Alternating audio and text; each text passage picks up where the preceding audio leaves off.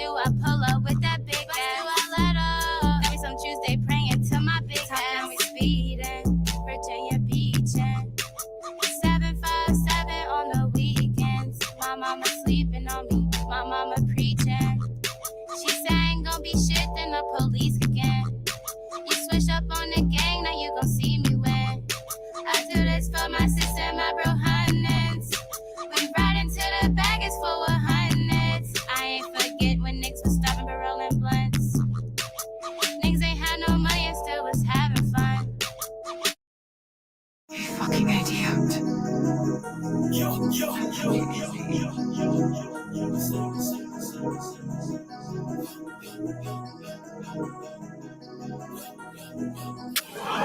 Said this bitch won't roll my weed up. She move fast like cheetah. Her first smell is reefer. Her best friend named Keisha. Told twin Uzis, call my Nina. You better watch your knees. I need roll my Doja fever. Run out of car with no lease. I met that boy so he can't even speak. I know my data ain't cheap. Down at that Gucci, they shop up a leak. Shut up and let me got squeezed. I was trying to fuck on that teacher for good grades. But bitch, I'm a diva. You gotta give me my piece. Better than go take a knee. You a bitch nobody needs. They got in trouble, they tease. Yeah, you know they paying the fee. Shorty, you drop like a fiend. No, you ain't talking to me. Say this bitch won't roll my weed up. She move fast like cheetah. Her first smell is reefer. Her best friend named Keisha. So twin Uzis, call my Nina. You better watch your knees. I need roll my Doja fever. Run out of car with no lease. I met that boy so he can't even speak. I know my data ain't cheap. Down at that Gucci, they shop up a leak. Shut up and let me got squeezed. I was trying to fuck on that teacher for good grades. But bitch, I'm a diva. You gotta give me my piece.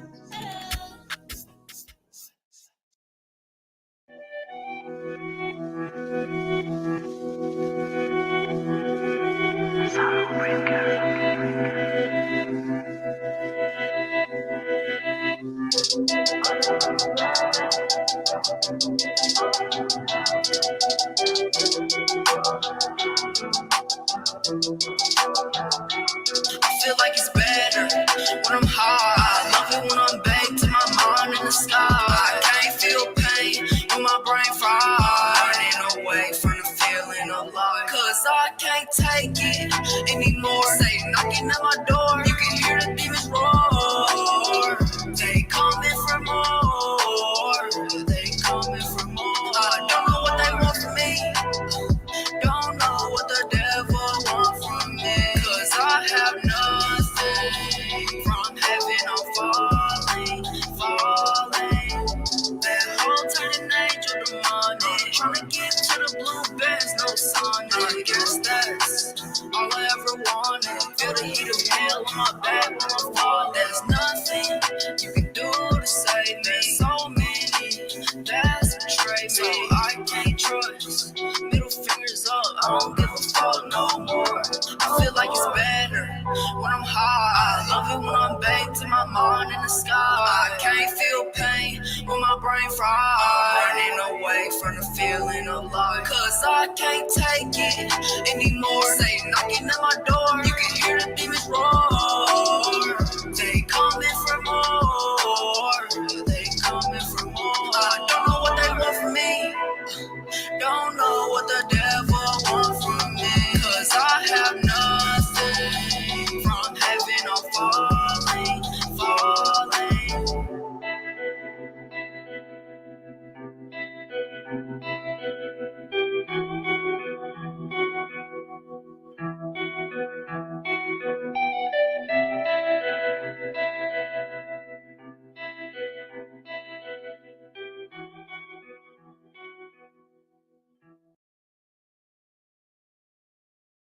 Journey, what are you? A bitch. Oh yeah? What are? Bitch. Oh, are you a wicked witch? Huh? Good witch or wicked? Are you a good witch or a bad witch? A bad bitch. A bad witch.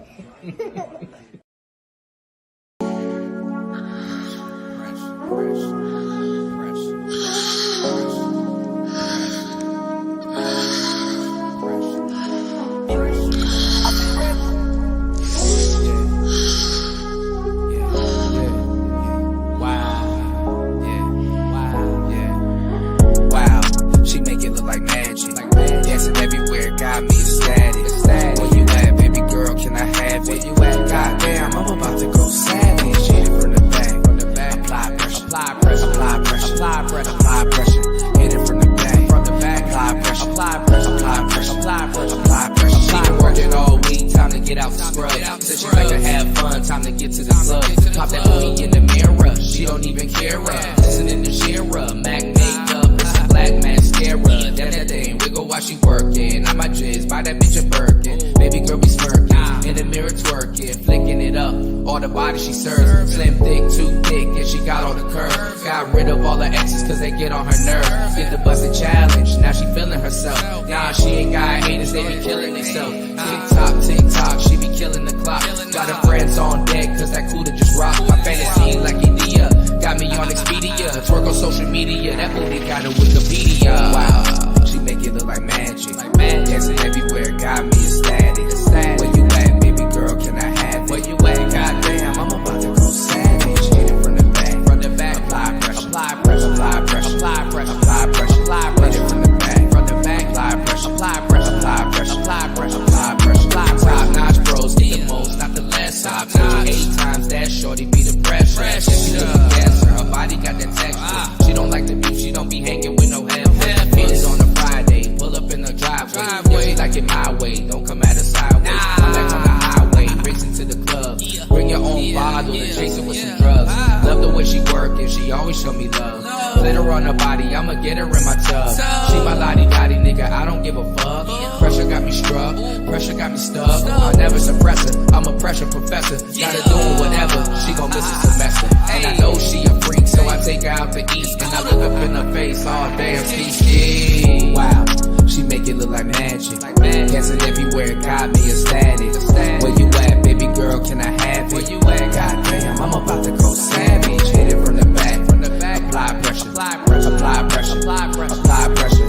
Hit it from the back, apply pressure, apply pressure, apply pressure, apply pressure, apply pressure, apply pressure.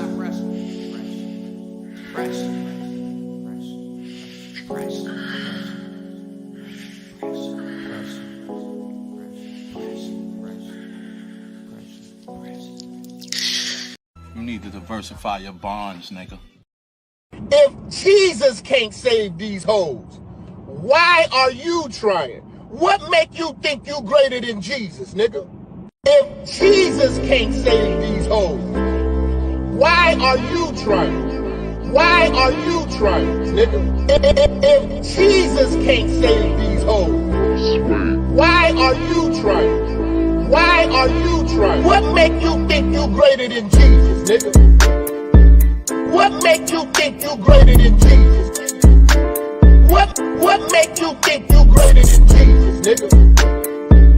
What make you think you greater than Jesus? What make you think you greater than Jesus? Swing the remix God! Can't save these hoes. Can't save these hoes. Can't save these hoes, nigga.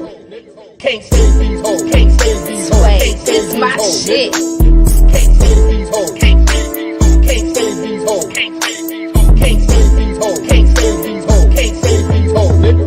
If Jesus can't save these hoes, why are you trying? Why are you trying? If Jesus can't save these hoes, why are you trying? Why are you trying? What make you think you greater than Jesus, nigga? What make you think?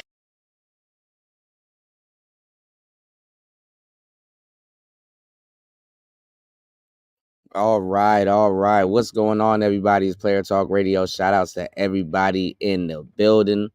I am your gracious host with the most, DJ Kuda, right back at the helm of today's show. Got a good show for you guys today. Hold on, y'all.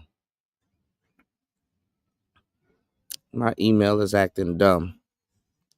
Shout outs to everybody that actually emails me. If you email me, remind me that you emailed me, because I really been having I've been this has been an ongoing struggle with my email, bro. Like, I swear to God, like, I be missing everybody's email. Hold on, but now I have something happening where I sent and look at this.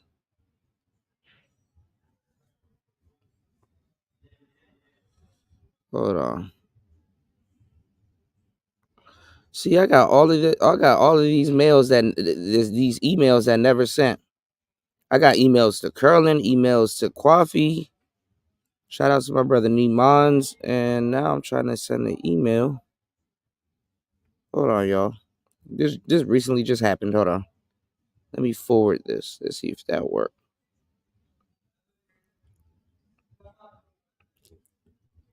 All right. Hopefully it sends. Anyway, man, what's going on? It's Player Talk Radio. Shout outs to everybody in the building, man. We got a great show for you guys this morning or tonight, wherever the hell you are. You know what I'm saying? To talk about, man. Also too, I see a lot of people reporting on this story. I didn't pick it up.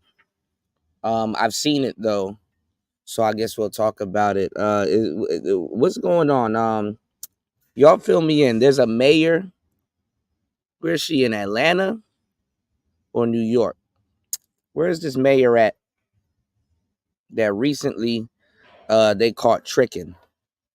She was up here tricking or whatever. I don't know who or what she was tricking on. We'll find out on today's show.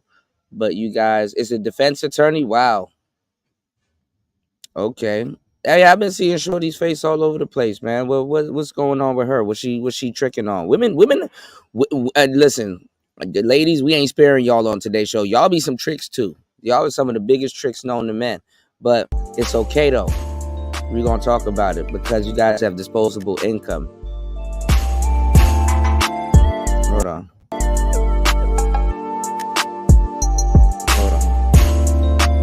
She's a district attorney. Okay, yeah, y'all women be tricking their ass off. They be in the strip club more than dudes tricking. Hold on.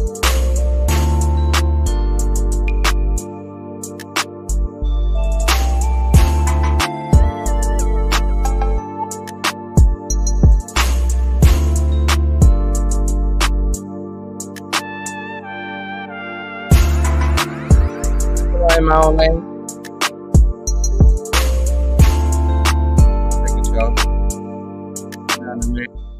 Quick.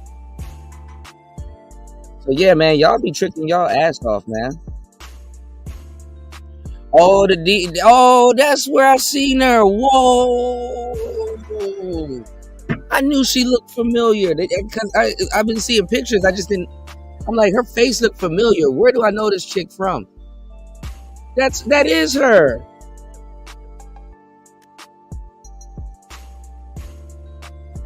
Oh man. Oh yeah. Free Spider, yo. Thug coming home, yo. Wife and Lucci coming home too, but oh man. Dang. Oh, we're gonna have to get on the case. We're gonna have to look at this.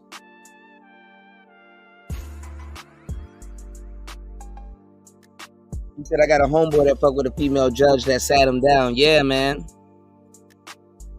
The closest I've ever dated was a lawyer. I dated a lawyer. Well, she wasn't she'd been on a couple cases, but she was in law school. But technically, she's a lawyer. And I've dated but only for a little bit though. I've dated a police lady. Or it was a lady. It's weird. She technically was a police, but she wasn't. It's weird. But that's, I mean, if you I wouldn't say if you in the hood, but if you around stuff and you actively dating and stuff like that, you're definitely gonna run into a bunch of women that's into like what's it called, criminal justice and shit.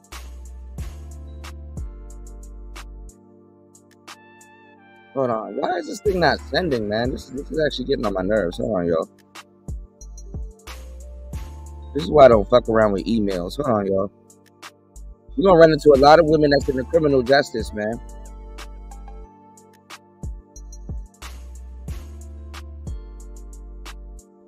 Hold on. Let me see if this will send.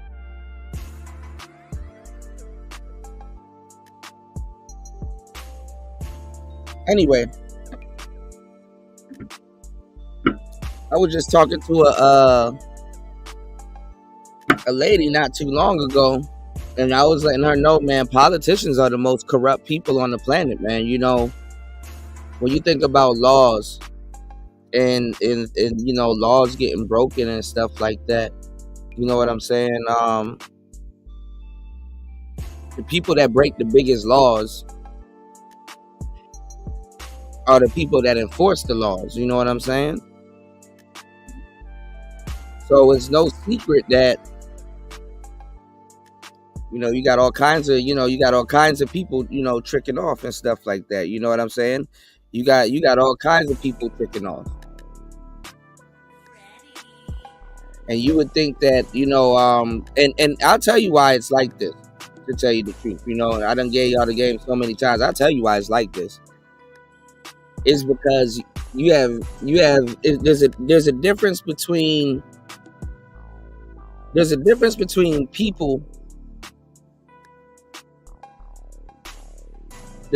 between people and their job profession. You know what I'm saying? There's a difference between people and their job profession, obviously.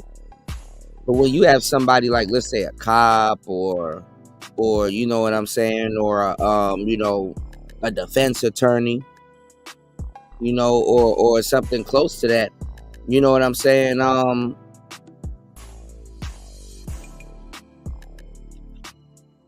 Their profession is their life. So when they you know, step outside of their life and, you know, have like a human interaction or you know, do stuff that people normally do, people gonna be looking at them sideways. Hey, Mr. Policeman, you shouldn't be at this porn convention having fun. Hey, Mr. Policeman, you shouldn't be out here smoking weed, even though it's legal to smoke weed in this you know, country or town that you're in. You shouldn't be doing that. It's looked down upon. You know what's going on, Bronze Flat Power Guy? But man, let me tell you something, man. Police will go out and they will lock you up for smoking and go right home and go smoke with their family.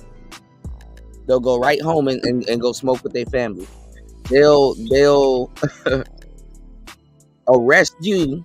Shit.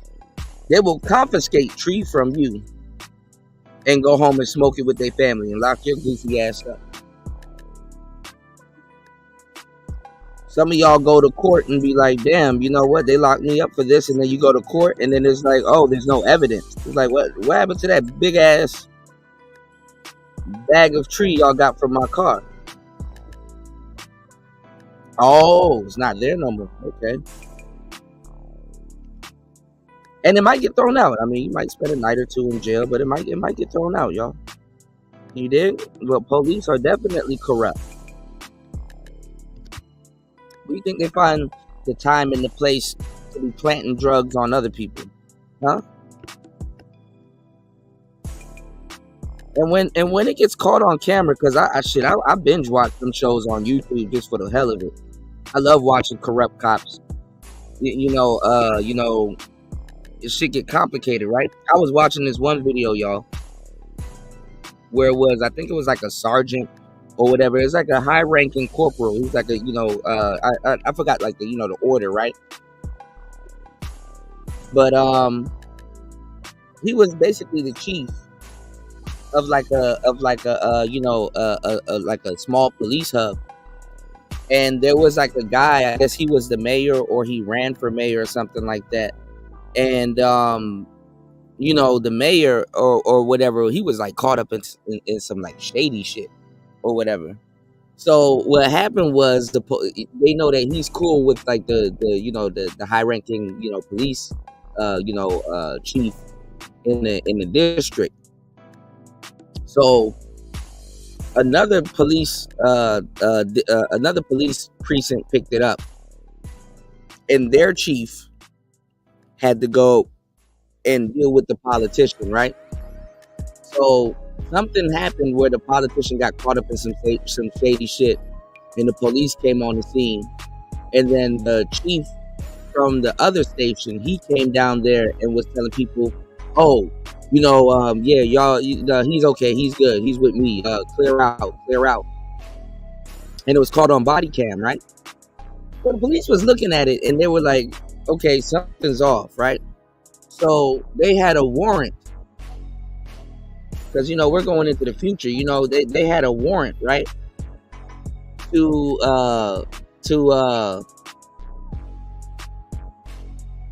get the politician. You know what I'm saying? They had to search the politician's phone. And when they searched the politician's phone, they looked at the text thread that he was having with the chief. But I guess the dude tried to delete some stuff or alter something, or he may have had another phone or whatever. So what they had to do was they had to go down to the next precinct. They had to do an internal investigation.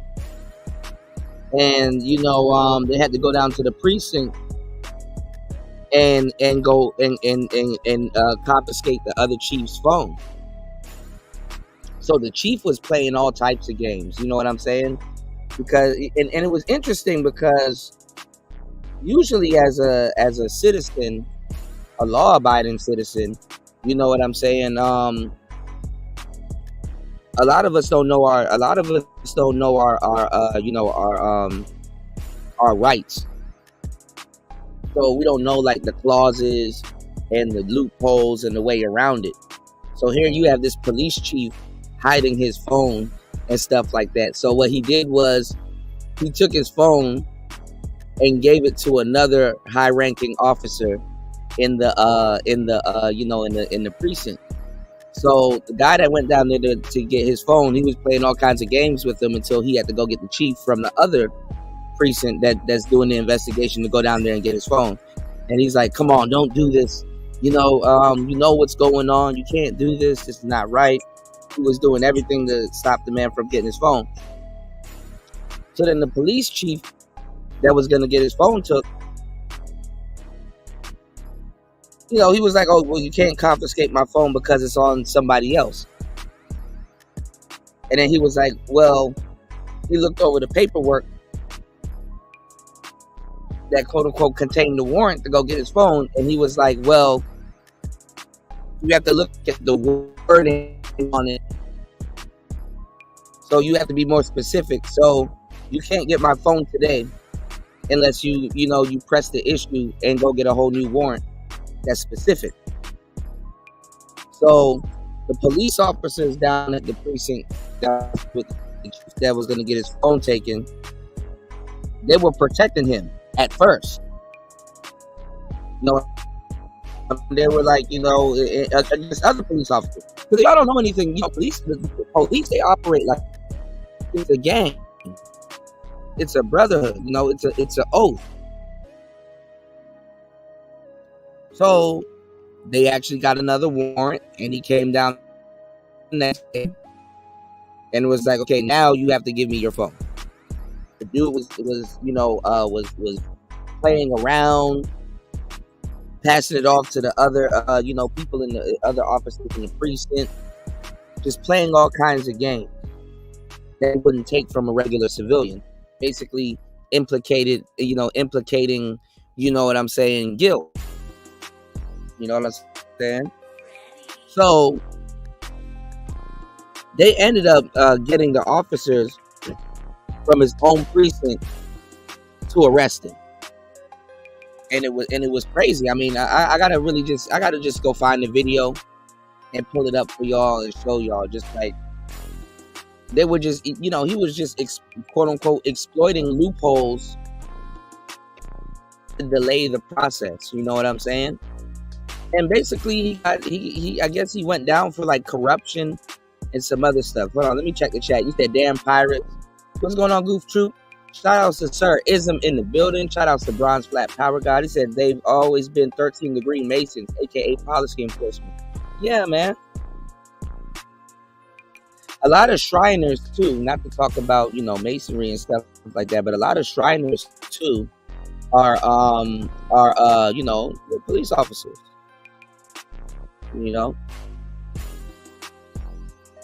So that's pretty interesting.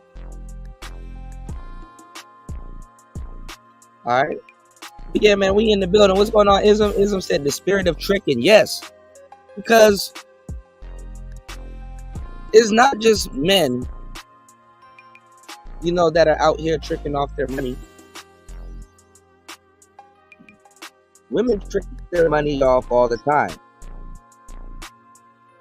It's just that they don't call it tricking. But it is what it is. Everybody tricks. If you want to buy something for yourself and you could have saved the money and did something else, or invest in a liability, or invest in an asset. You turn around and you invest in a liability, you trick. You know what I'm saying? You tricked on yourself, And we live in a world, or we live in time, and it's always been like this, but now kind of defines it, is that you're better off tricking on yourself. You know what I'm saying? Instead of anybody else. That's why women call dudes tricks in a lot of cases, because if he was smart, he would have spent that on himself.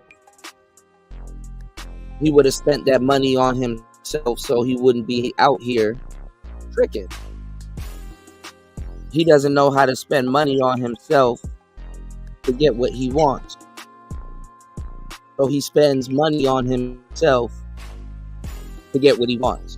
You get what I'm saying? You get the irony in it. And she understands this too, because it's the same thing with her. The same process that a trick has to go through to break himself for a pro, she has to go through that same process when she's paying her man, if she has one. And then she doesn't always make the best decision, because she would take that money and that the trick gave her and trick on the, you know what I'm saying, and trick on the on herself, spend it on drugs or this, that, and the third. So this is why she passes the bankroll to somebody that can clean the money or do something with it. If whoever she paying knows what they doing.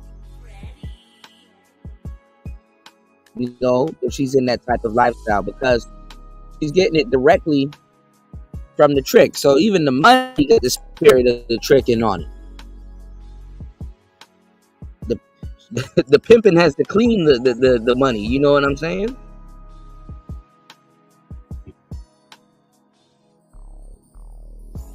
There's a power transfer.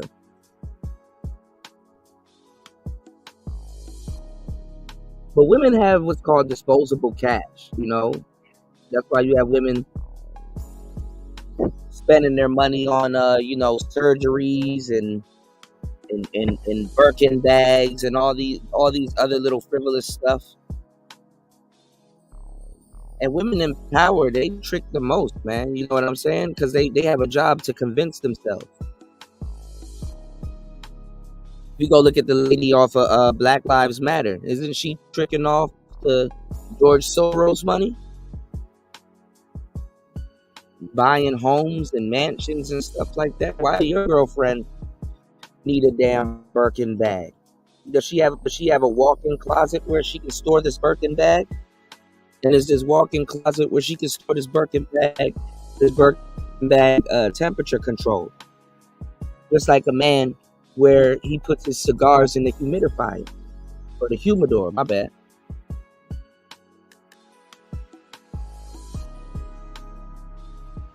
Why are women flying to the Dominican Republic and spending 20 and 30K on a BBL? And when they spend 20 to 30 on a BBL, they come back home and sell coochie for $100. The world is backwards, and people got frivolous money. They just got disposable income. They got disposable cash. And women just get things thrown at them. Some of these women, especially the beautiful ones, life tells them what they are. You know, they don't have to delude themselves. Even in overseas, you know what I'm saying, the internet making everything all inclusive. So it's not even that they have disposable income, they just have a lot of disposable stuff. I remember a couple of girls that I was dating, and they were in the industry, not the corn industry, but they were into like modeling and stuff like that. And they had portfolios, and they were actually good at, you know, at what they were talking about and the things that they did. Good at modeling. And I wasn't worried about, you know, them cheating or nothing like that. You know what I'm saying? Because I knew them, knew their friends and all that other stuff. It wasn't no big deal. And I didn't have like a jealous bone. And they were very attractive. And they could rock a bunch of different looks. And they would have to go on, you know, little stupid meetups and meet up with people and, you know, do pictures and editing and you know, just meet up with different designers and different people to model their clothes and stuff like that. And they'd be coming back home or leave food in the fridge and stuff like that. You know what I'm saying? It was really like, it was nothing. Like I would get text messages like, I didn't cook tonight, but there's some roof crisp, you know, sitting in the fridge for you and blah blah blah, you know, PF Chang's and stuff like that. I'm like, okay, shit, you know, I get home from work, you know, sometimes the food on the counter or sitting out or whatever. Every so often I'd take it, but sometimes I didn't, because I knew there were gifts. You know what I'm saying? I knew there were gifts. I knew there were gestures. You know what I'm saying? And this is a reality and stuff like that. You know, a lot of guys, y'all want to be dealing with certain types of women, but the reality of dealing with certain types of women have to set in. You know, the reality doesn't set in as much. And I'm talking about this because Valentine's Day just passed. And y'all probably, I haven't even seen that much because I haven't really got a chance to really doom scroll. But y'all probably seen people get all kinds of gifts and all kinds of stuff on social media. Hell, your lady probably looking at you sideways like, such and such got a Benz truck and a bouquet of roses. Like, you know, what about me? Like, shorty, we live on the south side.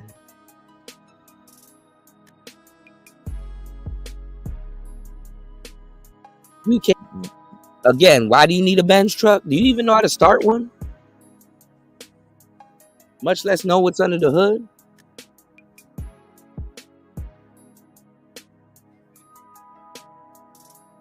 But one thing women have is the audacity. They have the audacity to, you know, have confidence. And that's not a bad thing, because guess what? Men can learn a lot from women that have confidence. Hold on, y'all. They can learn a lot from women that have confidence. So if you do trick, you want to trick on yourself because it's reflection, it's shining. Women will tell you that. No bullshit. Women will tell you that.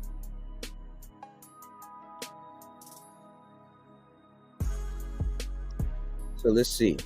Give me 1 second. Let's try to run and grab something, but let's pull up. Y'all, I've been binge watching Final Fantasy content. I can't even find tonight's show content. Hold on, y'all. Hold on.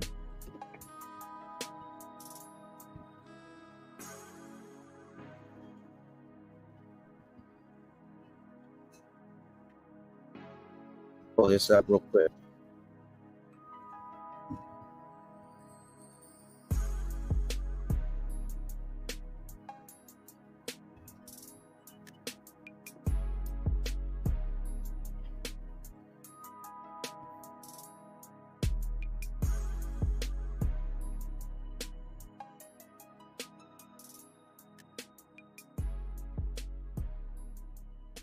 Let me see.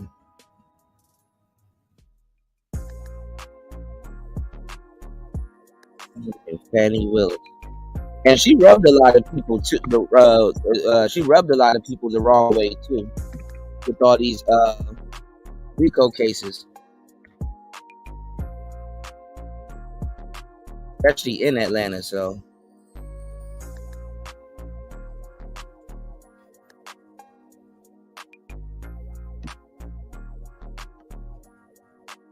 now let's check this out.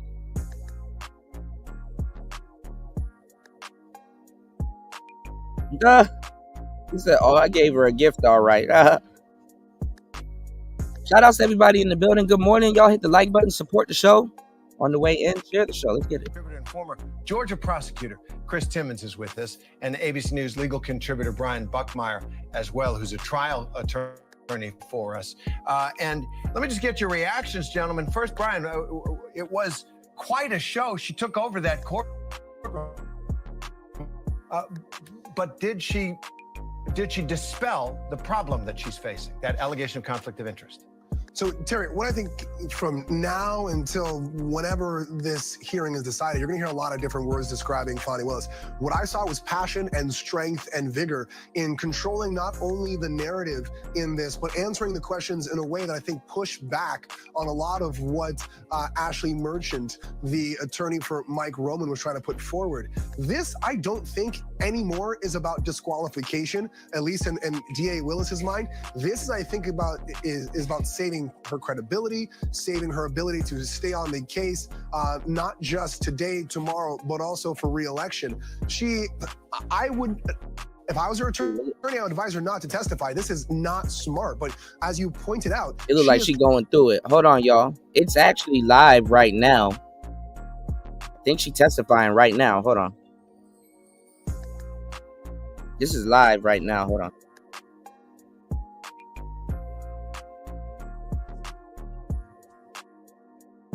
Hold on.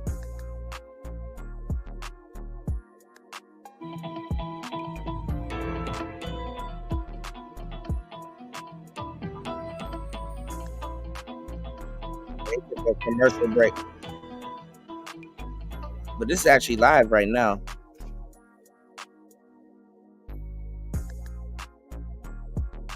I'm making the evidentiary contribution here. Give me 1 second, y'all. To this. Now,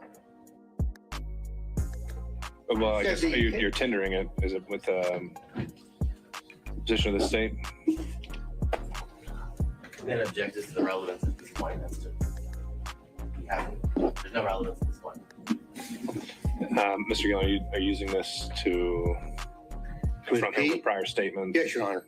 And statements that she made concerning her financial situation and laying the foundation for that, and that she gave these interviews to the authors. And so this would document that, and we ask her, get this in the record, ask her questions about it. Well, we could mark it for impeachment purposes. I'm a little wary of entering an entire 300-page book because I don't know exactly what every single line, if it would pass hearsay or relevance or et cetera, but I don't think it needs to be admitted as an actual evidence for the record for you to do what you need to do with it. So, well, Your Honor, I understand. I just would. It's marked as Exhibit 22, and we'll move from there. Thank you, Your Honor. Now, you were asked a little bit about this book before, correct? I think Mrs. Merchant. Ms. Merchant did. Asked me some questions, yes. And you gave about 6 interviews to the authors of this book in a sit down? No, sir. You didn't? No. Was it? She answered how many interviews she gave in her opinion. How many, in your opinion, do you believe you gave, and how long did they last? 2 to 3, maybe 20, 30 minutes. So your testimony is at most, you think that you gave maybe an hour to an hour and a half's interview to the authors of this book? Oh, you mean in total? In total, yeah. Maybe, yeah. Anywhere between, definitely not more than 2-ish hours. Okay. But you also were telling, when they were, the title of the book, of course, is A Hard-Charging Georgia Prosecutor, a Rogue President, and the Plot to Steal American Election. You've seen that. Why is the title of the book relevant, sir? And I had no. And then I'm going to ask her whether or not that was the theme that they gave her when they talked with her. What the thing gave her? What do you mean by that? Well, because they were sat down and they told her why they were there to interview her. And why does that matter? Well, I think it matters because it shows, but they want her to give her version of what her life story is. This is almost a life story of her. So that's why it's relevant. But if the court thinks it's not, then No, it could be relevant to your issue of the forensic misconduct that has been alleged and maybe some of the motives at play when it comes to forensic misconduct. But I'm not seeing, again, what we're here for today was the relationship and or any financial elements of it. correct. Well, I think it clearly relevant to the forensic misconduct, also relevant to the personal interest in terms of the finances. I didn't make 10 cents off that book. Pardon me? I didn't make 10 cents off that book. Didn't ask whether you made any money. Okay, I just didn't ask whether you made any money. Do you have any other statements that she hadn't already been confronted with by Ms. Merchant? Well, other than I want to focus on when you were telling them about your financial straits and you're living kind of month to month, that is what your financial status was back in 2018 after your election. Mr. Gannon, we covered that at length. And you're at the end of the line. I'm sorry about that, but we've got to find new ground. Well, and let me move on to my point here. So the point is that what you're telling us is that you were in financial straits. So what did she spend the money on? Like what's going on here? What did she spend the money on? But really, that your testimony today is you had a cash hoard of maybe up to $10,000 in cash where you laid your head at night so that you would dip out and there would be no record of it, correct? That's not what I'm telling you, sir. That's not at all what I'm telling you. What I'm telling you is that throughout the course of my life, I have always kept cash in my house. That cash has ranged from times, my father would probably be ashamed of this because he would say it should be more. But that cash at times has ranged from $500 to maybe $9,000. And he would be like, that is not what I told you to do. I've always had that amount of money. What I've told you is you do better negotiating when you travel. If you have cash, you go to get the cab. They say, oh, we're going to charge you $300 for the day. Well, I got American cash. Will you take it for $150? And so it's my practice to take money when I travel. We're not talking about a whole lot of money. We're going to the Bahamas. $1,500 in cash is in my pocket, or at the most $2,500. Belize was actually probably the most money I've ever taken. What the hell did she spend the money on?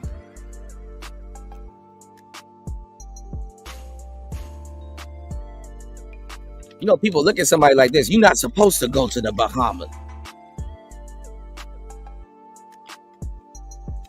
I don't know. Young Thug might win it. Be careful. I don't know. Young Thug might win this case, y'all. Let's go. Because it was a big deal. My 50th birthday sucked. His 50th birthday, it sucked. It was terrible. No. Your Honor, and so I'd like to get back to some questions here. I'm trying to answer it. The narrative. It would help if we. So let's. Yes, she shouldn't be representing herself. Yes or no's here. Have you told us today that you would keep a cash hoard in your residence up to about $9,000? Yes or no? And throughout the course of my adult life. And so let's even be more specific than that. Probably from the time. Your Honor, I'm only asking for yes or no rather than. And we have already covered this. So She knows what's happening. They're trying to just get an admission from her. Same thing they did with Gunna. Gunna tried to explain it. They're like, bro, it's only a yes or no. So what they do is they try to get an admission from you, even though some admissions have to come with the details. But okay. I know you're laying the foundation, but it's already been laid. So the filibuster is here. I'm trying to move through the filibuster. Right. But we're not talking about a lot of, and so it could be $2,000, it could be $1,500, it could be $7,500. It just depends on what you're doing at that time. What I'm telling you is when I traveled, I took cash. I find that when you travel, especially to foreign countries, the American dollar does well, and it's good to have cash. You can negotiate with the taxi driver, with the jet skis, and it's not a lot of money we're talking about. Your Honor, okay, understood, Ms. Willis. Let's get to a question, Mr. Gill. And so you have cash in your house, but you have a lien, a tax lien on your property. Is that right? I don't believe I had a tax lien on my property. You have a tax lien on your property. You gotta talk up louder, Mr. Hunt. Okay, we already covered that, Mr. Gillen. I need new ground here. I'm asking the question. I'm trying to figure out how. I don't know what's going on because she shouldn't be talking. But her lawyer is up here like running interference like crazy. As he should, though. And ask that question. But not use the money that they allegedly said they had. Well, I think Ms. Merchant asked that exact same question. She said she didn't use the money to pay her tax money. So what's your question that's new? So I was going to build on that to say... No more building. It's already built. All right. It's the same way you pay a bill. So just put the top on it if you need to, okay? It's the same way you owe a bill and go shopping. Well, now, have you ever used, did you say earlier that you used Cash App? When I would pay Rob and Brian, I used Cash App. What is Cash App for the record? I don't need to know that for the record.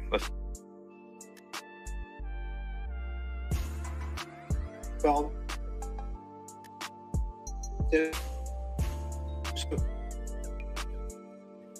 if you're paying Robin with cash. Hold on, y'all. Okay. Yeah, see, he's trying to paint a story. He's trying to paint a story, but I don't know. Mr. There's no alleged here. You pay allegedly Mr. Wade with Cash App. I don't think Mr. Wade does Cash App. Did you ask him? I think he's told me he doesn't do Cash App. Okay, so that's the reason why you didn't use Cash App. He's sitting next to me. I hand him the money. Because there would be a record in Cash App of your making payments, correct? Okay, so that's what he's trying to pin her down on. He's trying to pin her down on. He's trying to make it seem like she's laundering money. So what he's trying to do is he's trying to paint a picture that she's trying to hide a paper trail. I was just watching a video about stuff like this recently too.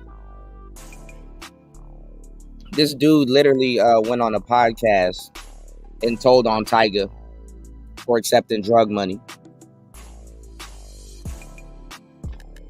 And this used to happen at the nightclubs and everything too. Like they give you a front end and then they'll give you a back end. Where the front end of the money is, like ticket sales, door sales.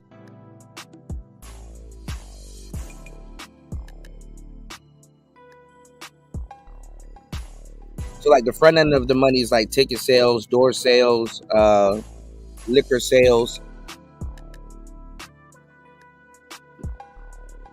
And that's accounted for. So when the rapper goes to do his taxes, they'll be like, see, I made 20K here. But then they give him another 20K on the back end, which he splits with his manager and stuff like that. That's not taxed. So there is a pool where you can pass around untaxed money. But it's usually going to be drug money.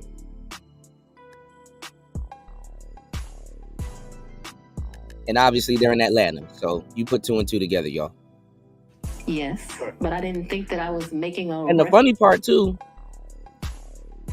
is that if a cop or a DA knows how gangs and other people are moving their money, what's stopping them from doing the same thing? It's a blueprint. In a personal relationship. Because when you're filing your... And I know that I'm going to move into this financial statement here. You were asked just a second ago about your non-disclosure form, or your disclosure form of an Exhibit 21, where we agree that Mr. Wade is a prohibited source, correct? What I agree to is I don't believe he's giving me gifts. You would like to classify these trips as gifts, but I've always paid my fair share on these trips, so I did not look at them as gifts. I don't think that what this is disclosing, and they can tell me if they mean something different, I don't think it means that if you go to dinner with somebody over the course of a year and it gets to 100, you're supposed to report it. If my understanding of that is wrong, I've probably been to lunches with a couple of people that over the course of a year, I paid. Let me, prohibited source means... We already went over this, Mr. Gillen. Mr. McDougal. Well, Your Honor, I have to lay the foundation here before I can follow up with my next question. I don't know why you can't. Yeah. Well, it's already, the questions have been made. Then your 2022 disclosure form did not list any of the thousands and thousands of dollars that Mr. Wade paid for on trips that you were on. Isn't that correct? That's because Mr. Wade was paid that money back, or he was paid due to the fact that I bought a plane ticket or I paid for the hotel. There was never money that he gave me. That wasn't the nature of our relationship. You know, there's so many men, and Mr. Wade is one of them, where the nature of the relationship is they're just paying a woman. The nature of our relationship is companionship and friendship. Despite the way people would like to paint certain women, it's just not true. Final question. And not a single solitary documentary piece of evidence showing that you have withdrawn the cash to pay. All right. Thank you, Mr. Gill. That's not accurate. Not gonna lie, running RICO cases on people.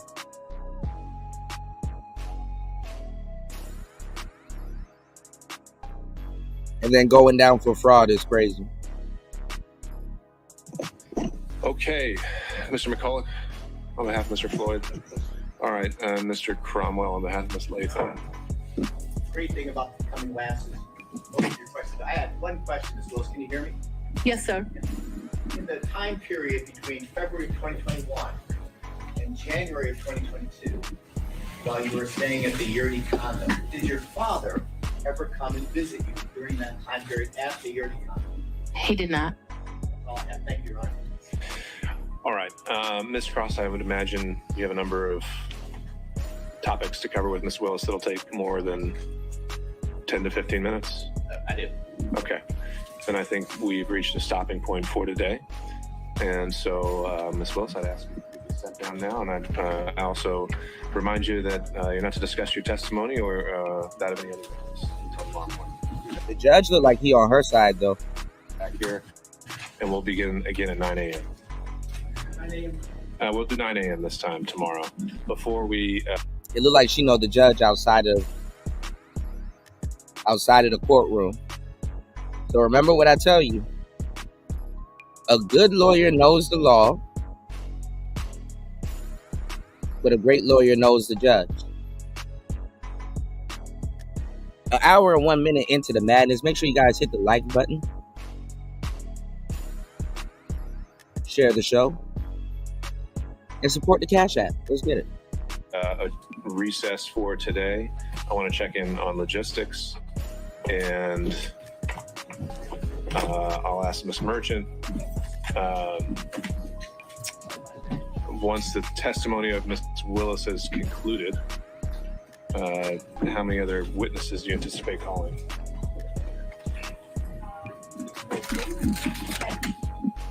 And then we support also records the state's objectives. We can handle that now. Ms. Willis, you can sit down. You're done for the day. You want me to leave the courtroom? Or you can sit at the council table. We don't need you in the witness box. All right, so 2 witnesses, and then querying other defense counsel. I know Mr. Gillen, there was a potential witness that was objected to by the state, so there's another one there, and we can talk about that. Were there any other witnesses anticipated from any defense counsel? All right, seeing no show of hands, and then Ms. Cross, any witnesses on your behalf? I expect so, Your Honor, and I expect that to take 4 to 5 hours. Okay, and how many witnesses would you imagine? Without committing myself to a final number, my best guess at this point would be 3 to 4. Okay.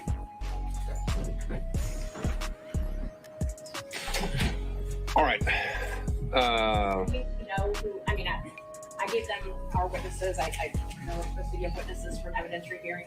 Guessing that one is John Floyd, but I don't know. All right. No, I understand, Ms. Merchant. However, I don't think at this point there's any statutory requirement. We have the standing order that for expert witnesses, and if state doesn't want to extend that courtesy, then I think you're stuck with it. All right. I'm certainly happy to represent that Mr. Floyd will be a witness, that the other witnesses will be impeaching of this year.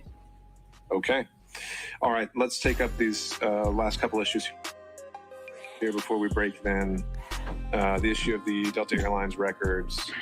The motion to quash was filed by the state on behalf All right, of... let's see if they're back live. Give me 1 second, y'all.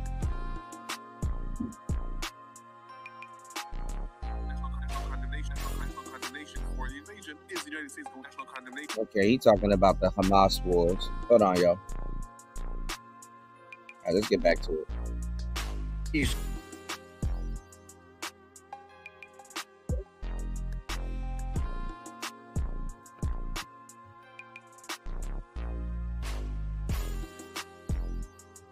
All right, give me 1 second.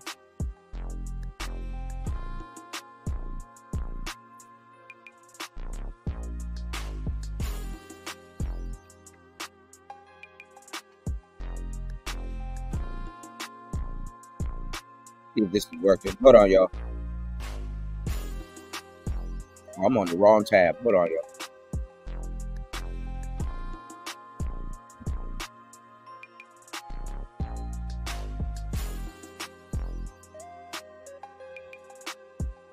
Fees in equal thirds, would you agree that he would benefit from the tank contract and also from the other first appearance contract? I would agree he would make money. Yeah, so to make money is a benefit. That's all I got. Mr. Durham, if you're still with us on Zoom. No questions, Your Honor. Mr. McDougald. I do have a couple, Your Honor, but it's a little awkward from back here. Do you want to... Yeah, why don't you go ahead and make your way up.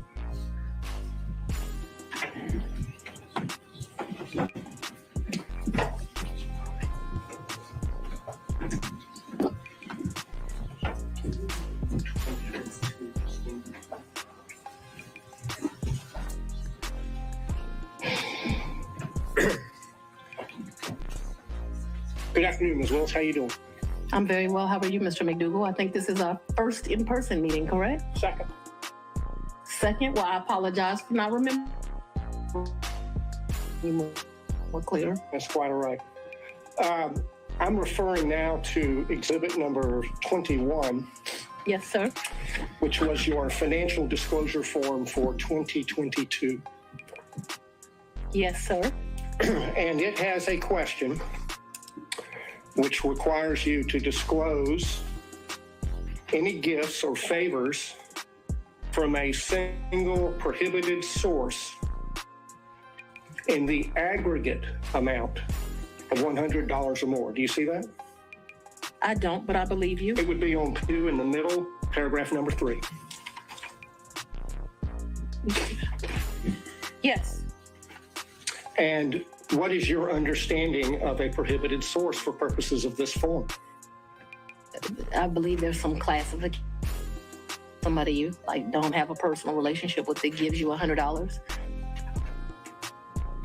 All right, if you look under there at subparagraph 2, Romanet 2, it defines it as someone that you know or should know is seeking to do or is doing business with the county, correct?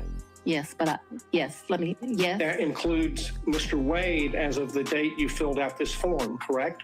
Yes, but he never gave me a gift of $100 or more. The only thing that I would say maybe went over that, but I don't think it ever did, is if we went to dinner and my meal was $100, but I don't think I've ever eaten $100 worth of food at a restaurant, because I would not pay him back if we went to lunch or went to dinner. But trips, I paid him back for. I never thought about the money until y'all brought it up. And I would be less than honest. It says I was giving him the money back because I was the district attorney. I didn't take gifts from him for a lot of personal reasons.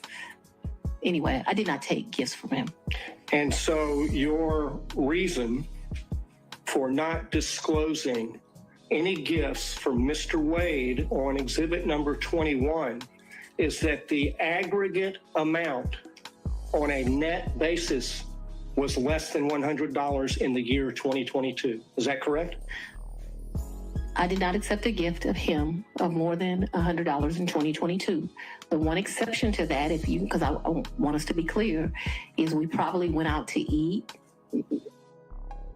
multiple times in the year. If you're considering eating a meal, because we went out multiple times, that probably went to the level of more than $100. But if we're doing tit for tat like that, paid for as many meals as he paid for. And so I did not receive any gifts from him. The question on the form, all right, I understand the question. aggregate excess to $100, and your testimony is that you did not receive in the aggregate $100. All right, Mr. McDougal, you can sit down now. I don't believe she answered that question, Your Honor. She asked to specific. He thought he got her in an aha moment. Aha. They was like, nope. He thought he had her in an aha moment.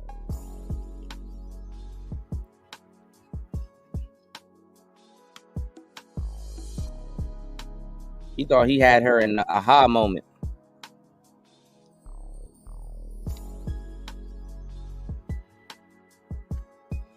So he's trying to get her to paint herself into a corner. Right, Starfy. But she going into details. And that's kind of where the lawyers the lawyers are like, you got to chill with the details, because it's going to be hard to refute details. I never get it. Rich people or people that can afford lawyers, like the good lawyers, for some reason, they pay all of that money for a lawyer and don't listen to their lawyer. This is the craziest shit ever.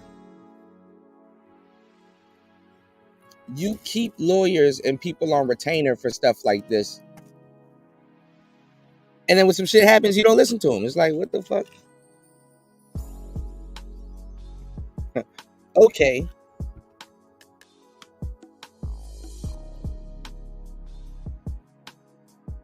All right, let's get it. Hold on.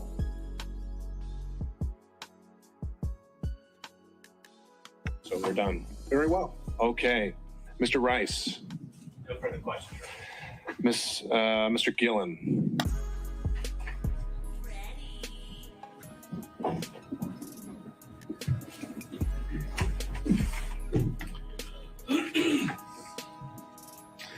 Good afternoon. Good afternoon, sir. A few questions here. I want to. You saw the book here, "Find Me the Votes." That was shown to you, correct? Yes, sir. Your Honor, I would like to just tender this as an exhibit, number 22. Is that your copy?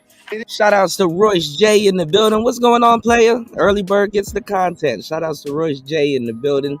Yeah, these people are slow, man.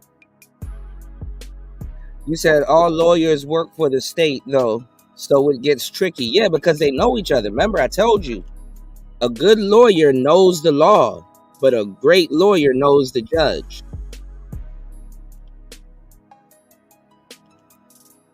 They damn near had dinner last night talking about the case. Hey, listen, when you in that courtroom tomorrow, you gotta make it juicy for them now.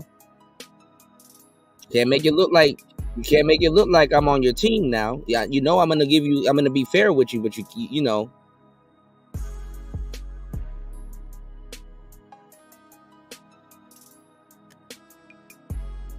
They damn near had fucking tomahawk steaks with the judge last night.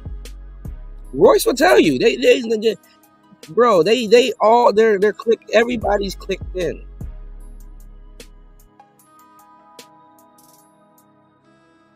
They get some strings pulled. All right.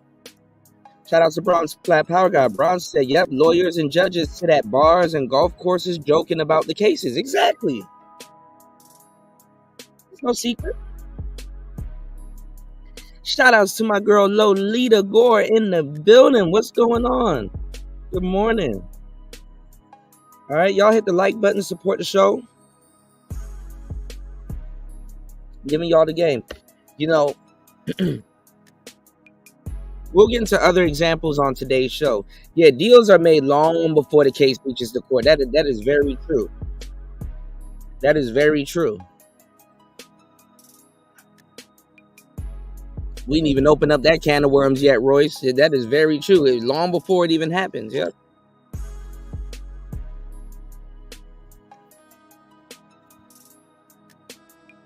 Royce is telling the truth, because what they'll do is somebody will give somebody a heads up and be like, they're building a case on you, basically saying, yo, prep yourself. You know what I'm saying? Prep yourself. Oh, yeah, you can pick up a lot of game looking at cases. Hell yeah. Especially in real time. It is. All right. What exhibit is that going to be? Especially if you know how they're going to run your case. You know what I'm saying? Me too. All right. I'm making the is that evidentiary contribution here to this. Now, well, I guess you're tendering it. Is it with position of the state? And then objected to the relevance at this point. There's no relevance at this point. Mr. Gillen, are you using this to confront her with prior statements? Yes, Your Honor. And statements that she made concerning her financial situation and laying the foundation for that, and that she gave these interviews to the authors. And so this would document that, and we ask her, get this in the record, ask her questions about it. Well, we could mark it for impeachment purposes. I'm a little wary of entering an entire 300-page book because I don't know exactly what every single line, if it would pass hearsay or relevance or et cetera, but I don't think it needs to be admitted as an actual evidence for the record for you to do what you need to do with it. So, well, Your Honor, I understand. I just would. The judge is on her side, though. We'll move from there.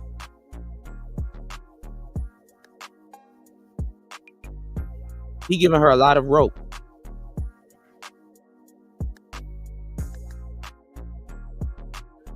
And he's letting her lawyer run interference and shut down a lot of different things. So, thank you, Your Honor. Now, you were asked a little bit about this book before, correct? I think Mrs. Merchant. Ms. Merchant did. Asked me some questions, yes. And you gave about 6 interviews to the authors of this book in a sit down? No, sir. You didn't? No. Was it? She answered how many interviews she gave in her opinion.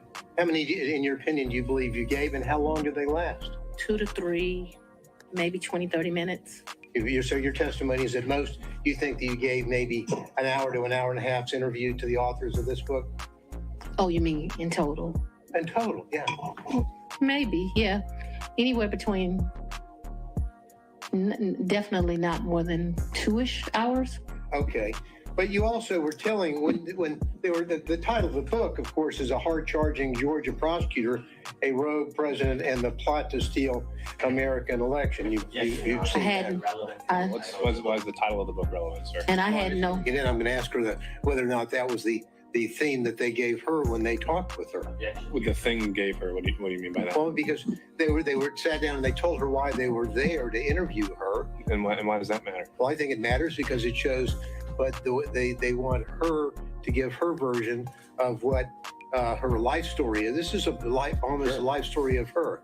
So that's why it's relevant. But if the court thinks it's not, then no, it could be relevant to your issue of the forensic misconduct that has been alleged, and maybe some of the motives at play when it comes to forensic misconduct. But I'm not seeing, again, what we're here for today was the relationship and/or any financial elements of it. Correct. Well, I think it's clearly relevant to the forensic misconduct, also relevant to the personal interest in terms of the finances. I didn't make 10 cents off that book. Pardon me? I didn't make 10 cents off that book. I didn't ask whether you made any money. Okay, I just didn't ask whether you made any money. Do you have any other statements that she hadn't already been confronted with by? She telling on herself too. I didn't make a slimy dime off that book.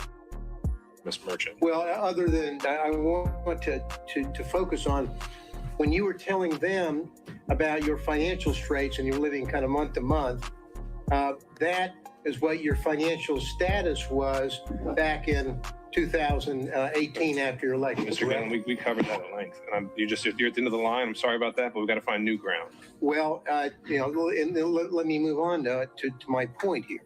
So the point is that what you're telling us is that you were in financial straits, but really that your testimony today is you had a cash hoard of maybe up to $10,000 in cash where you laid your head at night so that you would dip out and there would be no record of it, correct? That's not what I'm telling you, sir. That's That's not at all what I'm telling you. What I'm telling you is that throughout the course of my life, I have always kept cash in my house.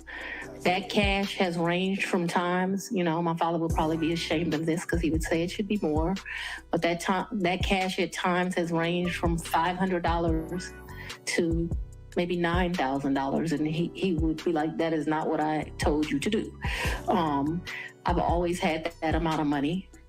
What I've told you is that when I travel, you do better negotiating when you travel. If you have cash, you go to get the cab. They say, oh, we're going to charge you $300 for the day. Well, I got American cash. Will you take it for $150? And so it's my practice to take money when I travel. We're not talking about a whole lot of money. We're going to the Bahamas. $1,500 in cash is in my pocket, or at the most $20. Belize was actually probably the most money I've ever taken. And it was taken because it was a big deal. My 50th birthday sucked. His 50th birthday, it sucked. It was terrible. No. Your Honor, And I'd so like to get back to some to your brother.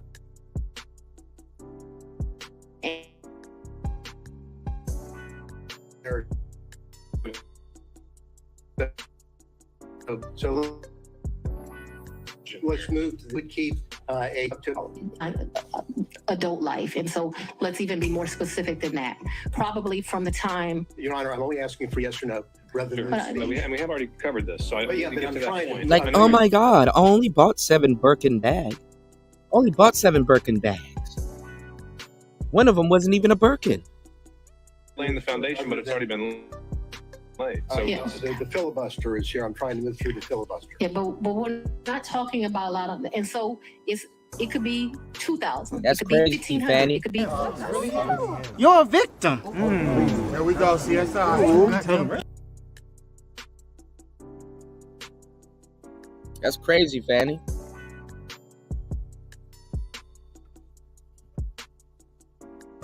$7,500. It just depends on what you're doing at that time. What I'm telling you is when I traveled, I took cash. I find that when you travel, especially to foreign countries, the American dollar does well, and it's good to have cash. You can negotiate with the taxi driver, with the jet skis, with the.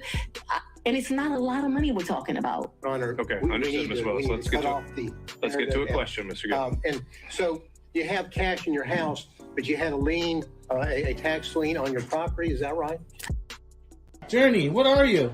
A bitch. Oh yeah? What A are? bitch. Oh, are you? I don't believe I had a tax lien on my property. You didn't have a tax lien on your property. You gotta talk up louder, Mr. Hunt. Okay, we already covered that, Mr. Gillen. I need new ground here. I'm asking the question of. I'm trying to figure out how someone can have a tax lien. Then ask that question.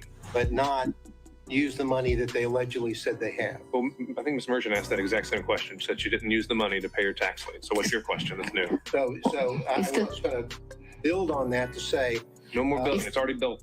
All right. It's the same way you pay a bill. So just put the top on it if you need to, okay? It's the same way you owe a bill and go shopping.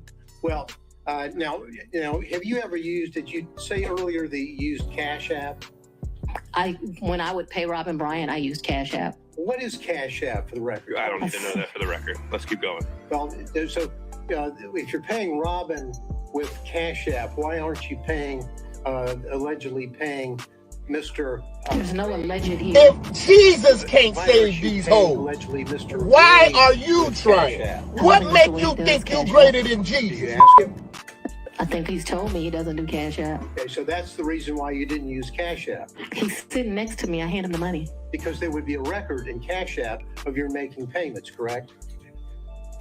Yes, but I didn't think that I was making a record in a personal relationship. Because when you're filing your, and I know that I'm going to move into this financial statement here.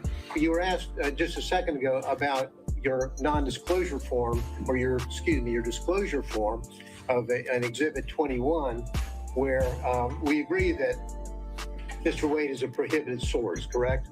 What I agree to is I don't believe he's giving me gifts. you would like to classify these trips as gifts, but I've always paid my fair share on these trips, so I did not look at them as gifts. I don't think that what this is disclosing, and they can tell me if they mean something different, I don't think it means that if you go to dinner with somebody over the course of a year and it gets to 100, you're supposed to report it. If my understanding of that is wrong, I've probably been to lunches with a couple of people that over the course of a year, they paid, I paid. We already went over this, Mr. McDougal. Well, Your Honor, I have to lay the foundation here before I can follow up with my next question. I don't know why you have to. Well, it's already okay. Questions have been made. Then your 2022 disclosure form did not list any of the thousands and thousands of dollars that Mr. Wade paid for on trips that you were on. Yeah. Isn't that correct? That's because Mr. Wade was paid that money back, or he was paid due to the fact that I bought the plane ticket or I paid for the hotel. There was never money that he gave me. That wasn't the nature of our relationship. You know, there's so many men, and Mr. Wade is one of them, where the nature of the relationship is they're just paying a woman. The nature of our relationship is companionship and friendship. Despite the way people would like to paint certain women, it's just not true. Final question. And not a single solitary documentary piece of evidence showing that you have withdrawn the cash to pay him back. All right. Thank you, Mr. Deal. That's not accurate. Thank you. Okay, Mr. McCulloch, on behalf of Mr. Floyd. All right, and Mr. Cromwell on behalf of Ms. Latham. Great thing about coming last. I had one question, Ms. Willis. Can you hear me? Yes, sir. In the time period between February of 2021 and January of 2022, while you were staying at the Yurdi condo, did your father ever come and visit you during that time period at the Yurdi condo? He did not. All I have. Thank you, Your Honor. All right, Ms. Cross, I would imagine you have a number of topics to cover with Ms. Willis that'll take more than 10 to 15 minutes. Yes, I do. That's stupid. Then I think we've reached a stopping point for today. And so, Ms. Willis, I'd ask you to step down now. And I'd also remind you that you're not to discuss your testimony or that of the other witness. Back here, and we'll begin again at 9 a.m. You can tell the judge is her friend.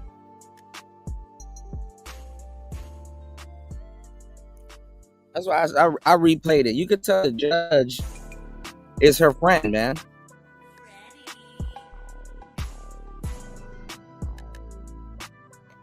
So I don't know, man. We're going to keep an eye on that situation. It's Player Talk Radio. Shout outs to everybody in the building.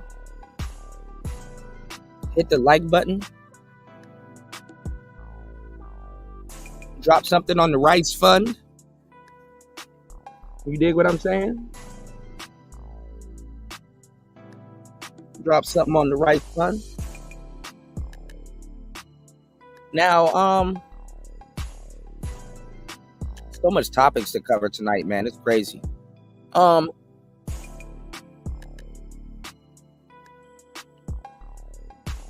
I didn't get a chance to watch this, but I'm everywhere. I'm subscribed everywhere. And I tell you, the white manosphere, they do watch the black manosphere, and they watch certain people too. And they don't always do content on us,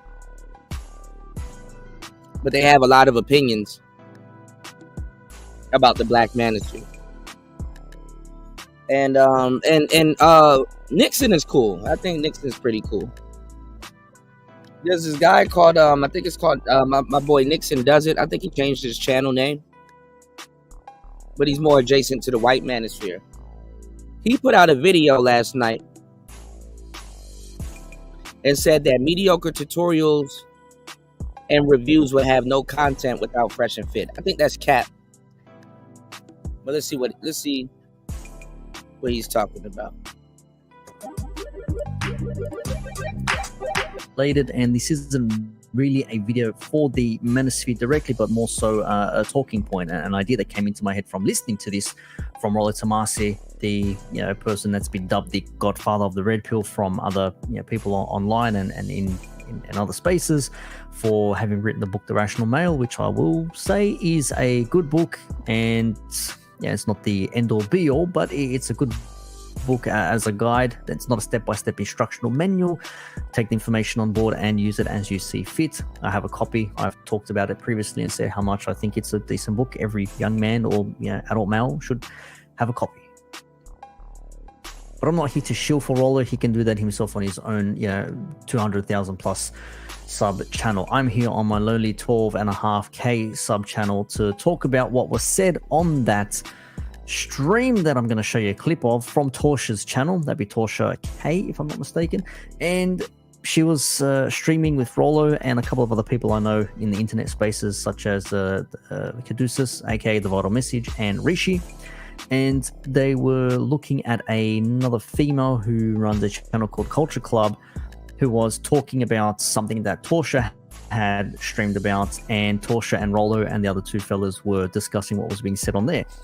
And Rollo went on to the point of reactionary channels, and reaction channels don't actually offer anything of value. They just want to get famous or big off your name, and if it wasn't for you, they'd have nothing to speak about. And it's not just held to the manosphere side of things, it's literally everything. Everything is a reaction or a commentary. When you see someone like a Tim Pool, for example, go through an article, that's a reaction, that's commentary on an article, but people listen to him for his opinion, right?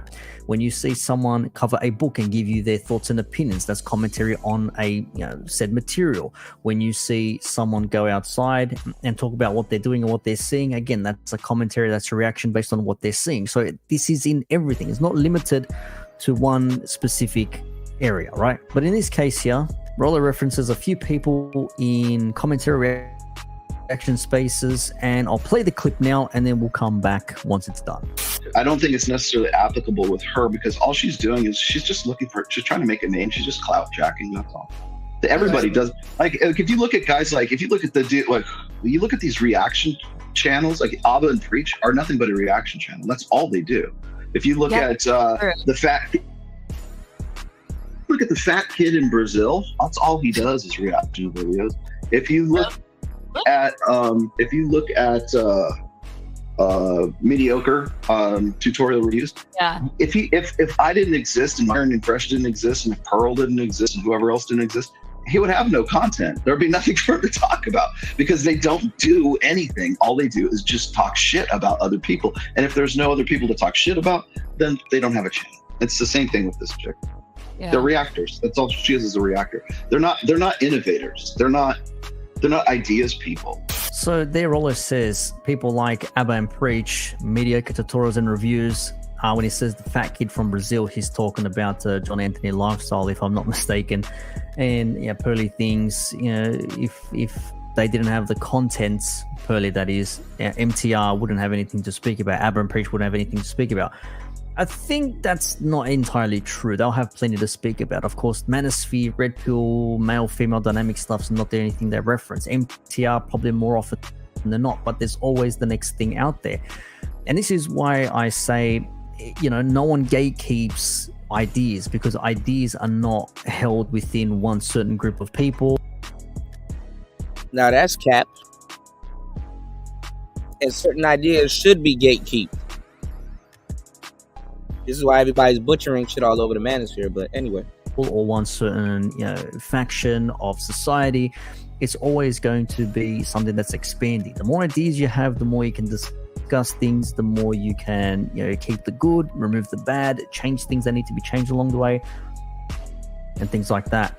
Which is why I say, just because you have your area sort of like created, like the red pill space, for example, that doesn't mean that only the established creators, let's call them, can be allowed in there. I remember there was wasn't really a debate, it was just a shouting match and just an absolute shit show of a roast battle between, was it Andrew from the Crucible, Alex playing with fire, and a couple of others, It was just absolute shit show. And it was like, is the red pill like good or bad, or content creators or something to that effect? And they couldn't even agree with what is red pill material, who is it, what governs it, all that sort of stuff. Nothing really governs it. Everyone can chip in their own thoughts and opinions, which is why people like an Ab and Preach or a MTR, they can sort of level out the area, shall I say,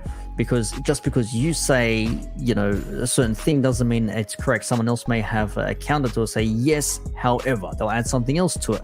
Everyone's experience is different, and it's not just in a manosphere sense. And look, eventually some people decide to move away from things. If someone only covers Fresh and Fit, and if Fresh and Fit decide to stop tomorrow, what would this person do? They'll stop logging Fresh and Fit, and they'll find something else to do, or their channel dies completely. And a lot of people want to A-log and talk about DSP, Dark Side Phil. If DSP were to disappear, where does he go after that? What did these people do? Did they go to the next person to make fun of, or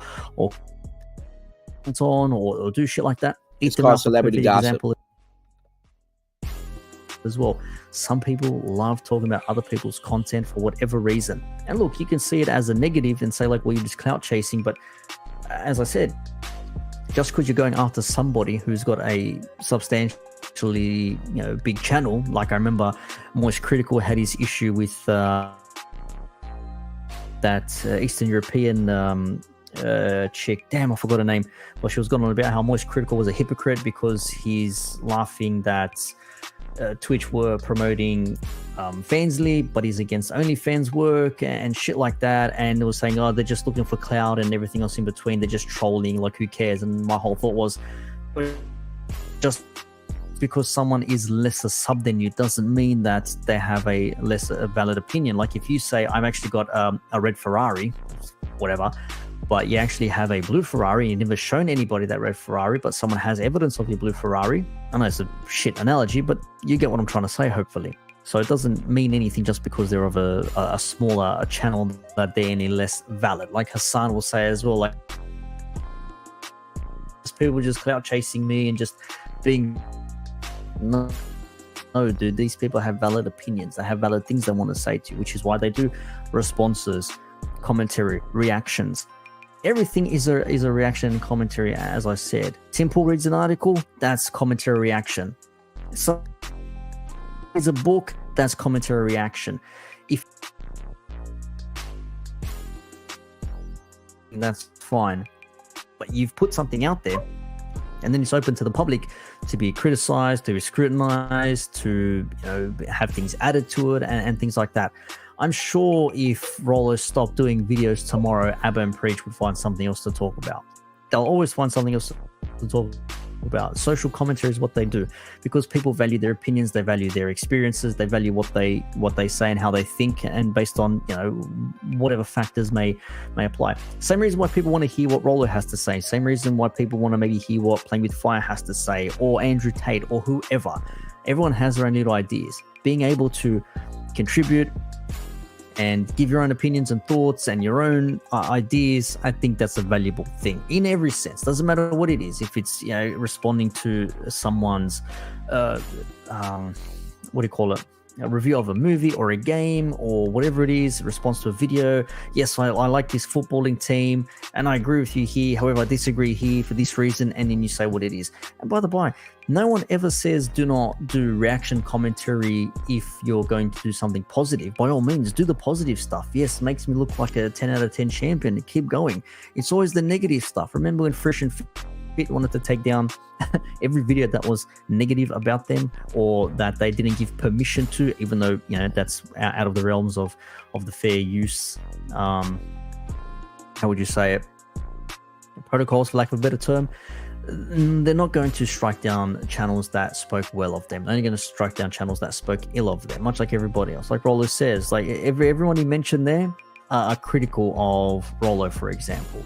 So I can understand why he says these people would have nothing if no one else did material and things like that, which could be true to an extent, but sometimes they have a big enough following, they'll find something else. Maybe they'll eventually start creating their own content, because that's how things normally start. You start being a commentary reaction, then you start, okay, well, this is what I'm thinking, and you start thinking your own, you start... Well, people want to...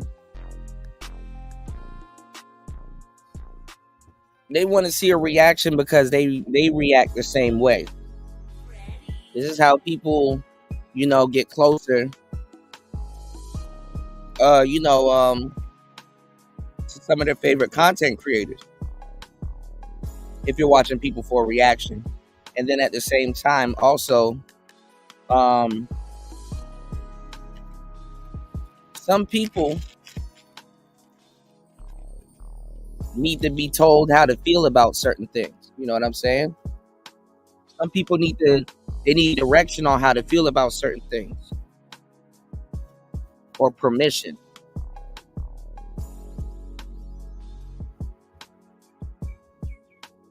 So if you see somebody else reacting to something, and they're like, oh, and you're like, oh, and both of y'all are like, oh, it's like, oh, look, we're the same. We had a surprise look for 2 seconds. Like, people get a lot out of that. You know what I'm saying?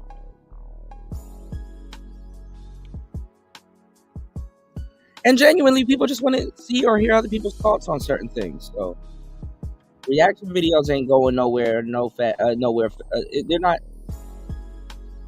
not going down soon. All right, let's go. Broadcasting, or putting out your own thoughts and opinions, or whatever it is you're thinking of, and then you create a fan base that way. So there are different ways to go about it. And I think I've rambled on for too long now. I'll probably push this video past 10 minutes, but hopefully you understood what I'm trying to say, right?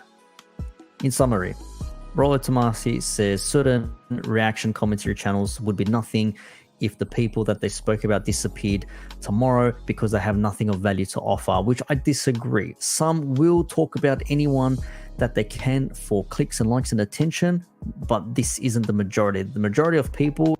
Now remember, Rollo is friends with Fresh and Fit. Abba and Preach got into it with Fresh and Fit. All right. In my opinion, want to talk about things that they find relative. Yes, you might have some people that do it very much so to only one particular person or one particular topic, and cover multiple people in that area there. Others will look at different avenues.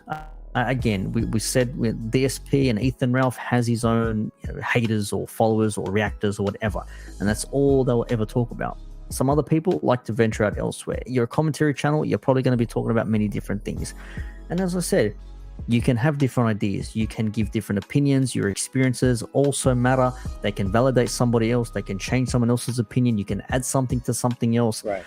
And no one's going to speak ill of you if you are propping them up in a good way. If you're speaking in a good positive sense and you're giving them prop work, I don't think they're going to complain. It's only when you speak negative of them that they're going to look at you and say, okay, what are you doing? Strike, copyright, DMCA, whatever. It's not ideal. Let people speak and have their ideas set out there. So yeah, I'll link the video down below. So yeah. But see, Rollo's going to say that because Rollo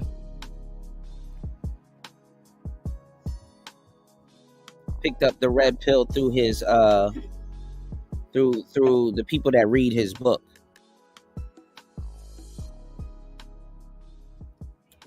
An hour and 42 minutes into the madness. Y'all hit the like button. Drop something on the Rice Fund. So one thing I was telling y'all a minute ago, which is sad, is that a woman actually made a red pill movie before men did. Women actually are doing more, I wouldn't even say damage control, but they're controlling the narrative on how people look at the red pill more so than the people that are actually in these red pill spaces. There's a documentary that we might watch on the next show that I got right here. But there's a whole bunch of people commenting on the red pill, especially the zillennials. And they don't know why. Look at this. So you've just woken up after another painstakingly gruesome day of your life.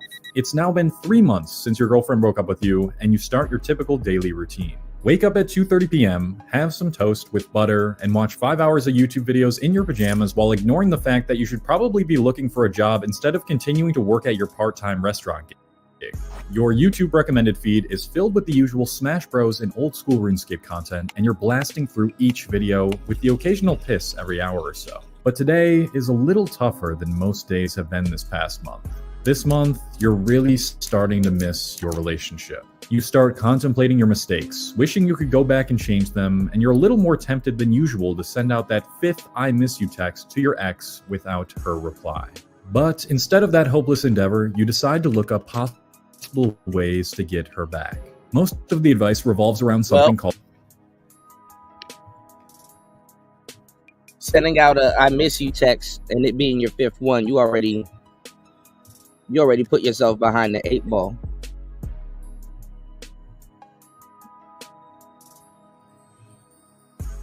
Cause she's supposed to be on some, he don't even care. He not even reaching out to me. He just going on. And the sad part is trying to show somebody that you care, especially to women, is pathetic for them.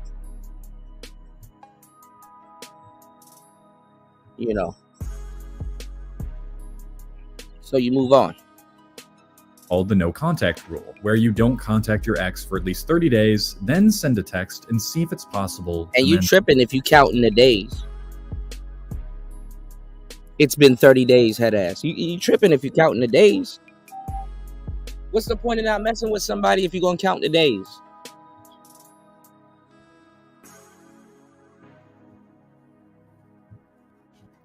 Yeah, Royce, that's what I'm saying. Women are black-pilled, man. I mean, honestly, they're not black-pilled. My bad. They are red-pilled. My bad. Some of them are black-pilled, but they are red-pilled. Way more than men. Things. This provides a little bit of relief. Maybe it really is possible that you'll get her back. After a few of those videos, your YouTube recommended feed has transformed into something dramatically different. You now find yourself in the red pill bubble. Videos on why you should never get back with your ex, female nature, pickup artists, and masculine frame flood your pupils, and you eat them up until your eyes start to strain. You just can't stop watching these red pill videos.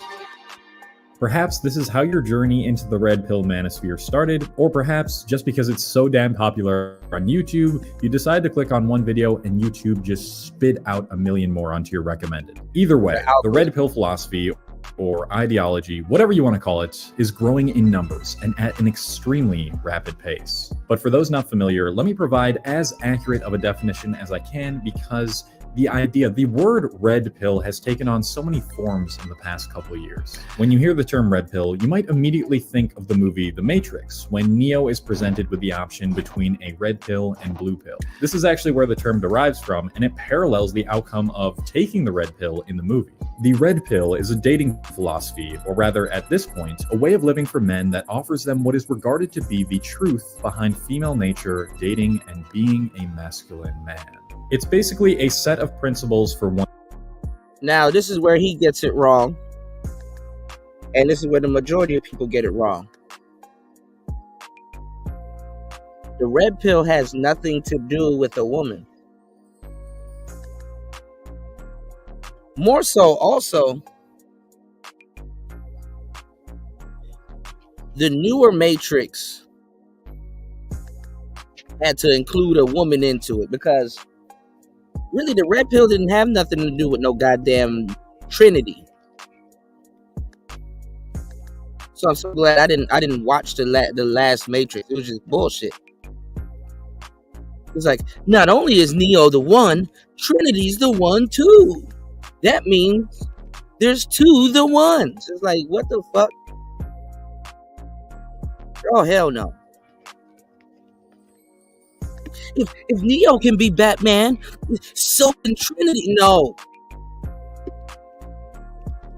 No.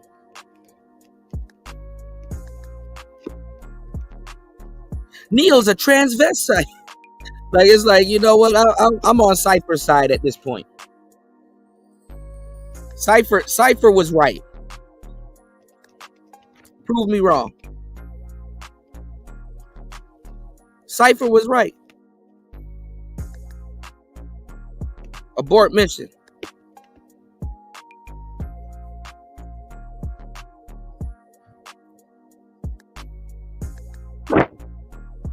Trinity can be the one. No, man. Trinity washed up.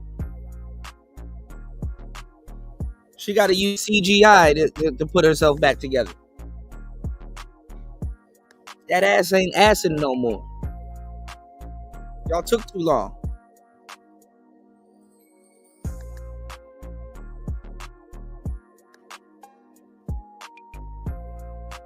So the red pill is not about no goddamn women, even though that's mainly the context y'all see it in.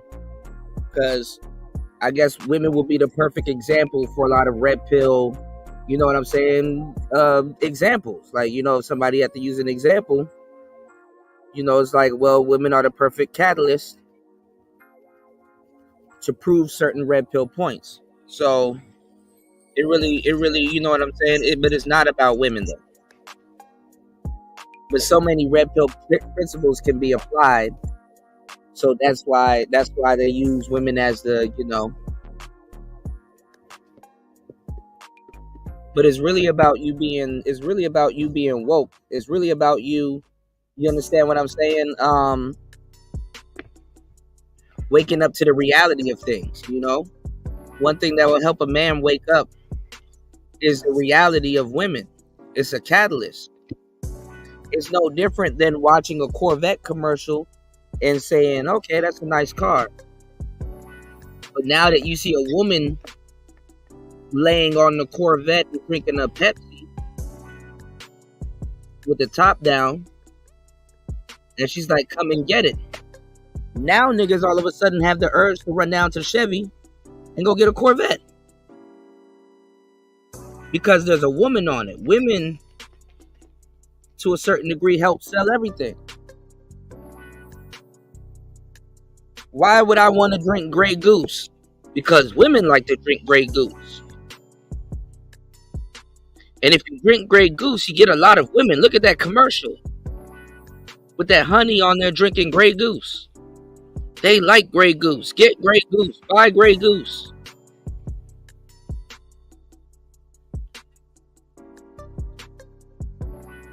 That's the red pill. That you can just staple women to anything and it will sell. Even the red pill.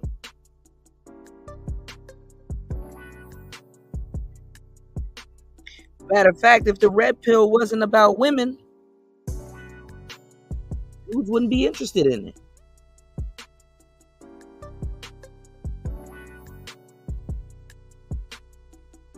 Talking points wouldn't even make sense.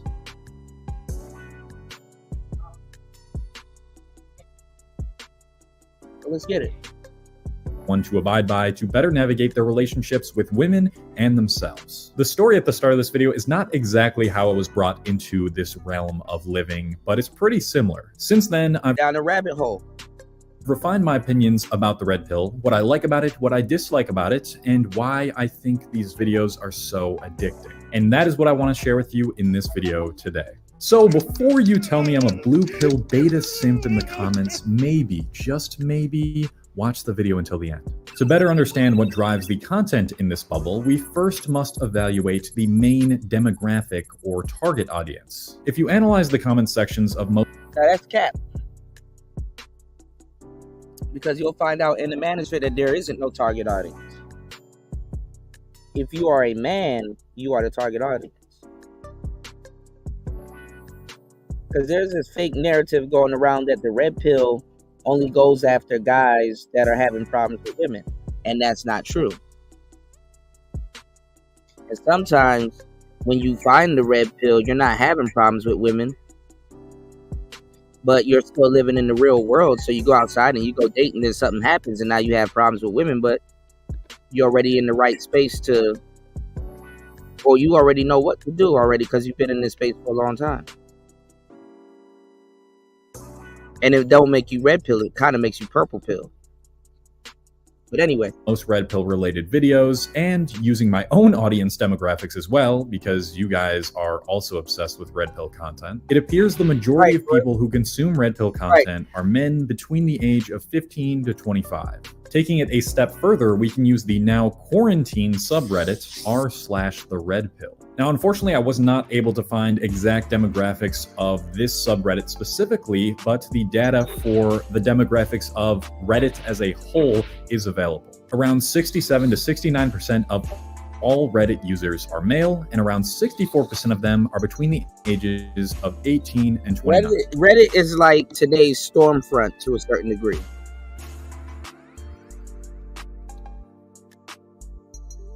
Reddit, to tell you the truth, is actually basically, hey, Reddit, to tell you the truth, is basically the old school manosphere, to tell you the truth, like in those forums and stuff, like back when the manosphere used to be in forums. This is before this is a little bit during the Wall of Silence, and this is before the black manosphere and the white manosphere split. This is before the black manosphere and the white manosphere split. The universal manosphere. And racism was because of the split. You know, racism caused the split. And not just racism, y'all. Male jealousy. Male jealousy.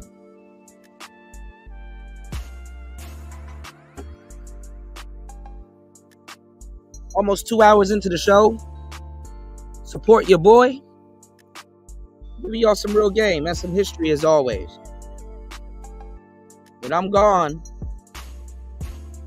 we're gonna give y'all the game and give y'all the history, man. Let's get it. So I think it's safe to say that the people that consume the red pill content the most are men in their late teens. Right, Royce, and that will do it too. Broads abusing their power and authority, oh, that definitely will do it.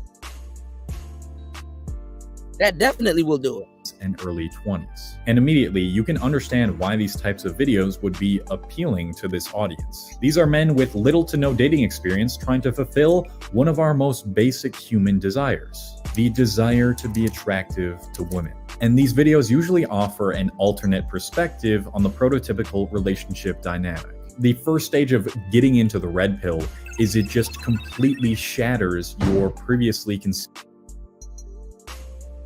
I don't know where all these videos talking about some women have it hard in the workforce and all kinds of shit. Women be arrogant as hell in the workforce. Go look at that attorney that we were just looking at. She don't seem arrogant to y'all. Teachers be sleeping with their kids. Broads coming home talking to their man sideways. Where's this hardness at work that these women are talking about? Where's this hardness at work these women are talking about? Well, we have it so hard at work. No, a power trip. Y'all be listening to podcasts with women that are literally tyrants. They're a tyrant at work. Get on here and lie to you talking about some, it's so hard to work where I'm at. No, it's not.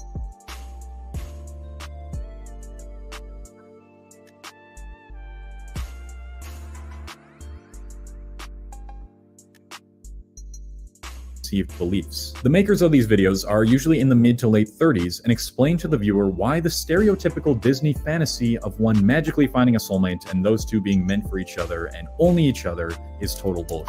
So you start watching, and that's cap. This is the problem with the dudes that are not in these red pill spaces. You watch red pill videos. It's never a creator telling you what the fuck's going on, like a real creator.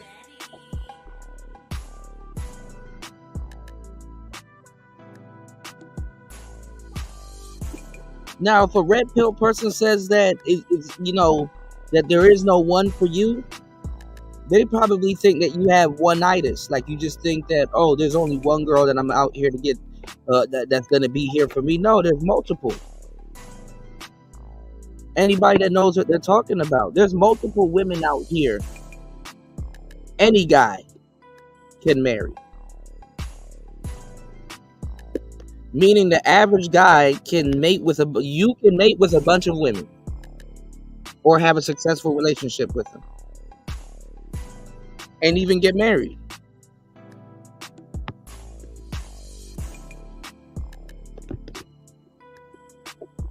But even knowing this, you have guys that's like, well, I don't want to just get married. I want that one. And a lot of guys have one-nighters. You know what I'm saying? There's a bunch of women walking around that can be your wife or your next potential wife. There's a bunch of, or you can be a bunch of women's next potential husband. And to tell you the truth, most dudes in the red pill space are hopeless romantics. And a hopeless romantic fundamentally still believes in love. No share. Let's get it. Watching these videos and you feel like you're a part of this secret society that the outside world doesn't know about. Like you know the real truth behind reality. And you do. If you know the real truth. Only you know if you red pilled or not. Some days you wake up, you don't feel like being red pilled when you are. I'll say that again. Some days you wake up, you don't feel like being red pilled when you actually are. That's where the whole hopeless romantic things come into play. Some people, no matter how red-pilled, and I'm doing air quotes, they are, they will ditch their quote-unquote red pill life.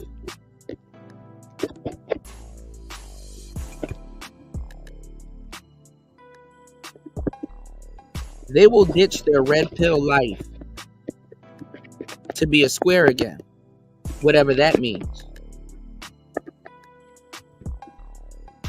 Because being a square implies that you're aloof. Certain things that they would be thinking about, it wouldn't even cross a square guy's mind. Some people will think that you have a better quality of life by not knowing the truth. Did y'all not hear me when I was telling y'all about Cypher? That's the whole thing about Cypher. Cypher wanted that steak to be real because he was aware that it was fake and that it was made perfect. And the other people around him, they just sitting up there eating. It's like the perfect steak to them. Whereas him, he knew it was made by the Matrix.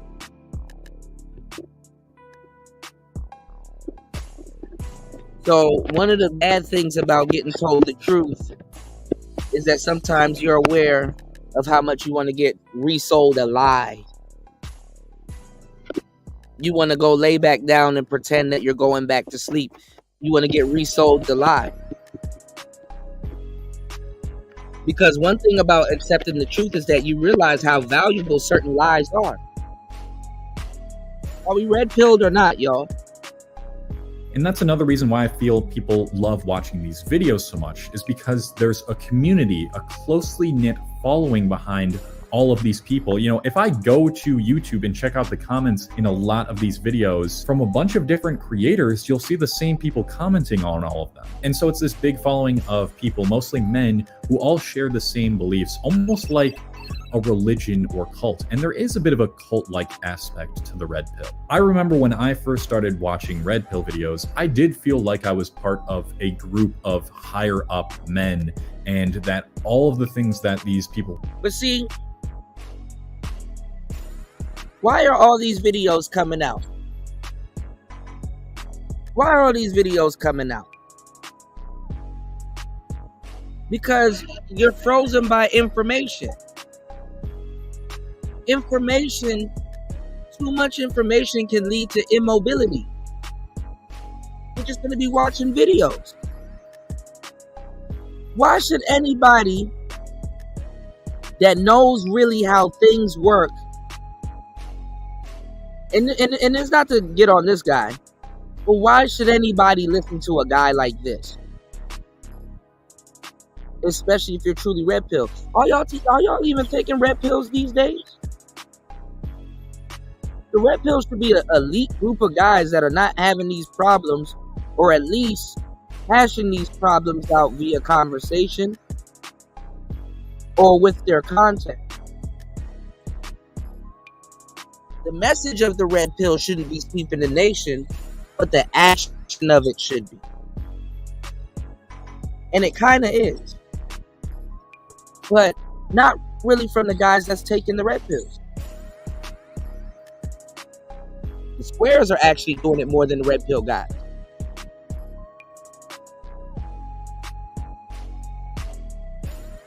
I'm going to give you the game.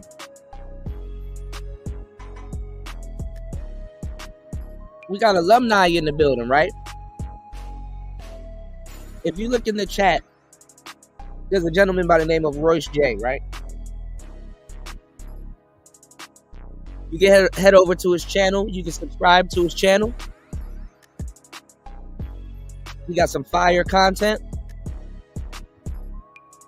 And check out what he's talking about. Royce J been here since the beginning of a lot of this stuff. And he would tell you that when he dived down the same rabbit hole that this guy dived down, and it's not even the same rabbit hole, to tell you the truth. But for the sake of this conversation, we're going to say it's the same, right?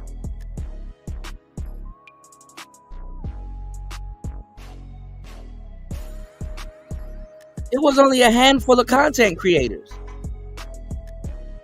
This guy right here has 1 billion people he can watch. He can watch Sneeko. He can watch Andrew Tate. He can watch Jordan Peterson. He can watch Rolo. He can watch Fresh and Fit. He can watch whatever podcast. And these podcasts, they run for hours. They run for hours. They run for hours, y'all. So you're busy watching a damn podcast. Not doing what you know, not going out, not applying any of this stuff. How do you know it's true?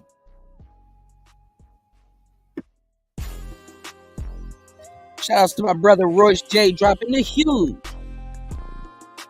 $5 on the Cash App. Thank you for supporting Player Talk Radio. You need to diversify your bonds, nigga. What have I got? All right. So as soon as these guys jump down the rabbit hole, man. The knowledge is already cookie cutted. It's already cookie cutted.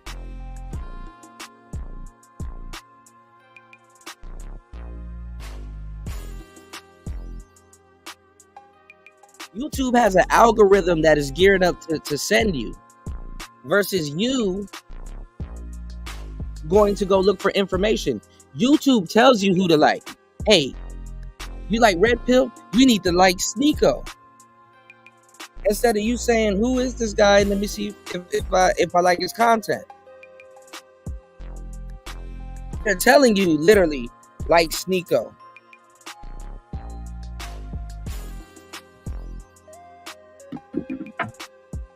Oh, we saw you listening to Andrew Tate the other day. Hey, you need to like Jordan Peterson. YouTube is telling y'all how to be red-pilled nowadays, while giving another sector hell about the same shit. And exploiting another sector.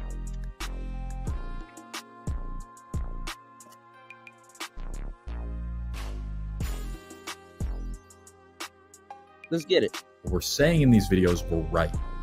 Like, we knew the truth. And on top of this cult-like community and following, and the fact that it is satiating one of our most basic human desires, the content is also entertaining as f***. Like, can anybody deny that? Some of these red pill dudes are hysterical with the stuff that they talk about. You know, sometimes they actually are joking, but sometimes what they say is true, but it's still funny, the fact that they believe that. And then just the dynamic between, you know, men and women arguing about dating and how much modern dating has changed and how everybody wants. And when they describe the red pill, you know what they're describing? They're not even describing the content creators. They're describing the talking points.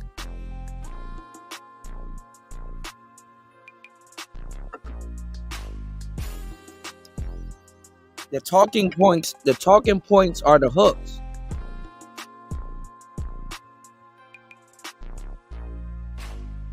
So I hate to say it. A lot of people run around here and say, oh, the talking points don't matter. Oh, the talking points, you know, they don't belong to y'all. No. Them talking points do matter. Them talking points do belong to the space. Them talking points ain't in no goddamn public library. This ain't no public talking point.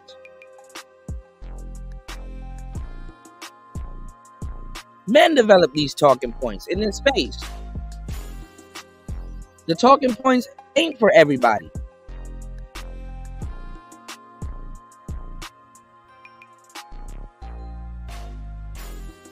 So he's talking about the talking points. When he said this, just saying things that's outrageous. The talking points are the bread and butter of the space. Shout out to my brother Coffee in the building. You said, I'm surprised at the poll percentage. I wonder, especially if there are more men here, / if there were 2 hours ago. How many of them chose the option to say the spirit of the trickin' took over? It takes over everybody. You know, even with yourself.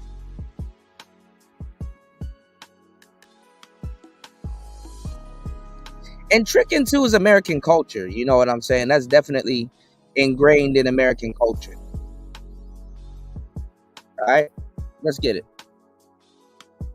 Know how to navigate that and want to confirm their biases, which I'm going to talk about. It's such a popular topic right now, and Red Pill offers an outlet to that topic, especially in a world where we are more connected but less connected than ever, and more people are in isolation and are lonely. The desire for content where both male and females are speaking to each other in person, or just a male is talking about dating in general. People want to see that. They want to experience that in some way, not usually in person with a lot of these red pill people. They've gone on like one date their entire lives, but they still get that outlet. So before I continue talking about the things specifically that I do not like about the red pill, let's talk about some things that I do like about the red pill, because there are a lot of things that I like, and I feel as though I'm still red pill in a way, but maybe just not so tightly knotted to the red pill. Once I started consuming pill content after I got dumped, and I started to see what was true about relationships and female nature and all this stuff and having game, it genuinely did teach me a lot about that. And now I do feel like I have more success with dating when I actually do try and put myself out there. There are principles from the red pill that I've taken and that have helped me flirt better, have helped me talk with women better. It really did help with my relationship game. Also, I believe that a lot of this community is not toxic and genuinely just wants to uplift men and help other men and expose them to some truths that they don't understand and teach them to be a better man for not only themselves, but for anybody they want to be in a relationship with. Red Pill has expanded out of just dating. It's about self-improvement as a whole, as a man. There's a lot of content creators kind of still within that sphere. They kind of talk about dating, but they're mostly just focused around improving yourself and how that's going to help you eventually if you try to get into a relationship. Like, it's just straight up facts. It makes sense that women would want a man who has a purpose outside of her, who is loving and protective, who is strong, who is confident with his emotions, who respects other people, and also, you know, teases her a little bit and has a fun side and, you know, doesn't take life too seriously. And a lot of the red pill does teach that, and it taught me that, and it made me a better man for myself and for others. But like all things in life, too much of a good thing is indeed a bad thing. So let's talk about the worst side of the red pill, the things I don't like about it. The problem is when you overdose on the red pill. That's what I like to call it. So maybe you think you're just viewing the red pill right now for entertainment. Like, no, I just watch it because, you know, it's fun to watch. It's fun to watch people argue back and forth about dating and relationships. But even if you're using this for entertainment, if it's making up the majority of your consumption of your input, then it's going to skew your worldview and you're going to develop confirmation biases around it. And it's going to be the same skewing in a sense as those Disney movies. See, now this is when you're messing with something and you don't know what you're messing with.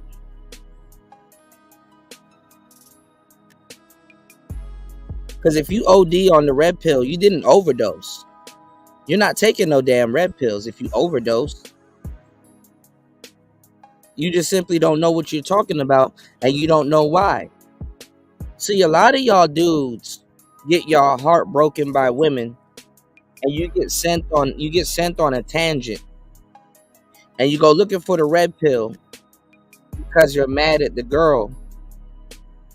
And then when your anger subsides, or it goes away for whatever reason, you're still watching red pill content. And now you're looking at the red pill content creators like, man, y'all talking about women crazy. Damn near forgetting how you felt when one broke your heart or one did some shit to you. So when your little emotions get back in sync and cut off, now you start acting stupid. You start getting delusional. You start thinking, man, F the red pill, man. That's crazy. I don't know why these brothers talking like that, because there's always brothers going through shit. And if y'all want a great example of this, go look at Destiny. Destiny right now didn't break up with his girlfriend. He broke up with his wife. Or should I say she broke up with him.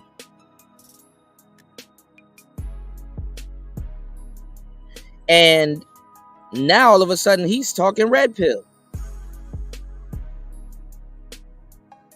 When just a minute ago, dudes were beta. Dudes weren't getting married. They wouldn't know how a marriage works. His wife would never do that to him because he knows her, and not all women are like that.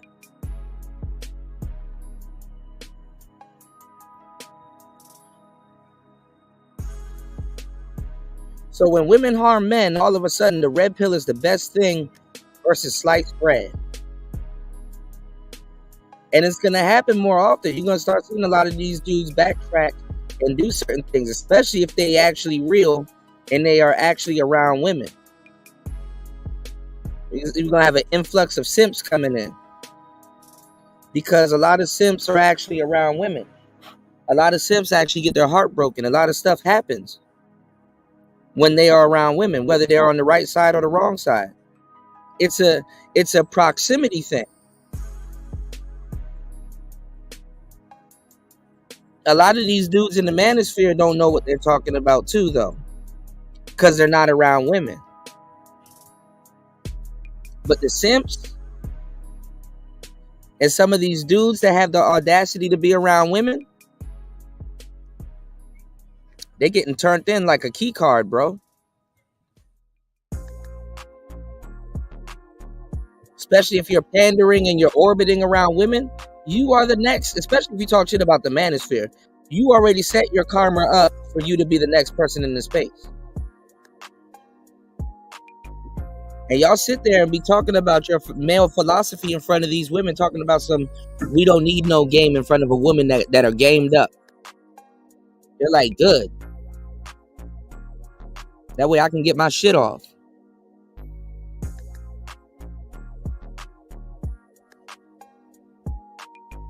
And when I'm done with you, turn your ass in. You don't believe in the game, right? So you ain't gonna see this coming.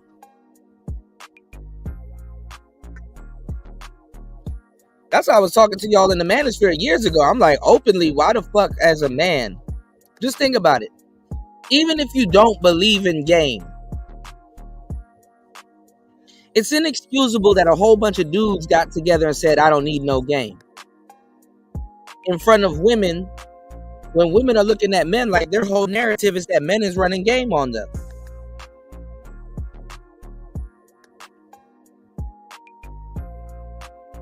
So what's even worse than admitting that you don't have no game or that you don't need it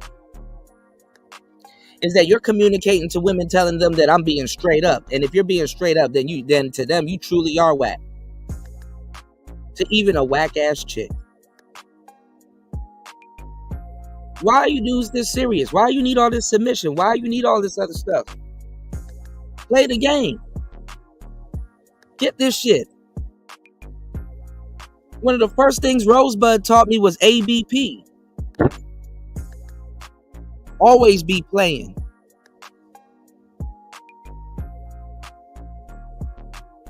Because when you super serious, oh, you're going to go down seriously. Especially with a creature that's playing. And I hate to say creature, but I'm just giving y'all the nature, a little bit of the nature of what we're talking about. Coffee said, but do you agree that someone can overdose on red pill talk content? Yeah, I do agree. But they're not taking the red pill. They're not taking the red pill. You know what I'm saying? Or they're doing something, or because guys do too much, they're following the wrong guru. Most people that said they overdosed on red pill content are not even listening to red pill people. They're not even listening to red pill people. Can you believe it? Most people don't know how to identify red pill content. So you know how like you look at like certain women and you're like, you know, women are nurturers. You go look at the you know, women, even animals, right? You go look at women deer. Let's say you got a deer, right? And the deer is it's a female deer, right? Is a doe a female deer? Is it a doe, a deer, a female deer? I don't know. Anyway, the deer goes up to a tree or some shrubs and stuff, and they know what to eat. The deer knows that if it looks at a rock and they see moss on one side of the rock, the moss points to civilization to go the other way. The deer intuitively knows what it's doing. And it knows what fruits to pick and why it's picking those fruits. If you ever raised a dog and you let the dog go out in your backyard, and let's say the dog has like a stomach ache or the dog feels a little bit down or sick, the dog knows what grass to leave out and go eat. That's why sometimes dogs run away, because it's looking for a certain grass to eat, and it's healthy for it because the dog knows. So what am I talking about? What are these pets? What are these animals? What are they doing? They're practicing discernment. Because there was so much things that deer encountered that he could have ate. There was so much things that the dog is literally running in the grass. Why don't he eat the regular grass? No, because he knows what grass to eat.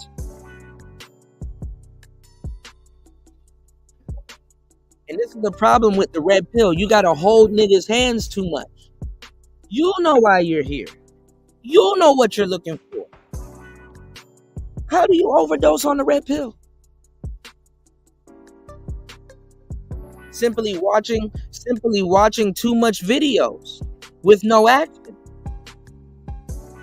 And the crazy part is that if you're just sitting up here watching videos with no action and nothing is going right in your life, why are you complaining about the red pill but you're not complaining about your life? So why is it the red pill's fault and not you applying it in your life? You see, it's, you know, that's how people just blame shit on the red pill. The red pill is the red pill. Action is action. If you've been watching a whole bunch of red pill content and nothing changed in your life, there's nothing wrong with the red pill. There's something wrong with you just sitting up here watching red pill content and not changing your life.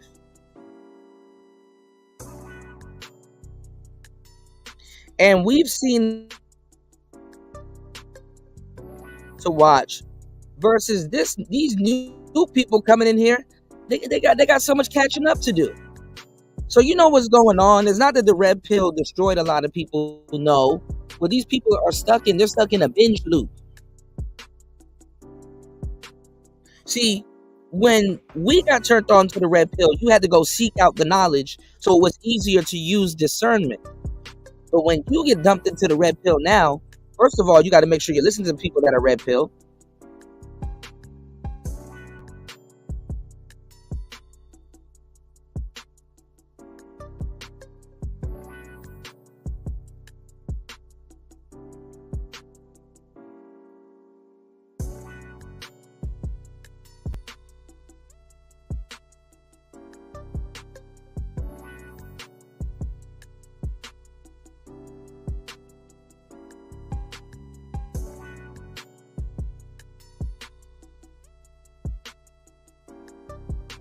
So my bad.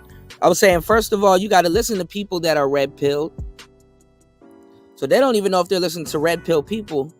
And then what happens is they get stuck in a binge loop where they're binge watching red pill content. There's a difference between going down the rabbit hole and soaking up game and content instead of binge watching the manosphere.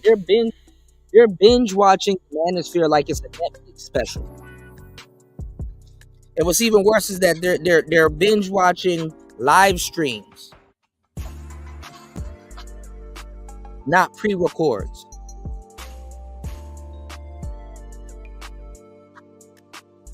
Shout out to Coffee. Thank you for asking these really good questions, because these are great questions. Coffee said, you know, we've talked about this a week ago. I do agree it's needed for those who've been around a long time to be graduation time or should be near. Exactly, Coffee. Absolutely. You said, DJ Kuda, you've been working very hard with your content, bro. I appreciate you, man. You said I will contribute to I will contribute next month. I'm on a diet with my money right now, and to get my podcast space together. You deserve cash apps. I appreciate you. Thank you, man. I'm glad someone sees it. And I've been coming through every single day, fresh content, talking about some real stuff. It don't stop. I've harnessed and I've worked on, you know, what I've been doing, and I'm really good at it. You know what I'm saying? And I'm past my senior year, y'all. You know what Kwafi's talking about with the graduation? That's some real shit. You did? You say, yeah, they're getting it from other people stealing our spaces talking points. You are correct. Yeah, man. The talking points is the bread and butter. Would you rather listen to someone that got, I hate to say it like this, hundreds of hours in talking about these talking points? Or would you rather listen to someone that learned them yesterday, even though you yourself probably learned them yesterday? So what it is, it's shock content. They're capitalizing off of shock content. They don't know what's being said, but it is shocking to hear somebody say that. And say it so confidently as if they believe in it.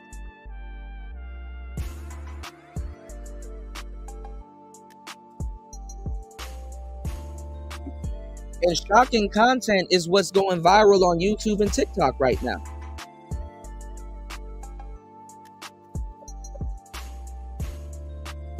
Women are backfiring against She-Ra because it's more lucrative to talk about manosphere talking points than it is to sell women hypergamy.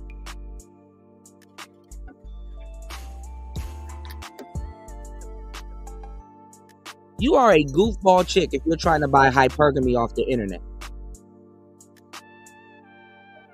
Because there is a such thing teaching a man how to be masculine in today's world.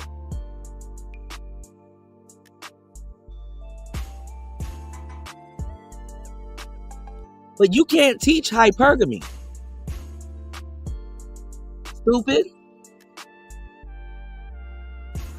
Women heard us using that word in the manosphere again and ran with it. The manosphere created the hypergamous spaces.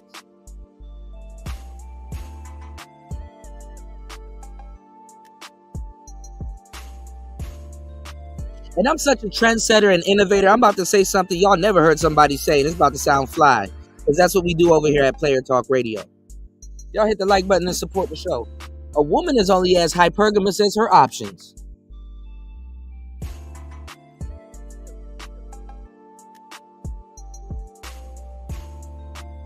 Oh yeah. Oh yeah.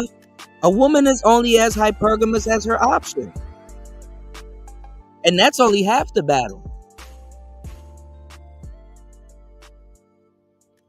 She got to make sure she's not acting a damn fool to shoot her hypergamous options in the leg.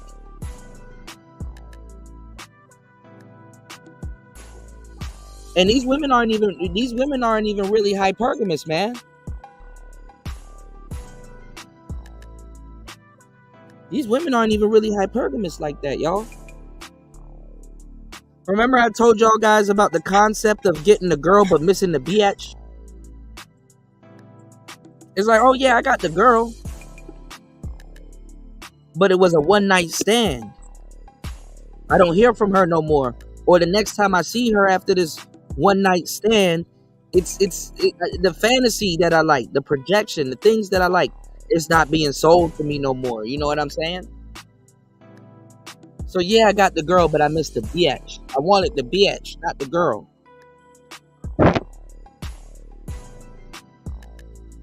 So a woman will think just because she's getting the dude, or the dude wants to sleep with her and stuff like that, she thinks that she's practicing hypergamy when she's really not.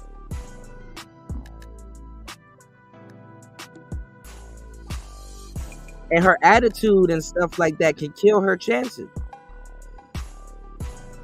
How do all of these women know all of these millionaire guys and have all these millionaire friends and guys that got all these nice cars and things like that, but that guy didn't scoop them up? Again, you are only as hypergamous as your options. If Jesus can't save these hoes, why are you trying? What make you think you greater than Jesus?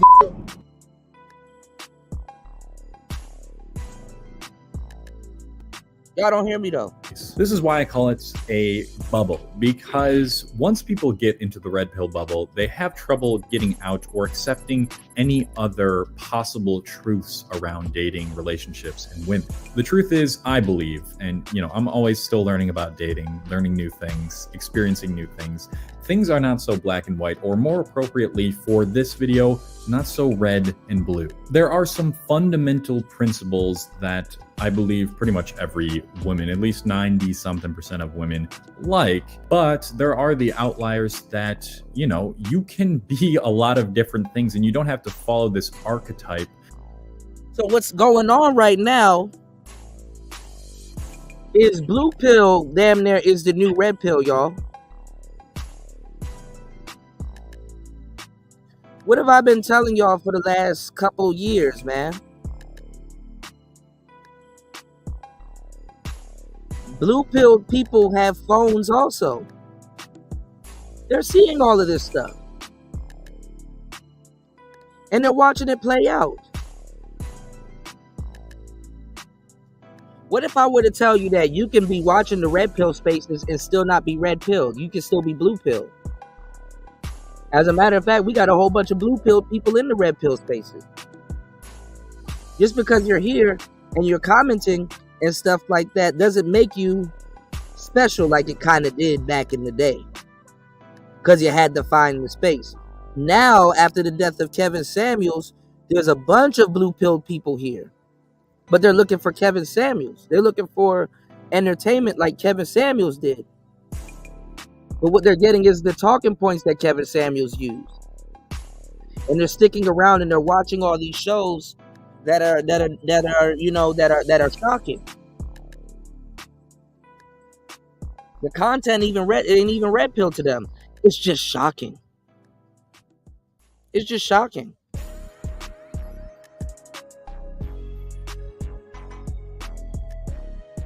Blue pill people, quote unquote, do a lot of red pill things on a day-to-day basis nowadays. You know what we were watching on the last show?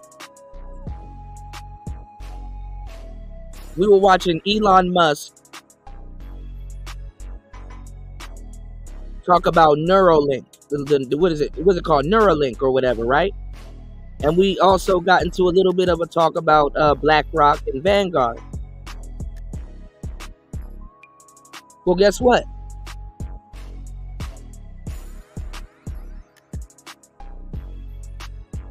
Don't you see,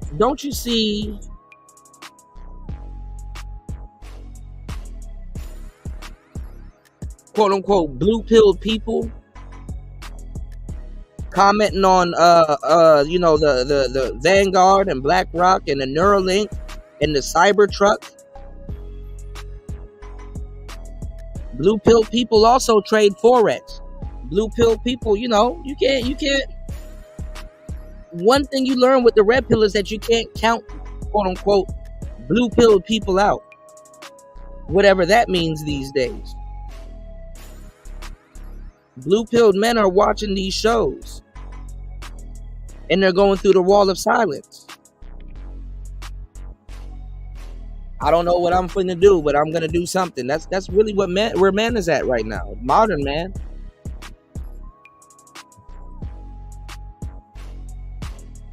And it's like what Royce J said earlier, because and it's like what we say all the time, women are red pilled. They're dealing with red pilled women. Let's get it. That the red pill says you have to follow. I know a lot of people will say to me, to what I'm about to say right now, that that's not the true red pill, and that if you knew what the true red pill was, you wouldn't be saying that. But a lot of these dudes on the internet are saying that women love assholes. They love a guy who's a complete douchebag. They only like the big, strong, curly guys who are like... Because guess what? Women are shocked by that. That's shock content all over again. Oh, I'm always serious all the fucking time. I'm the fucking alpha male. So to only follow this archetype, which may be nothing like your authentic self, and you think that that's what you have to follow in order to get women, I just don't believe that at all. Also, if you overdose on the red, and that's not what it's teaching you.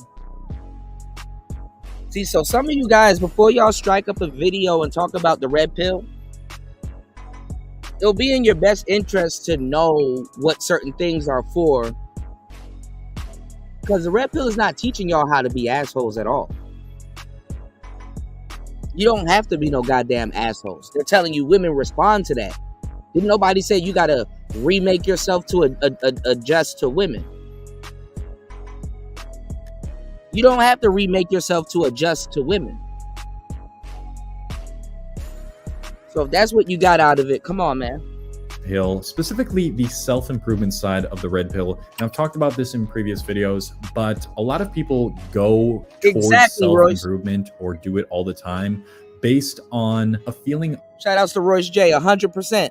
All of these tradcons and tradcon Bs trying to use red pill knowledge and ideology to achieve their desired blue pill results. Exactly. Most of the dudes in these spaces are trying to use the red pill to put a blue pilled life together. You're trying to rebuild your square life. And a lot of the dudes are mad because they can't do that. Which you're not supposed to do that. Can it make a better square life for you? Yeah, it can. But guess what? You ain't gonna be a square though. And you're going to be busy orchestrating it. So get it. Of unsatisfaction within themselves. Like they don't feel like they're whole enough yet, so they have to improve. If your desire for self-improvement comes from a place of insufficient self-worth, you're doing it all wrong. You look up to this archetype of... So let's listen to a guy that, quote unquote, got his heart broke, or the red pill didn't live up to what he thought it would be. Let's listen to him tell you that you're going in the wrong direction when he couldn't understand the red pill. So what direction should people go into? The perfect alpha male. You think, I am not there yet. If I am not there yet, then I am insufficient as a person. And so you're constantly working towards this ideal man, body, wealth, whatever, as if when you get there, then you'll be satisfied with yourself. That's really just masking trauma. And the red pill never told y'all that.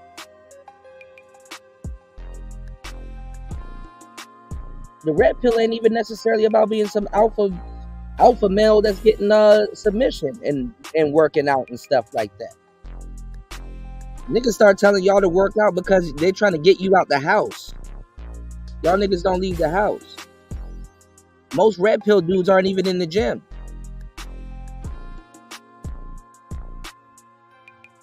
Truth be told.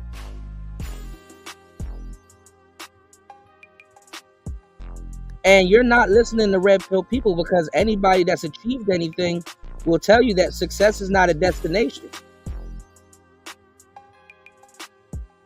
If you still run around today and think that success is a destination, I got a bridge in Brooklyn I want to sell you. If you still think that you're going to get successful in today's society and still not have to work to upkeep it and all kinds of stuff, that you tripping. Success is not a destination, at least not for a long time.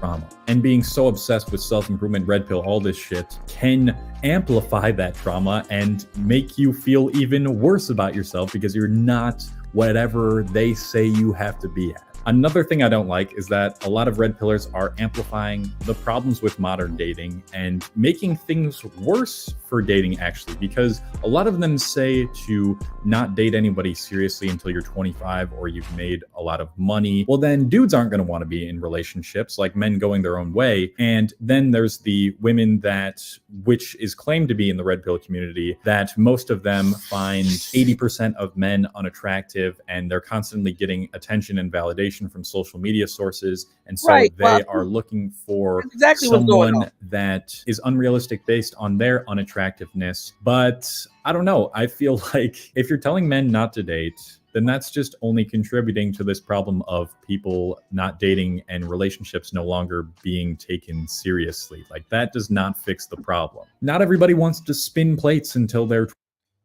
Well, there's a caveat to that. If you're going to tell somebody not date, you got to tell them to pay attention to dating as to why you're telling them not to date.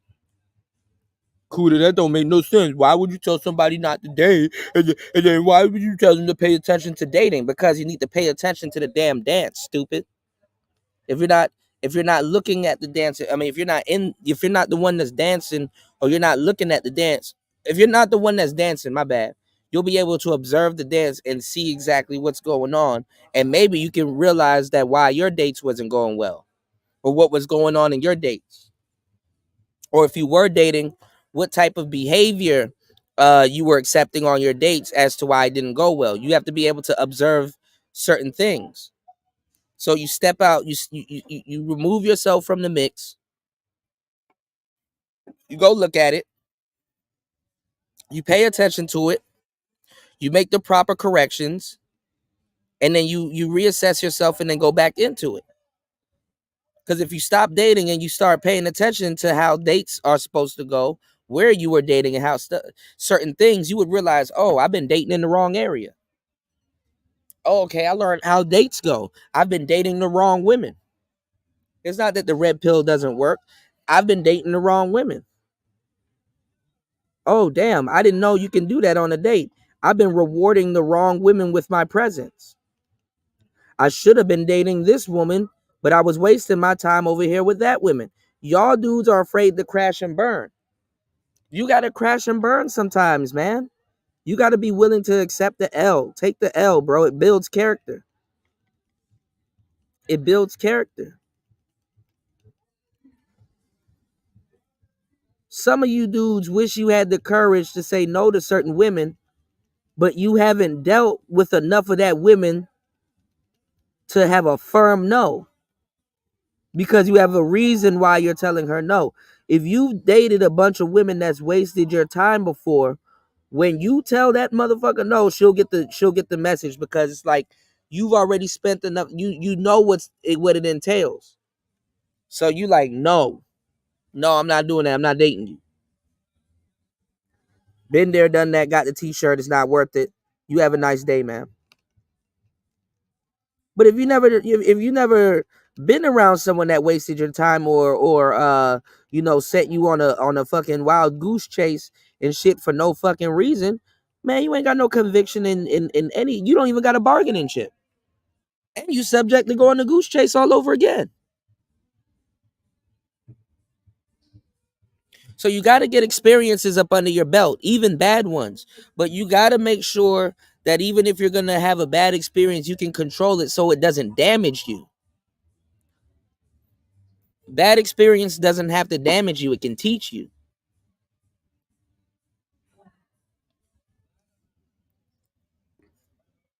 But your behavior and how you go about it is going to determine if you're going to learn from it or if you're going to have to go through it again. Because what you don't complete, ultimately, you will repeat. And what is repetition? The father of what? Learning. So there's something that you're not picking up that you have to completely keep being retaught.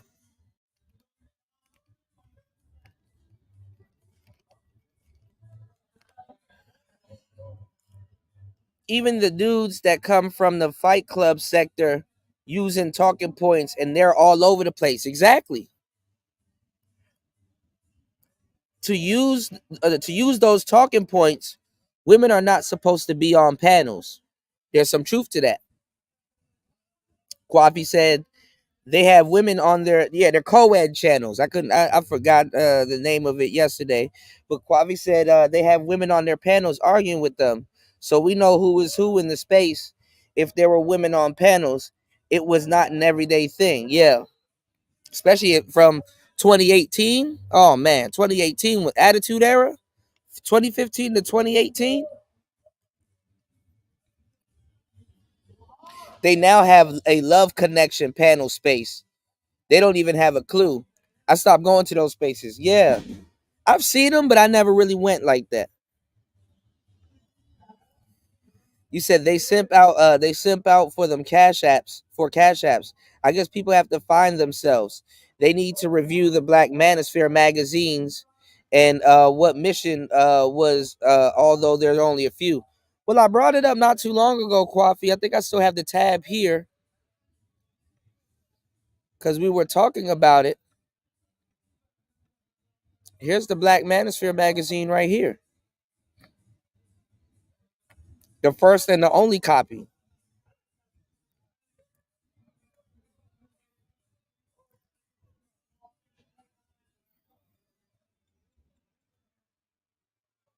Tracking our collective process or progress. What gets measured gets done. We have a problem. Admitting you have a problem is the first step to fixing it.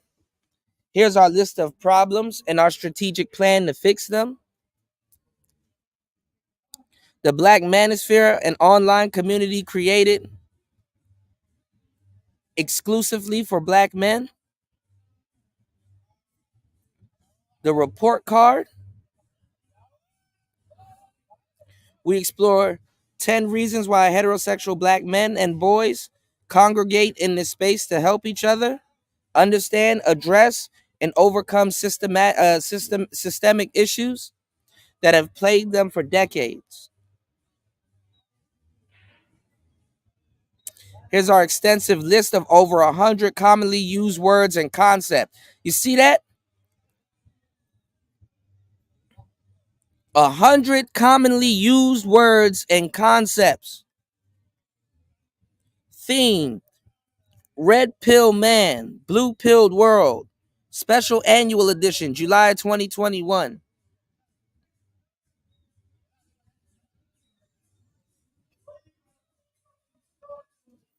That was the concept of the magazine. Yeah, I got it too. I need to probably buy it again, though. I don't know where my version is. I got to probably look for it. But yeah.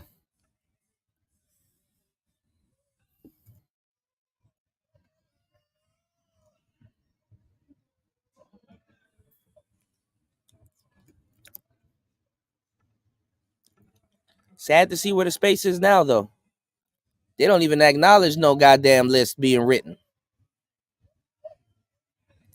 Those talking points are native to us. 25 or 30 and they have established themselves in some way. And you don't have to do that. And consuming too much of this content on a daily basis, Coffee. hearing these things repeated all the time about women aren't trustworthy. They've always got a backup dude. You got to be sitting like this, talking like this, blah, blah, blah, blah, blah. It just makes you very paranoid. And you don't have to be paranoid. Nobody tells you to be paranoid. The truth makes a lot of people paranoid. But guess what? Guess what? You have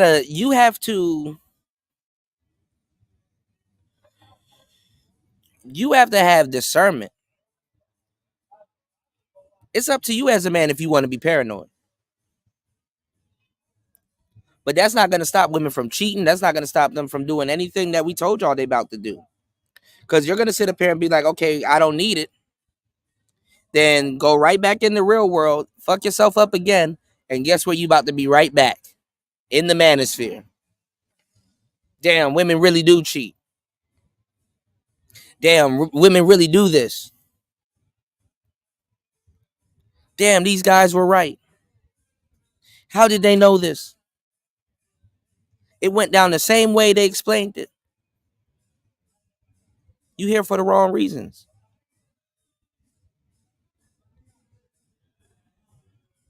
You don't switch to say, hey, I'm trying to help a problem into now I'm just sitting here for entertainment.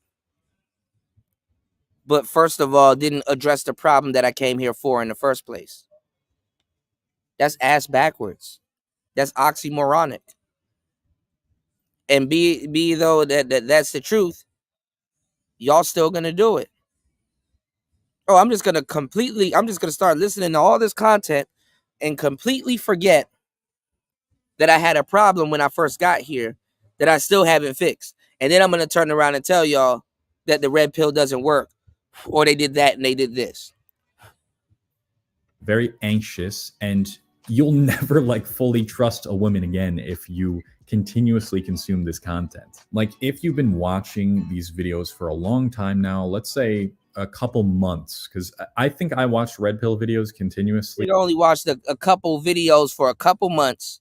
Now all of a sudden he's the ambassador and telling you what the red pill really is.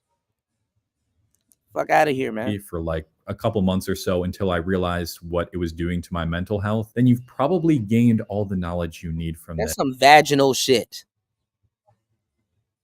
That's some vaginal shit, what it was doing to my mental health. What the fuck is the red pill doing to y'all mental health?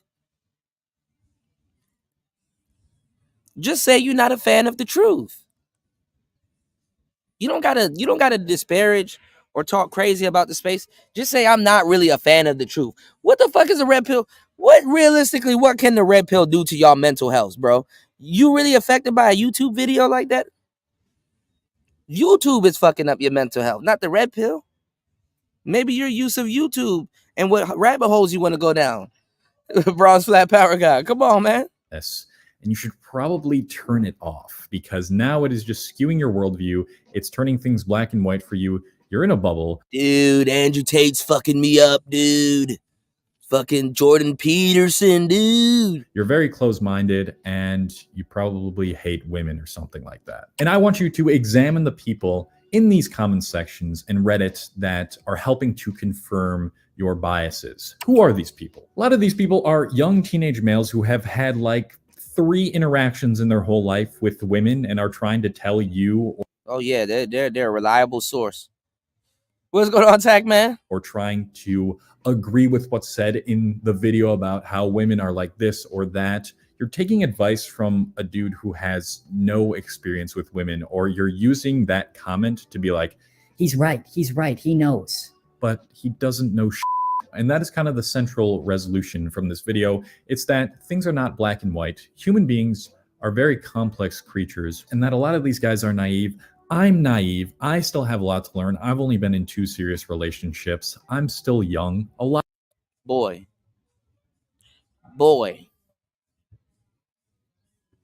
Why even make this video then?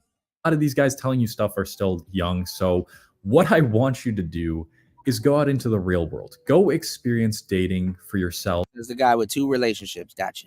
More than just 1 or 2 rejections, more than just... He gonna talk crazy about the red pill and then tell you some shit that the red pill told him.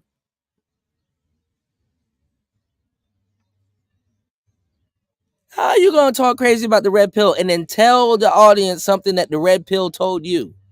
God damn it! You can't make this shit up. Go out into the real world. Oh, where you heard that from? You're a victim. Here we go, CSI. Go out into the world. 1 or 2 getting broken up with. If you do it enough times and you get rejected over and over and over, nonstop, only rejections, then yeah, you're probably doing something wrong, but don't... That's not true. You could be doing something right and still get rejected.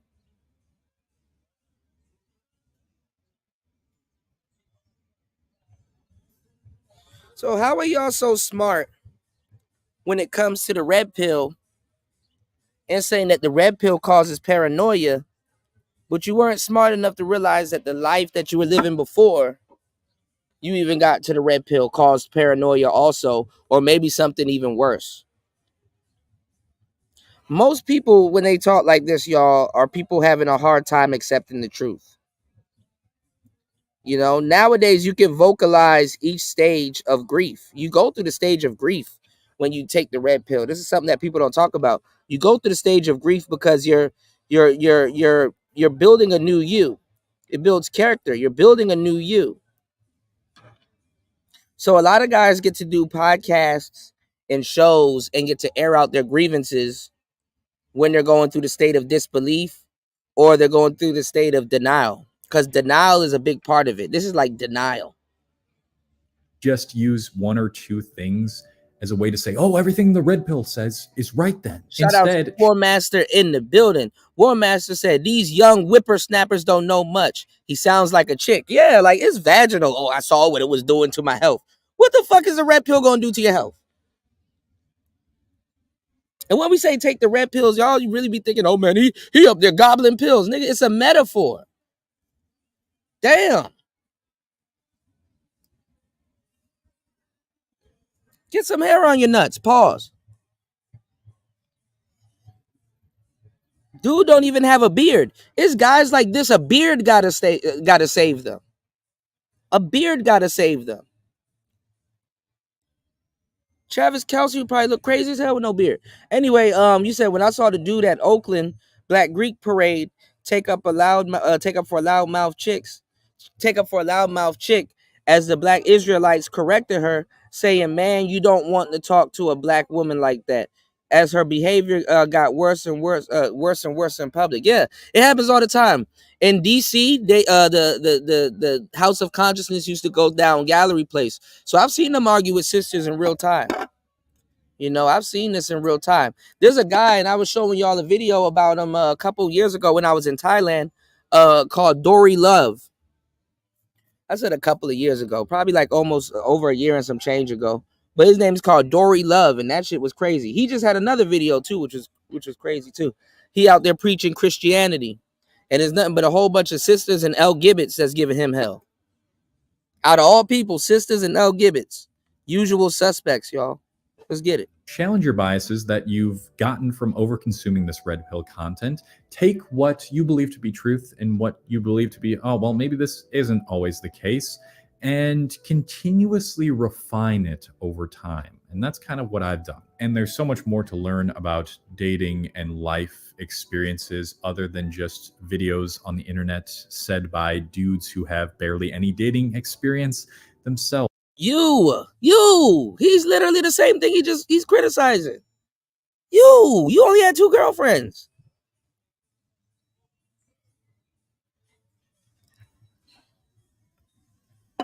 Oh my God.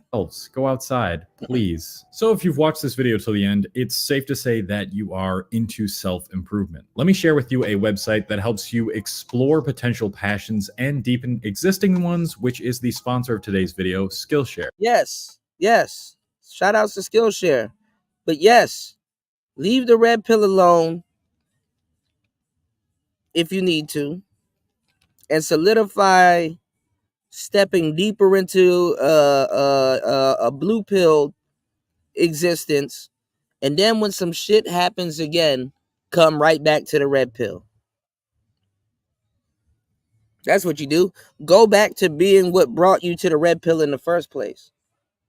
That's the better alternative. Don't even worry about the red pill. Go get you a bag of money and not be red pilled with it, be super blue pilled with it, and just start giving it away to broads for free. For the free. Just give it away to broads for free. That's what you do. I'll show you how to do it. I'll show you how to do it. If you watch these types of videos, you've probably heard of Skillshare before, but if you haven't, or you haven't taken action on it yet, it's an online learning community with thousands of inspiring classes to choose from. They have classes on entrepreneurship if you're trying to start a business, classes on starting a YouTube channel and how to make it successful, different journal. What's going on, Vader? I have no idea.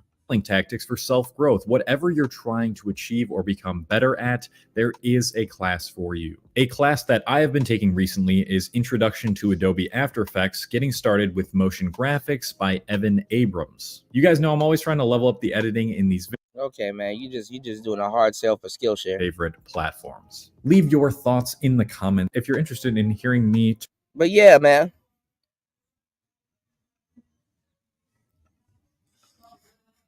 So these are the new detractors of the red pill, you know, and shout outs to Nixon. He said mediocre tutorials and reviews wouldn't have content. Well, he just repeated what Rollo Tomasi said.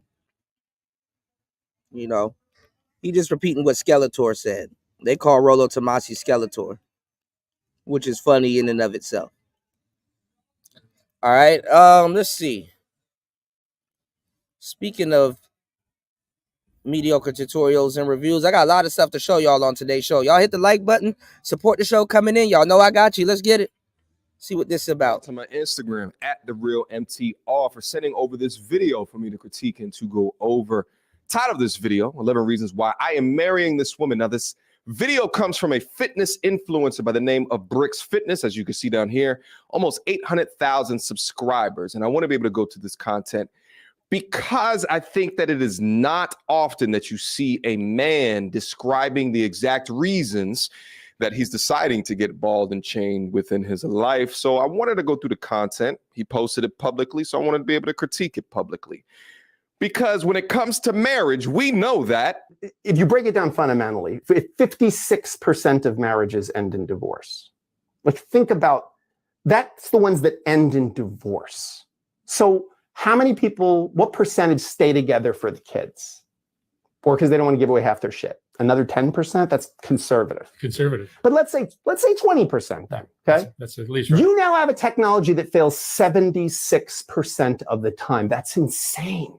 That's insane. That's more likely than not. 76%. If I told you there's a 76% chance when you walk out the door today, you're going to get hit. And mind you, that's marriage in the West. Hit in the head with a bowling ball, you would not go out, or you'd wear a helmet for sure. But people just continue to get married. Not only do they continue to get married, there's a presumption that you should get married. And if you don't get married, there's something wrong with you. So if you've got a girlfriend and you've been with her for 5 years, and you say to someone, we're getting married, they go, oh, that's great. You know, they don't go, why? You're happy. Why would you get married? Like, everything's going fine. Why would you put yourself through that? Why would you run that risk? Oh, War Master returns today. He's like, all right, I got time today. We're raving it.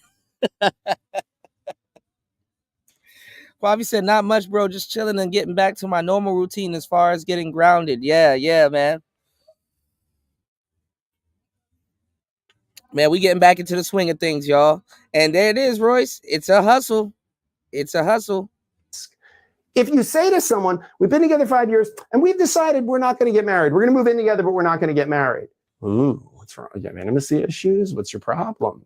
Meanwhile, 56% end in divorce. It's literally fits the legal definition of negligence. So let's go over this brother's thoughts. My hope is that it's fantastic thoughts that can help us all learn something new that maybe we didn't know before. So without further ado, And the reason why I'm making this video is because I want to share my opinion on things that men who share my values. Let me say that. Men who share my values, things that they should be looking for in a potential life partner, if that's what they're looking for. Let me say this. Okay.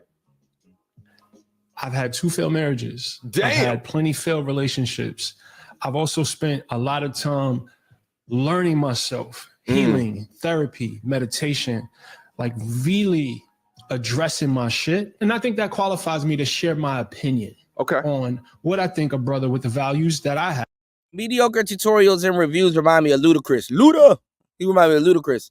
And Solo TV 84 reminded me of like Solo TV 84 was like the DJ Academics of the manosphere at one point, which is funny. Right? Should look for in a potential partner. It didn't take. I would much more value a man's opinion that's been through 2 failed marriages and decides to get married for a 3rd time than just a dude who's like a year into a marriage, all bright-eyed and bushy-tailed and all. Right, but there is a guy that was around here, and the manosphere did him dirty. Shout outs to my brother, the General.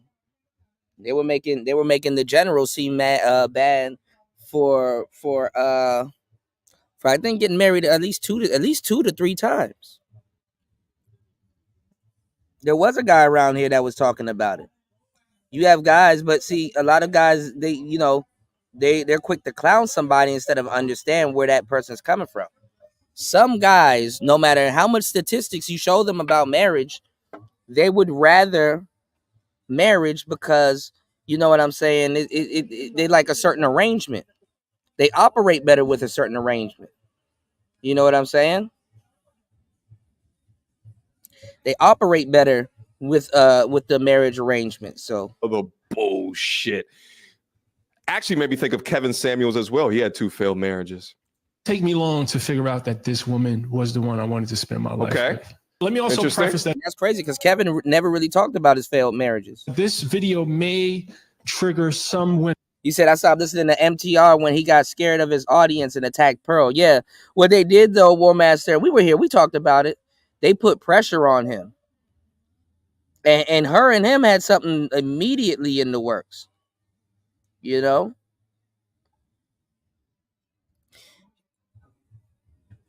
Mediocre tutorials and reviews went over to Pearl after Kevin Samuels passed because Kevin Samuels, Dennis Sperling,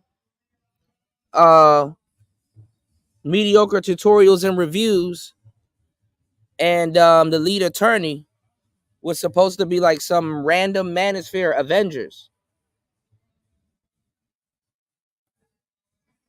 And it's funny because the only person that was a part of the actual manosphere was Kevin Samuels.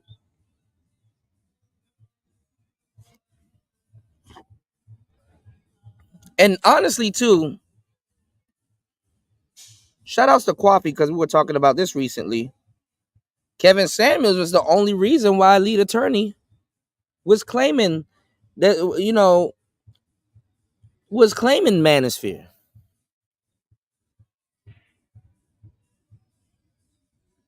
So women and even some men. So now that that's out the way, let's talk about the 10 reasons why I'm going to marry my now fiance. Let's get active. The first reason, we share very traditional values. Okay. Right. Her aspirations in life was to be a great mom and a great wife. That's what she wanted to do. That was her dream. Right. I'm a very traditional man at this stage in my life. Okay. I want to be the provider. I want to be the protector. I am very aligned with gender roles. All right, I ain't gonna lie, y'all. If that's wifey right there.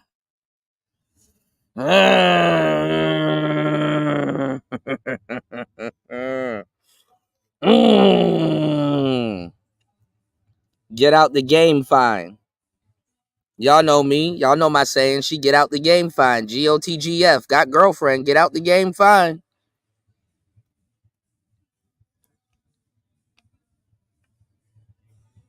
But I hate this little taboo thing. Like, look, she cooking. I was like, look, she cooking. I would rather watch a dude on the couch talking about how his wife cooks instead of showing some wife at the stove cooking and shit. You know what I'm saying? It's like I would rather in the middle of him talking, she appears out of nowhere and brings him a plate of food because obviously she cooked. Not no shit like this. You can tell this. Their kitchen don't even look like it gets used. Like that stove is like brand new and shit. That ain't no stove that's seen no goddamn cooking. She might not be cooking that much. They got a millennial stove. Yeah, it doesn't see that much work because we order Food Panda or Grubhub or I think she does look Asian. She Asian. You said Pearl, Melanie King, and MTR were doing a lot of collaborations. Yeah. They got big mad at Pearl because of Nick Fuentes. Yeah. But see, they were forced because remember, War Master, we were here. They were defending it at first, and then all of a sudden they had to get on a kumbaya train, and where Travis at? Try to get up in the rice cakes. You said facts before Kevin unsubscribed. He gave the lead attorney his flowers. I don't know why, because he did not follow through.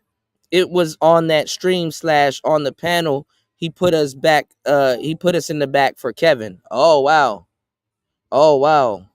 I kind of remember the stream you're talking about.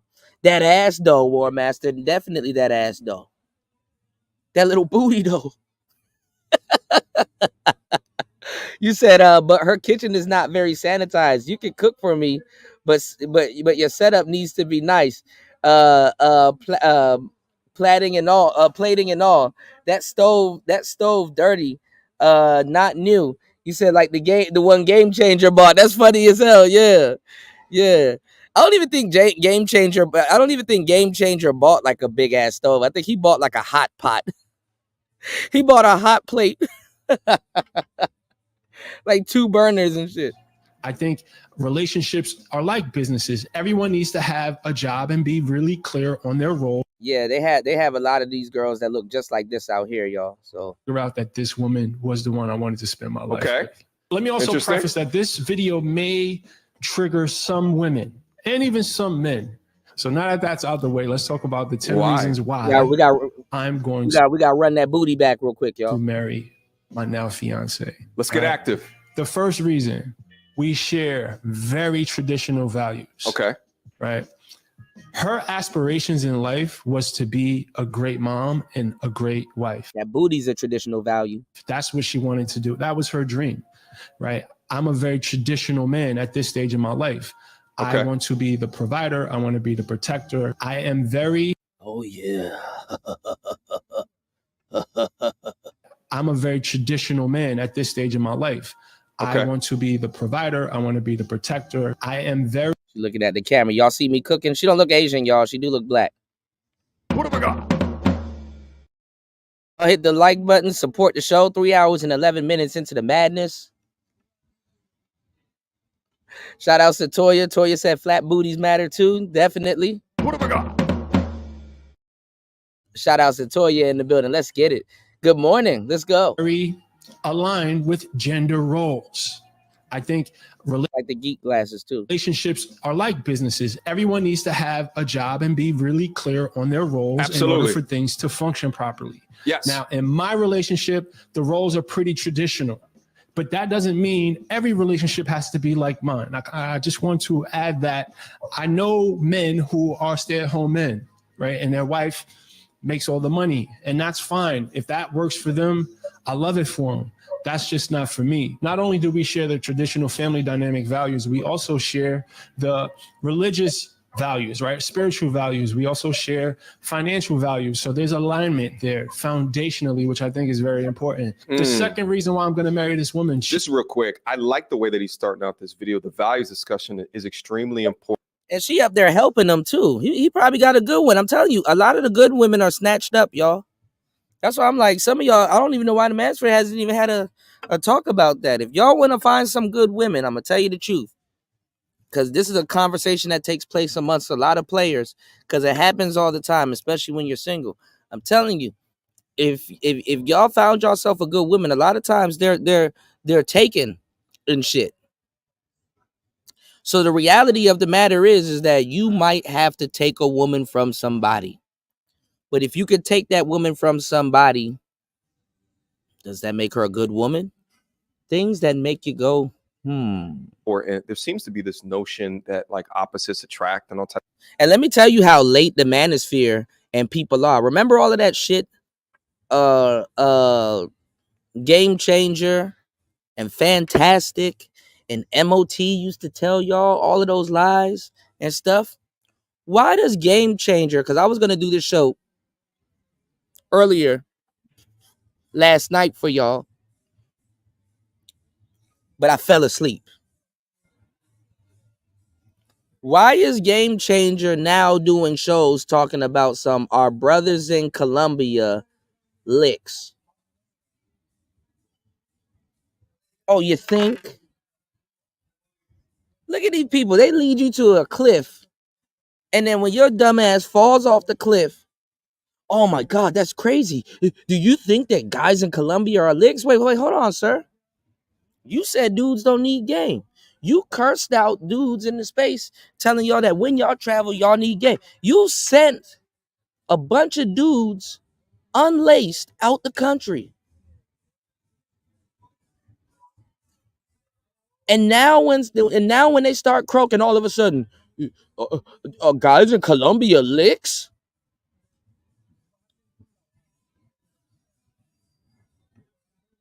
Oh, and y'all niggas talk cash shit about me.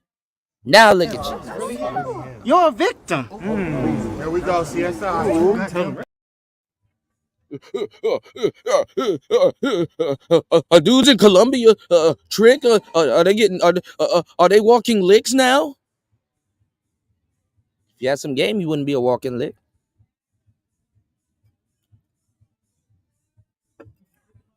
You said because Low-Key is one of them. He's just a Kevin show. He was just on Kevin's show a few weeks ago. I'll give him grace because he seems to have come down to earth and calmed down. Yeah, but him coming down to earth and calm down, how much brothers' lives it probably cost them? How much dudes went through fucked up situations listening to these dudes in this space? Like if I opened my mouth and led y'all somewhere and I didn't know any better, I'd feel fucked up behind that. Because I shouldn't have opened my mouth. Problem is, I don't open my mouth unless I know about something. If I don't know about something, I'll simply tell you, and it's very rare because I know about a lot of different things, and I've done the field search and the research and everything. I've done a lot of different things. I'm not going to tell you that I'm a know-it-all. That's one of my faults. I know that sometimes I come off as a know-it-all because I know a lot. People that know a lot can come off as a know-it-all because I can be giving y'all information in a series and it's too much to take in. So people will look at you and say, hey, you think you know it all? And it's like, no, I don't know it all. I know a lot. You know what I'm saying?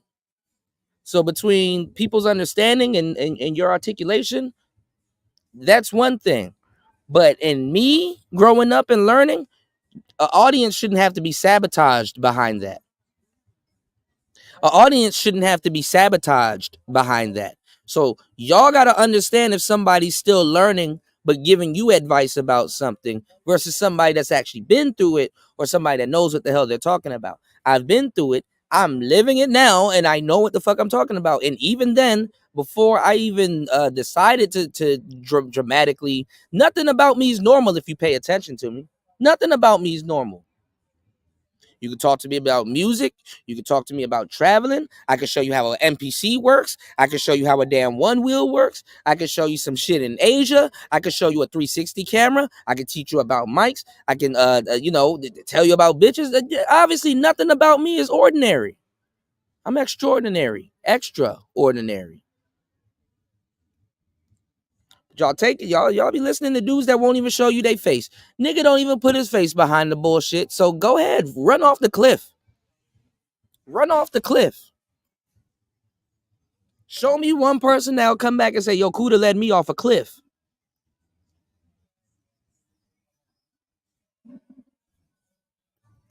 There ain't no trampolines at the bottom of the cliff, y'all.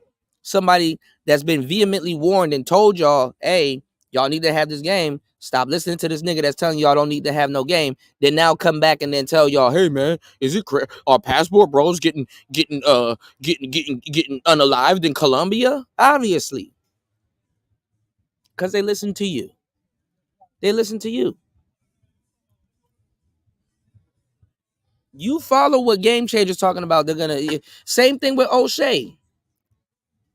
Sitting up there leading y'all to prostitute pits, not giving y'all no type of game. And then doing content on y'all when y'all get unsubscribed. So if you want to travel and you want to learn how to deal with abroad, you need to hit that link that I dropped and go get that knowledge. I'm not even going to sell y'all no damn book. If you know what's good for you, go get the damn book. You don't got to sell something when it's good. And when it does what it's supposed to do. That book does what it's supposed to do. Go cop that book. Shout outs to Raven Knight in the building. War Master, a wild raven has appeared. You said goat ass led me to get a one wheel. All right, maybe I led Raven and Brian Will to go get a one wheel, and maybe Raven might own a racist unit, and I don't put it past him. Raven might own a racist unit. You got to update it, Raven. You got to update the racism out of your. You got to update the racism out of your board, bro, because the board does have behavior issues. I mean, the board does have a behavior, you know. You said he greeted me as, hey, my Bay Area brother. You said for a while we did not see eye to eye. Okay, I didn't know lead attorney's from Bay Area. Lead attorney into town business. I thought he was from Atlanta.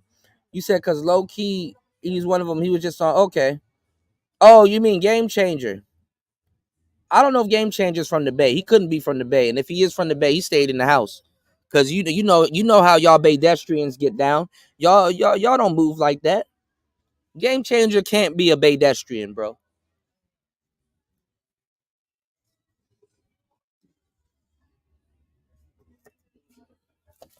That nigga probably stayed in the house then. How much baddies are in the Bay Area? The Bay Area is its own thing. Shout outs to In My Own Lane. He said, since you bring up Game Changer, we should go over the conversation that he and Ramil and Theo had on Ramil's stream. Y'all want to go over that? Definitely. Y'all hit the like button and support the show. We can go over that. I was going to actually go over his video of him talking about some. If y'all think I'm bullshitting, hold on. I'll bring it up right here. Now he's asking an obvious question as if he doesn't know the answer.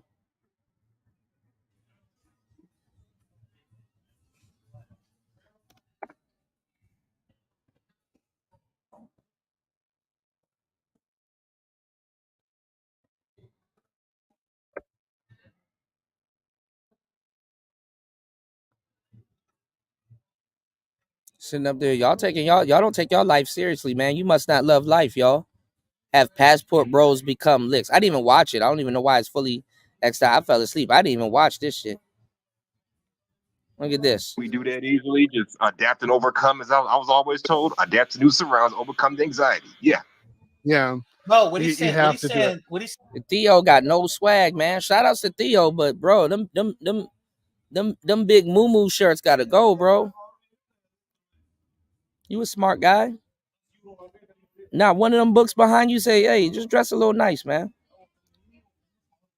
But then again, when you traveling, you don't have to really, you know. I'm trying to get War Master a one wheel. But War Master tall as hell, his center of gravity. Actually, if you tall, your center of gravity is actually better on the one wheel. But you just got to get the foot movement. You said niggas in Colombia ain't tricks. They be red meat. Yeah, man. They'll take your money and your laptop. Kuda gonna teach you to fall off the one wheel. I haven't fell this year, but I took a bad fell. I ain't gonna lie, I took a bad fell. It was literally, I skinned my ass. Pause. It was literally skinning the pavement. But I ain't gonna lie, y'all. I was walking around fucked up for like 2 weeks. But I'm like Wolverine, y'all. I heal. I was mad because I thought I fucked up my tattoo.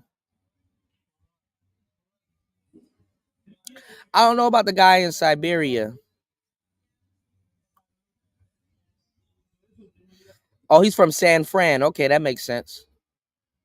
I think I do remember he said he was from San Fran. Okay, we gotta check out that convo. Is my penis satisfactory? Right. Beach had this man call up a shorty talking about some, are you satisfied with my penis? What man asks a woman, are you satisfied with my penis? Oh, the new one, War Master. I gotta show you the new one. They got a GTS. We gotta binge out real quick. I gotta show y'all the new one, man. It's okay, y'all. It doesn't take that much to give War Master gas. Probably pause. It doesn't take that much to give War Master gas. Shout outs to UFO. He said, is my penis up to satisfactory? Bro, what are you talking about? Shit like that. No, bump that. Opposites do not attract. Someone wrote that in a book like 100 years ago, and then women have been running rampant with that bullshit into the modern woman future, into their cat farms, their cat shepherd farms, into the future. It's completely and utterly bullshit. You guys have to align on the major things: religion, political affiliations, gender roles, working out, taking care of your body. You have to align on those things. It is absolutely imperative, even outside of this whole marriage conversation, just for a relationship. It is necessary. She was raised in a very strong two-parent household. Wow. And that was very So she's seen it. She has a very good relationship with her dad. Her mom is very respectful to her dad. They've been together for a very long time. They've been through ups and downs. So she's witnessed what it takes to last in a committed marriage, right? Whether things are perfect, whether things are not perfect, she witnessed that at home. Right. She also has a lot of social media and respect for her father. And her father and I share a lot of the same characteristics. So she's very much used to a man with a strong personality, who's very strong-willed, very focused, very hardworking man. That's just what she is used to. So that was key for me. Reason number 3, she's a Proverbs 31 woman. And if you're not familiar with that verse, she is a woman of solid character. She is very virtuous. She is a woman of high noble character. She's very clear on her values, and she doesn't compromise them for anyone, including me. And I love that about her. She stands on her principles. I've heard of the term Proverbs 31 woman before, but I just want to quickly just look just to see what it exactly references. The woman who fears the Lord, an excellent wife who can find. She is far more precious than jewels. The heart of her husband trusts in her, and he will have no lack of gain. She does him good and not harm all of the days of her life. She seeks wool and flax and works with willing hands. She is like the ships of the merchant. She brings her food from afar. She rises while it is yet night and provides food for her household and apportions for her maidens. Okay, I've read enough. I've got the idea. Essentially, this, to me, is the antithesis of the modern woman today. The modern woman today seeks to be pleased while providing little to no value in return. It seems like a Proverbs 31 woman, when you ask her, what do you bring to the table, has some meaningful things that she might be able to say. She carried herself like a wife, even when she was single. And you don't see that nowadays. Most of the time, these women, when they're single, they are outside. They're nasty. Shorty was never outside. I really like this brother's reasoning so far, while I remain skeptical to the true I don't know if he can say Shorty was never outside. Some women are very good at hiding it. benefits of marriage in a man's life in modern times today. It seems like there's a very clear understanding of what he wants. Not an IG hoe, a feminine woman that has watched her dad be treated well by her mother and that believes in gender roles. She wants to be a fantastic wife as well as a mother. It's a great thing so far. Let's get back in it. Reason number 4, she doesn't like attention from social media. She has a very small Instagram account that is private. She actually has more friend requests than followers. That doesn't make no sense. Shout outs to Raven dropping the huge $25 on the Cash App. He said, for homeboy got me laughing in my sleep. Look, man. I'm telling y'all, man. I don't know, man. She would get a lot of attention on social media, y'all. Shout outs to Raven dropping the humongous 25 on the Cash App. I appreciate you. Thank you for supporting Player Talk Radio. I'm late. How come this couldn't be Saturday morning? Well, I mean, what's today? Shit, it's Friday. Lord have mercy. All right, y'all. Let's get it. She only have a couple hundred followers. She doesn't really post herself that often. And that's something that I value. Great. Despite me being in social media, I never wanted a woman who enjoyed the limelight of social media, that likes the attention. That You said, do you think MTR made a comeback from Pearl? He excluded himself right away. Hold on. He excluded himself right away after her hard week of thinking about it. I don't know if he made a comeback.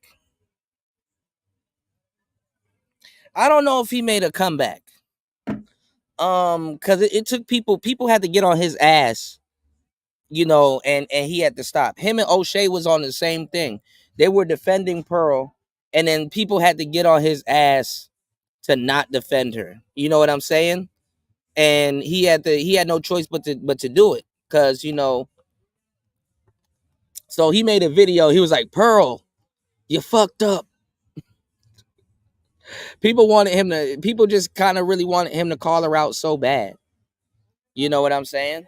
I mean, Pearl shot herself in the foot with a lot of different things. You know what I'm saying? But, you know, it was just fake. Like, I mean, he had to keep, you know, there was him.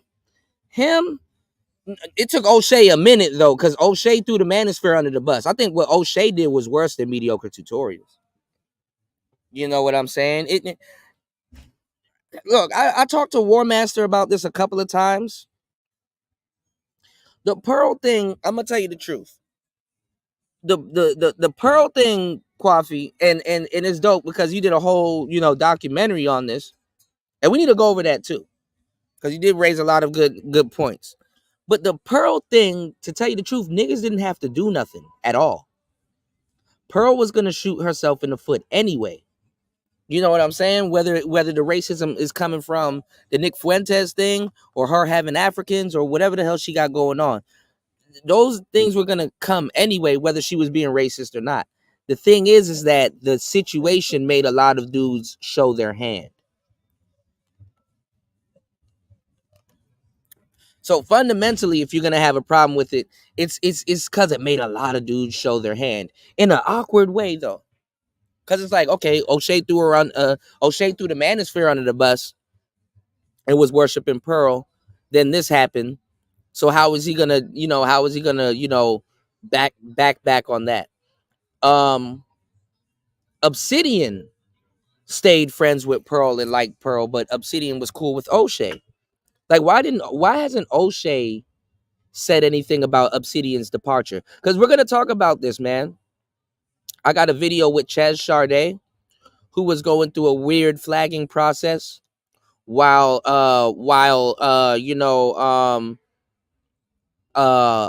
Obsidian was going through his, and she has a video on it. So we're gonna cover that video too. Y'all know I iron this out. Shout outs to War Master dropping a huge 20 on the Cash App. He said for Raven needs to save his money for he said Raven needs to save his money for a new Xbox. What have I got? Vader said Jason Black had to call Pearl to the carpet before motherfuckers started listening. Yeah, man. It just exposed a lot of brothers in a weird, awkward way. And everybody now all of a sudden is pro-black. Everybody all of a sudden is pro-black now. Okay? So we really gotta pay attention. We really gotta pay attention to what's going on, y'all. We gotta pay attention. Okay? We gotta pay attention, y'all. So Pearl is the least of Pearl is the least of anyone's problems, you know. Shout outs to what you call it, Free Zone Lou. I saw him playing the She's Biracial. Where she's biracial. Girl. That video circulating. that kind of feeds off the attention of social media. She can care less. She don't care nothing about social media, and I love that about her. So I did a little bit of research on this one, and I'm gonna have to call Cap. What did Chad Sade grift to? Did she grift to the Passport Bros? Yeah, I know she did some pick me stuff, or what people would consider pick me. I mean, I don't have a problem with Chad Sade. I actually like her stuff. But what's going on with Ches? Okay, I got you, Royce. Royce, I actually want to come on the show too, man. Whenever you have some time. I definitely want to come on the show. You said I'm gonna get you for that coffee. You said no, don't play that, dear God. Y'all wanna be biracial for a second? War Master said, I gotta be honest. The pro wax led by Jason the butt boy attacked Pearl. Well, this is the thing, how you gotta look at it. Jason Black, he didn't start off this way, but Jason Black actually gets his cue from Tariq Nasheed. I like Jason Black, but he gets his cue. He gets his cue from Tariq Nasheed. So that's a base right there, right? So he gets his cue from Tariq Nasheed, and then also, I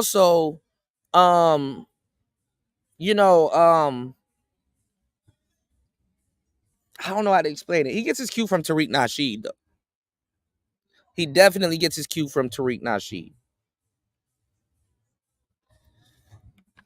But he has to go back. He has to backtrack. Yeah, Reva made her way into the space. Reva's cute. Her little nose and shit. Vader said Reva bad too. Shit get wicked. Her nose, man. But Reva's cool too. Most of the new girls, I'm telling y'all, it's more lucrative for women to get on here and get into the manosphere than to get on here and be preaching like She-Ra. Because now all of She-Ra's TikTok followers are going back on her. And then I heard too, the TikTok page was fake. I heard her TikTok page was fake with the million subs and stuff. Or she probably got a fake TikTok page over there that she can't gain control of, which is funny as hell. Okay, Royce, I got it saved here. I got to take a picture of it. I'm horrible with emails, y'all. Shout outs to T. What's going on, T? You said I remember Jason used to always be in Tommy's chat. Yeah, a lot of people. I mean, because I'm a huge Tariq fan too, but a lot of people were Soto Nation. A lot of people were Soto Nation, and then when Tariq and Tommy fell out, that was crazy right there. That's where you start getting the struggle mansion. When people put struggle in front of stuff, they're biting off of Tariq. That's where the whole struggle thing came from. And then Cynthia G, anytime you hear a woman running around here calling anything dusty, they're biting off of Tariq. Cynthia G got that from Tariq. If you hear the word bussy, that came from Tariq. When Cynthia G used to play all of those videos, Cynthia G stole her whole style from Tariq. Six the Goddess also grifted to the consciousness thing. She stole a lot of her shit from Tariq. Most anybody that's talking conscious right now stole it from Tariq. Because Tariq has officially for decades now been into the hidden colors bag. So a lot of people forget that he's a dating coach. A lot of people didn't want to give him his credit because he was a dating coach. And he had a lot of what would have been disparaging stuff to say about black women in a lot of his dating books. Not in his dating books, but just talking about dating and just dealing with women.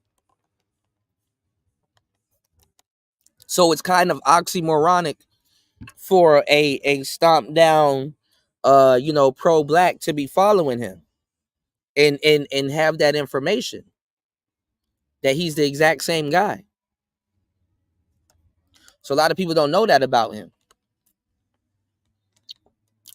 But they bite all of his sayings and his swag and his lingo and stuff like that. So it is what it is. You dig?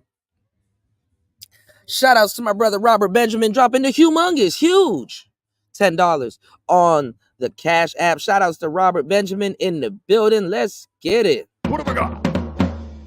You need to diversify your bonds, nigga. Journey, what are you? A bitch. Oh yeah? What A are? bitch. Oh, are you? Shout outs to Robert Benjamin. Shout outs to Robert Benjamin in the building, man. Good morning, player. How's everything going, man? You dig. Shout outs to Robert Benjamin. I like Six the Goddess too, but you know what threw me off, y'all? Because I like the Hotep girls. There's nothing wrong with the Hotep girls, okay? It is a phase. It is a phase. But I'm going to give y'all the game, though, y'all. When I saw her agreeing with Yada, first of all, let me tell y'all how sometimes y'all standards got to go as a man. I'm going to give y'all the game. Let me tell y'all how your standards got to go. I'm going to give y'all the game. I'm going to give y'all the game on how your standards got to go.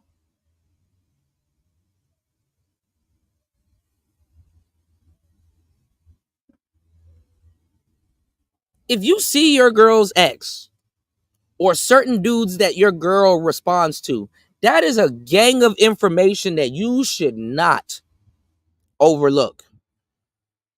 Women do like whack dudes, same way as dudes like whack women. Women will see some of the girls that you like and be like, you like her? That's what you like?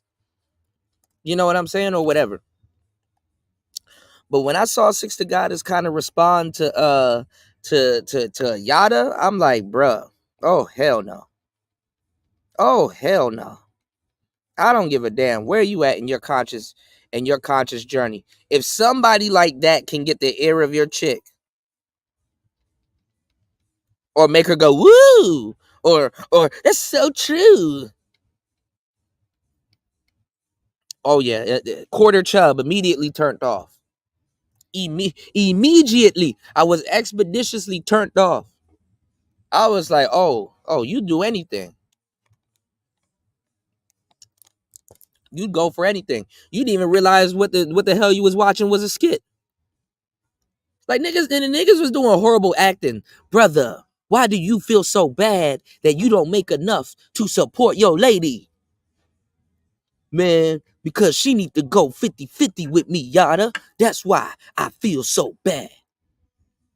Well, brother, let me bestow some knowledge on you because women work too hard to be dealing with a man that's not providing and have a plan. Like if they fall for that shit, it's like, boy, slap yourself, please. Please, immediately slap yourself. You said, will the money go a long way out here? Yes, it definitely will go a long way out here. I appreciate everybody that supports the show, but it goes back into stuff that I paid full price for. Player Talk Radio costs me monthly to run. So that's why I'm super invested into it. Obviously, it's a business, but Player Talk Radio costs me monthly to run. You know what I'm saying? I can spend a couple hundred on Player Talk Radio monthly and easily and dedicate a lot of time to editing and just a slew of things. It costs money to run a channel. You know what I'm saying? Even subscriptions and just all kinds of different things. It costs money to run a channel. But a lot of the things that I pay for are in American prices. Like they are, it's kind of like being back at home. But when it comes to food and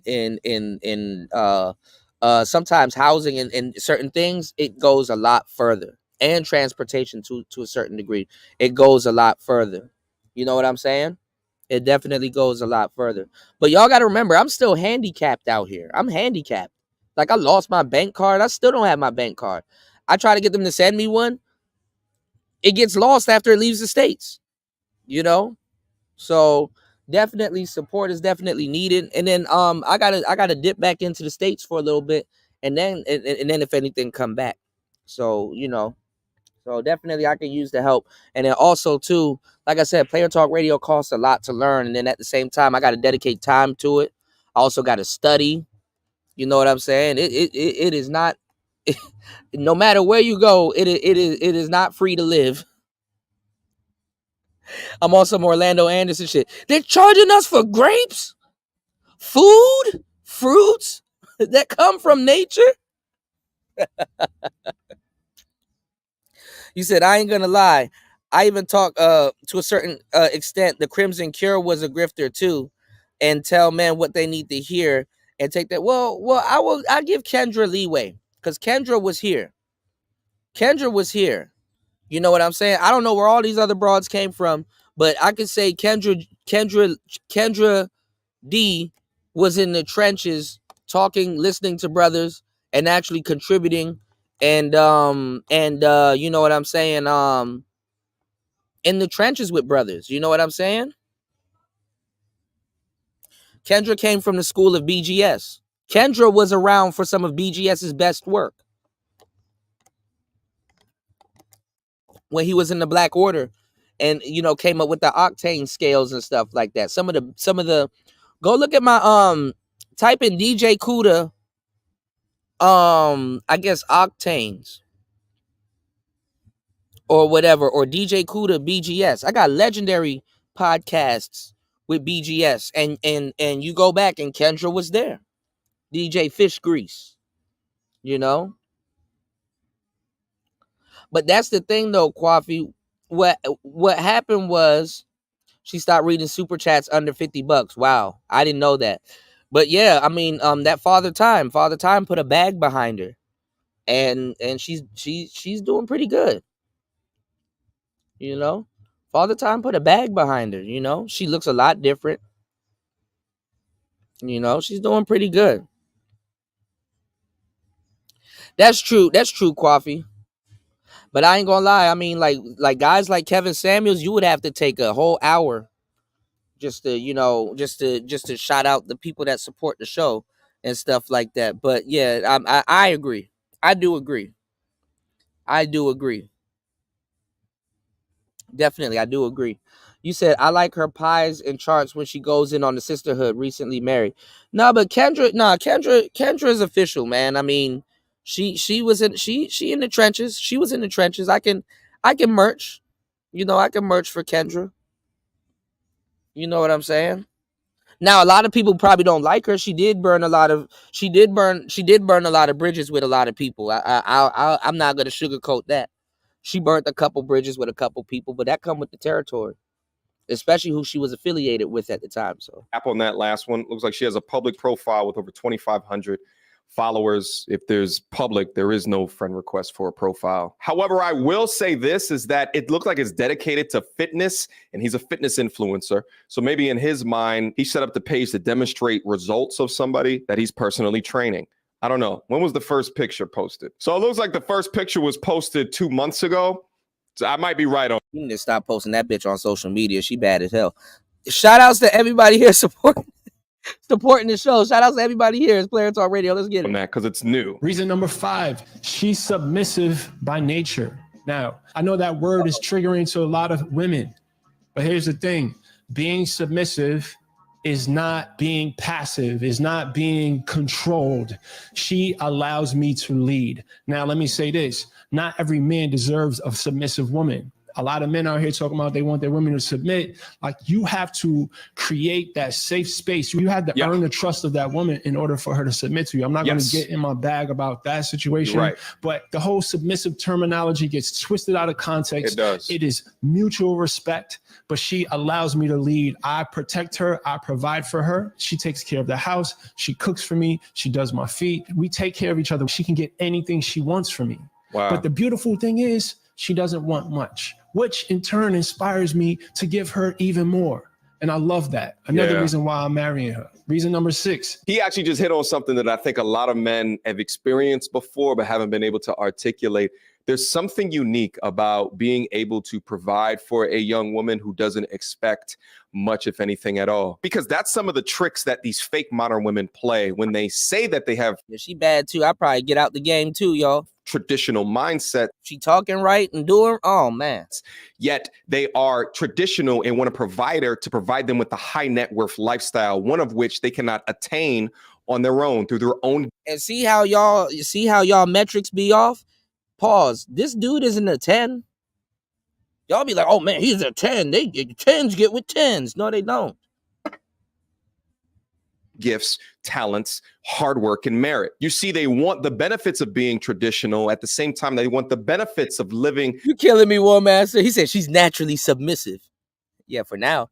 This capitalistic, materialistic lifestyle, which low-key, if they're bad enough, they can usually achieve that from some sucker out there. But I would say that behavior would do them a lot more harm than it would do good for lifelong building. But I also think it's hilarious that content creators have to preface it when they say the word submission to this degree. How crazy of a society that we live in today, or how successful were the feminists in this society today, to where men tuck their tails in when they have to refer to the word submission or give caveats when you describe something that is a man that we enjoy. Even at the beginning of the video, when he talks about that some of this information is going to be triggering, you guys tell me.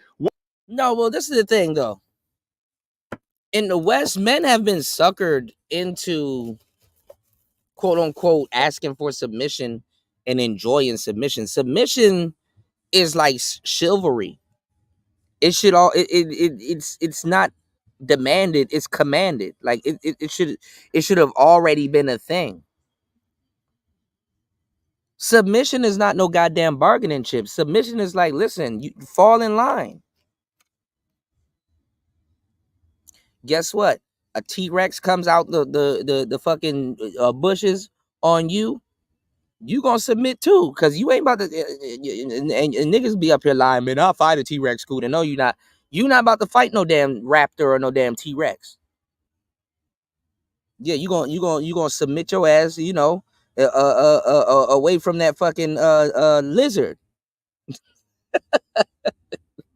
Like, oh shit, that's a T-Rex. Let me get the fuck out the way. It's automatically. Submission is a knee-jerk reaction.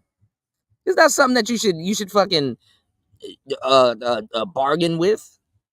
That's not a bargaining chip. When that doctor pulls out that fucking caveman hammer and bang on your knee automatically extends, right? Because it's a knee-jerk reaction. Now, Lord knows, he might be getting true cooperation, because I ain't gonna lie, if a broad look like that, she got, to a certain degree in today's society, hear what I'm telling y'all, because you got to fumble a baddie or two, because it builds character, y'all. You got to fumble a little bad joint a couple of times in your life. It really makes life worth living. But his broad is bad. So in actuality, she kind of have all the tools and things put together. If she wanted to be combative or be a complete asshole, she probably could. So he probably really takes her submitting to him into accordance, you know. What's going on, Pablo? Shout outs to everybody here. Thank you, everybody, for supporting the show. We're going to have a double header, man.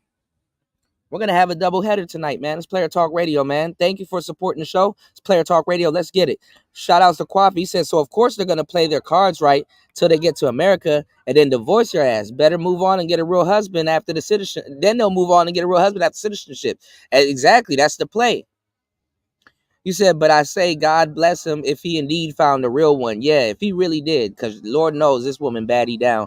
She got all the right, she got all the tools in the world to be a damn tyrant out here. And if she doesn't for him, he may have found something good, man. I'm happy for him. So let's get it. What has he said in this video thus far that has been triggering at all? Maybe your local neighborhood feminist is going to be triggered and call him a misogynistic pig, but we not like that up here. Let go. She takes really good care of herself. Her hair is always done. Her nails are always done. She works out. She eats good. This is a woman. Oh my God. Who really takes pride in her appearance, and no matter where we are. And I love that about her. That's her Jesus Christ. Feminine nature, her softness. Yeah, she always feminine. wants to. He says she don't like social media. I don't think. I mean, if you got an ass, show it off. But goddamn, I don't know about that. You might be in your own world. She look like she's loving this attention. What have I got? She's like she's loving this attention, y'all.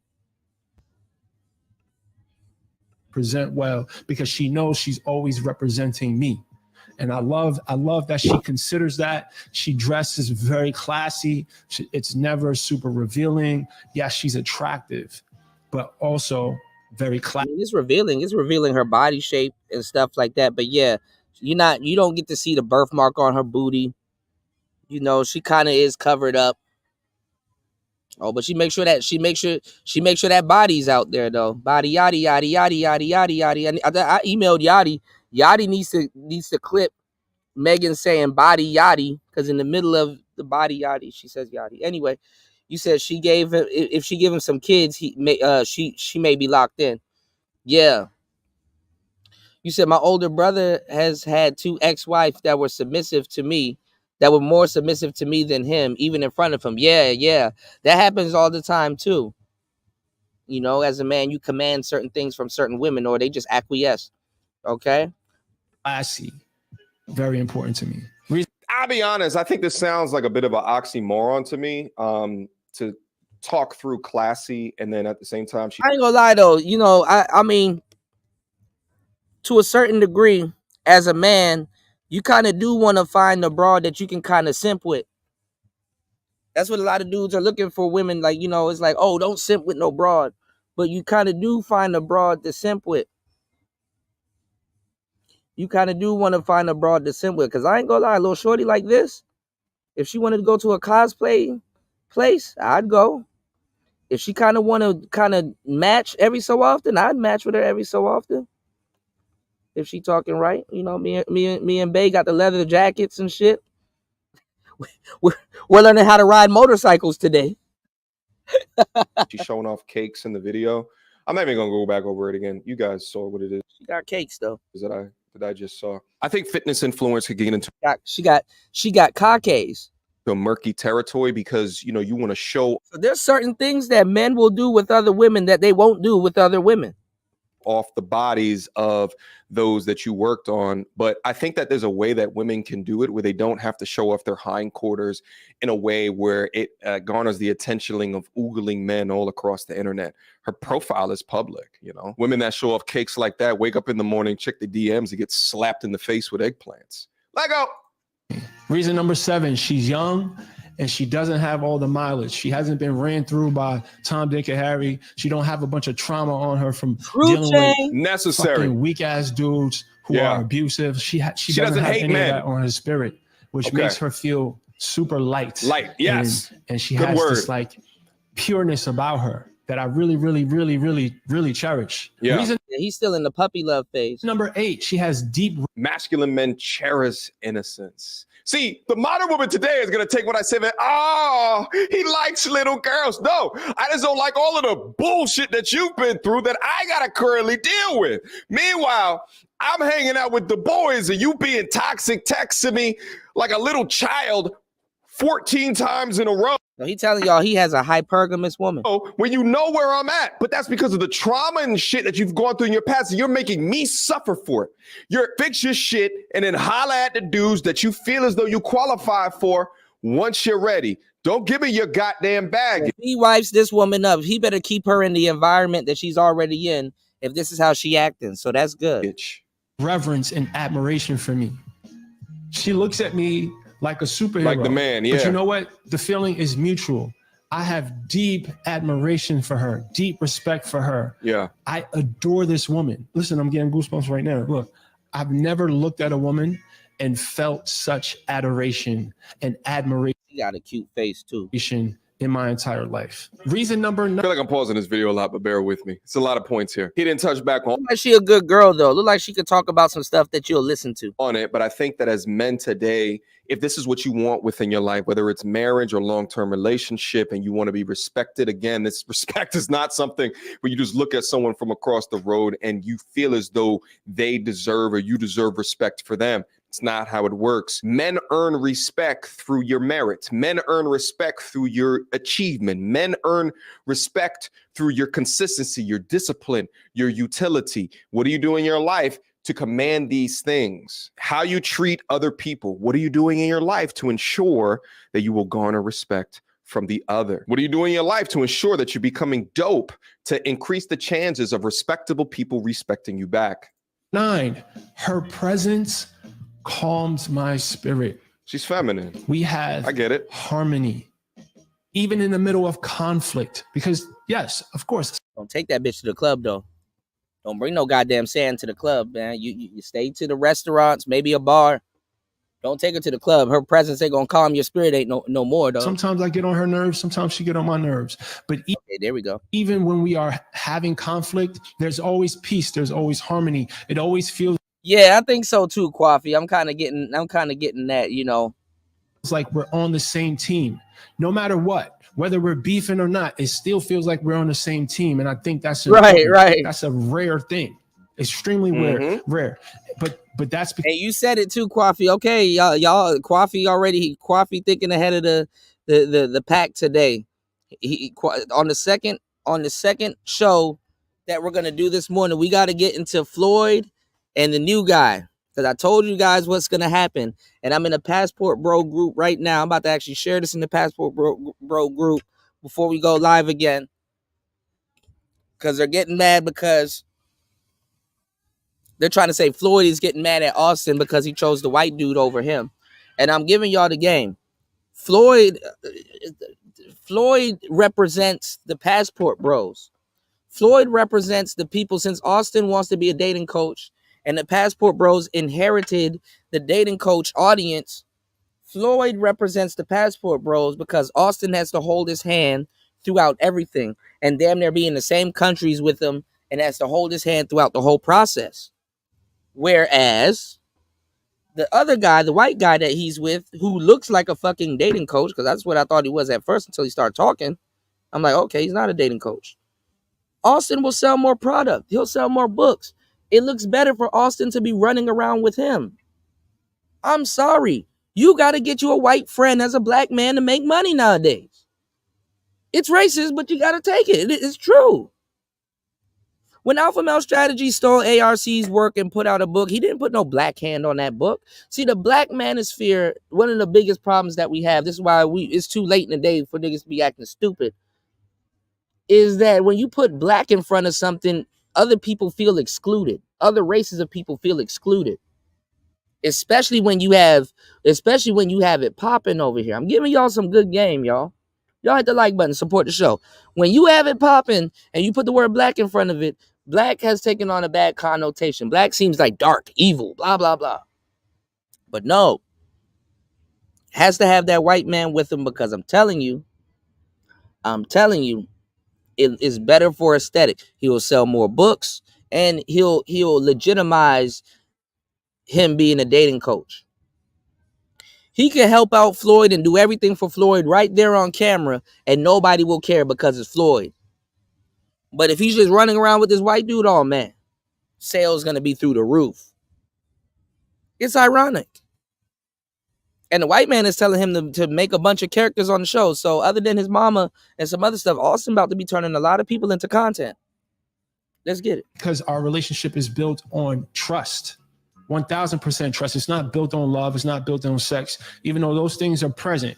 And the sex is amazing. I'm not going into details, and I'm going to respect my fiance, but we have harmony. And I think a harmonious relationship was a non-negotiable for me. Yeah. Reason Peace. number 10. We absolutely talk about men's need for peace. And if you can't achieve it from your woman, either A, she doesn't respect you, or B, the toxic situations that she's been through within her life, and more often than not is due to other men that have juked her around, whether that be other relationships or her father, makes her unable to give you peace. Her default is whatever. Who's the guy in Serbia? Her homegirls are saying within their destroyed ass echo chambers. She calls me out on my shit. She does not allow me to operate below my standard. If I am operating in fear, if I'm operating in anything other than my godly nature, she checks me on that shit. She has no problem calling me out when I'm BSing, when I'm vibrating on a low frequency. She will call me out.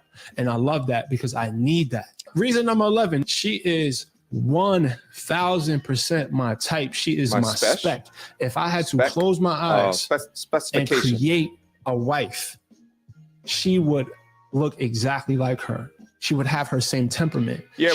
She's like one of my exes, man. I ain't gonna lie, y'all. She would have her same personality. She would have everything about her. Spitting image of her too. This could be her sister.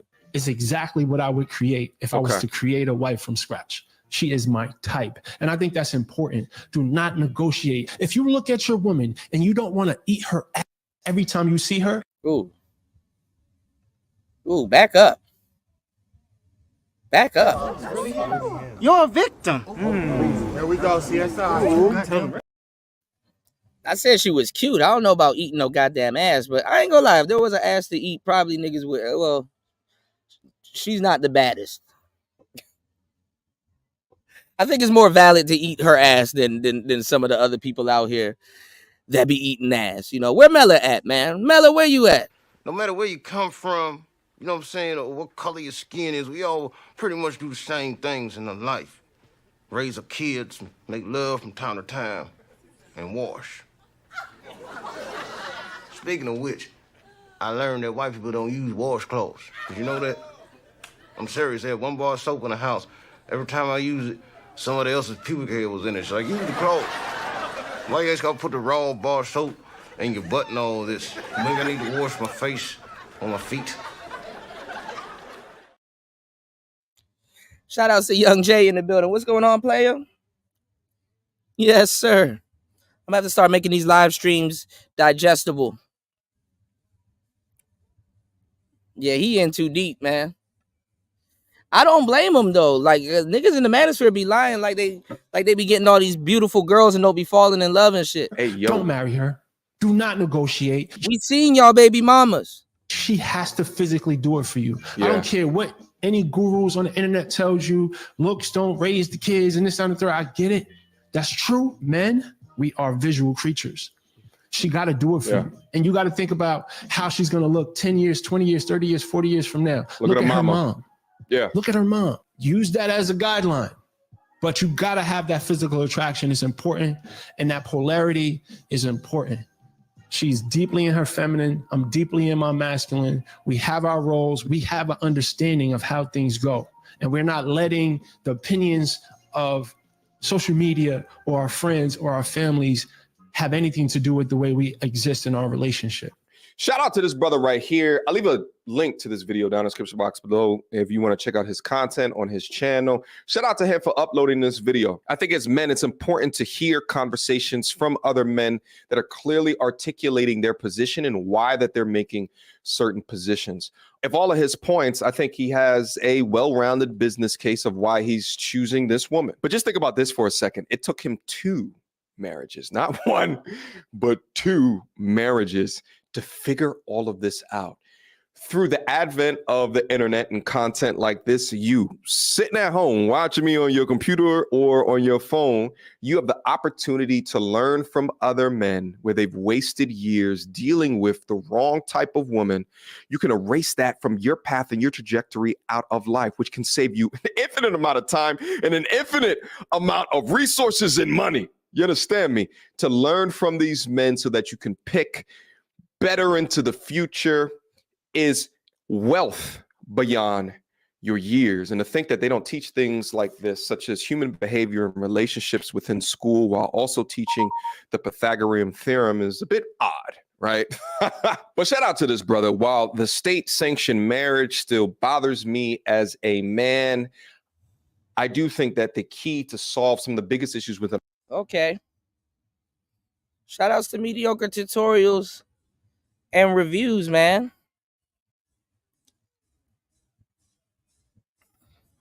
All right, I want to knock out this Ches Sade thing real quick before we get up out of the building. We're gonna be back for the morning show.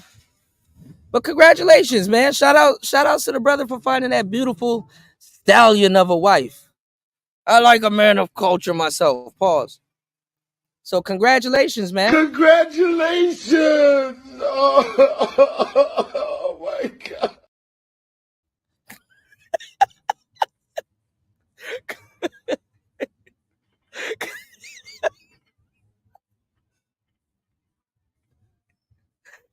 Congratulations. Congratulations! Oh my God.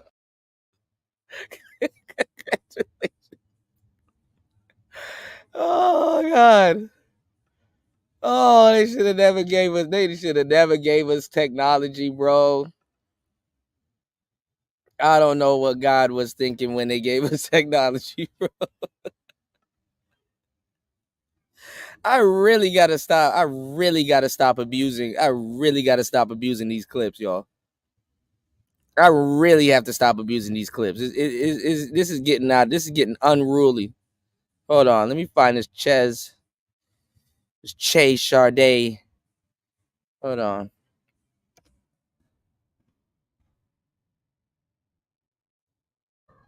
Oh my God, these mosquitoes. Oh, Jesus Christ. I'm donating blood now. Uh-oh, y'all. Uh-oh, y'all. All right.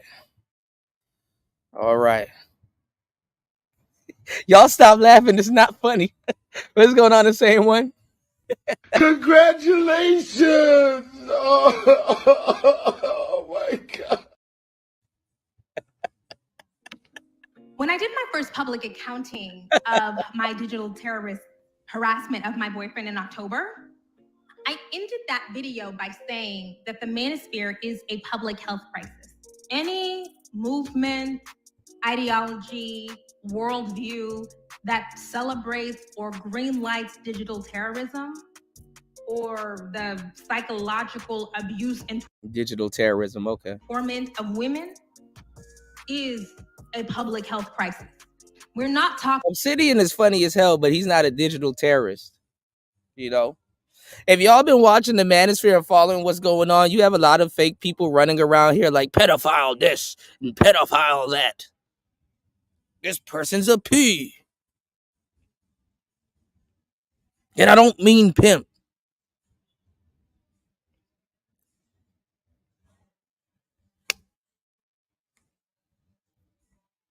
Shit. What Rude Imp is doing. I saw something recently like, what the hell are you? Y'all done kicked the hornet's nest again with Rude Imp? That's digital terrorism. Obsidian? Nah. He's just shock job. Y'all gonna keep overturning these stones, man. Y'all gonna keep overturning these stones, man. YouTube gonna be like, congratulations! Oh my God. Talking about hurt feelings. Here, we're talking about real world distress that can and does result in fatality. Look like he Black had feminism is not out of interested his in the mouth. manosphere having a voice. Went Black viral. feminism sees the manosphere as a threat. Oh, that has been clearly a rap star? Hold on, you mean the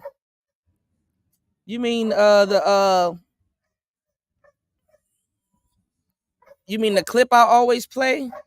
You talking about this? Swag like mine because it ain't a nan nother like me. Huh? Since the day of my birth until I leave God's green earth, it ain't gonna be a nan nother like me. They can duplicate, they can replicate, they can make carbon copies. A motherfucker could do me better than me if we swap bodies. Cause it ain't a nan nother like me. Bitch, I drop dick on the bitch. I drop a dick on the bitch. Huh? I drop a dick on the bitch. What? Oh shit. Drop a dick on a bitch. Distinguished, clearly stated, and now the should have never gave us the internet, y'all. Politics is being done to help ensure that the manosphere is being shut down. Can't try to convince me that the manosphere is so misogynist and so misogynoir, while at the same time promoting policy that would give Black women the reason and the excuse to delete little Black girls. The manosphere has taken a lot of scrutiny lately, but especially more recently, since the feud of Black feminist Kimberly Nicole Foster and content creator Mamiya Obsidian Lee has really gone to the next level and is now in litigation. And I want to talk a little bit more about it because not only have I... No, it's not in litigation. Litigation is when something is dragging on and they haven't made a decision. Oh, they made a decision. They got Obsidian up out of here. Obviously had collaborations with Obsidian in the past. I think the situation speaks to a broader topic that is worth discussing. This is not just about two warring content creators. This is about two warring ideologies. So for those of you who are curious as to how I know Mamiya Obsidian Lee, he was one of the first content creators to reach out to me and bring me on his platform. When I started YouTube almost 3 years ago now, I didn't really know anybody. I knew nothing about any spaces. Yeah, this is you were on some Mama Africa shit. Because Obsidian ran into pro-black spaces too, y'all. You know what I'm saying? Obsidian ran into pro-black spaces too, y'all. And a lot of the Hotep girls, like the Six the Goddesses, the Cynthia G's, and all that other stuff, there was really no instructions for them. The Hotep dudes didn't have no instructions for them. Tariq can't give y'all no instructions. He too busy on baby number 17 with Peanut. So y'all had all this Hotep knowledge, which really didn't mean anything, because if you put a Hotep dude and a Hotep women in the same space, their studies are going to be vastly different. She probably studying rituals, spells, smells, and spiritual stuff like burning sage and shit like that, and he's studying like Kemetic science and fucking the Egyptian Book of the Dead and all, and Umar and the average Hotep women is not talking about the same shit. All right, just to give y'all a brief glimpse of what I'm talking about. Okay.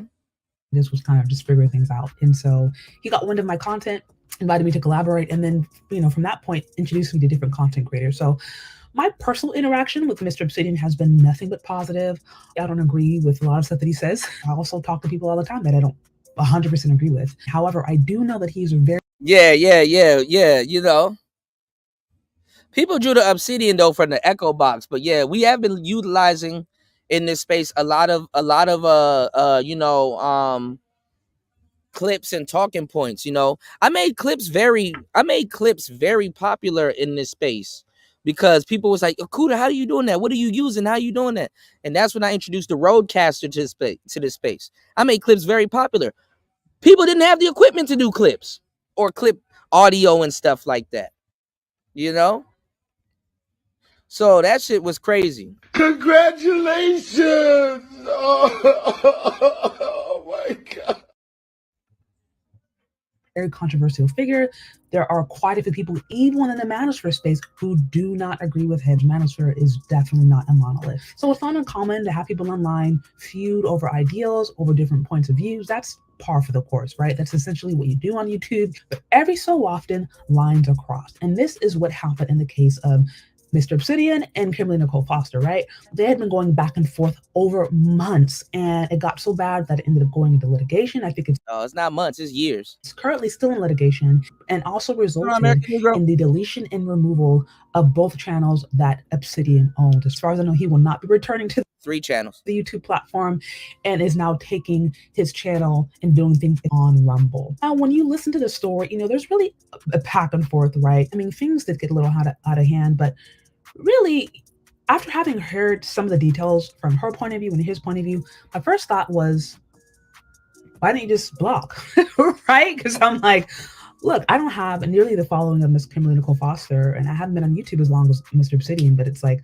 just with the, my little small corner of the universe, I have had people send me death threats, do videos about me, try to post personal information, all kind of different stuff. And I got to where I was just like, block. So not to undermine the different distress, right? Or the different... Yeah, I like Chaz. She's a good sister. Beautiful sister. Textbook sister. You know what I'm saying? Sadly, a lot of guys here don't want, they're not convinced, which is crazy. Congratulations! Oh my God. Yo, UFO said Hotep on Hotep relationships rarely last because they're constantly trying to scam. Hey, you gotta chill, UFO, bro. Yo, how are you and your girl trying to scam each other, bro?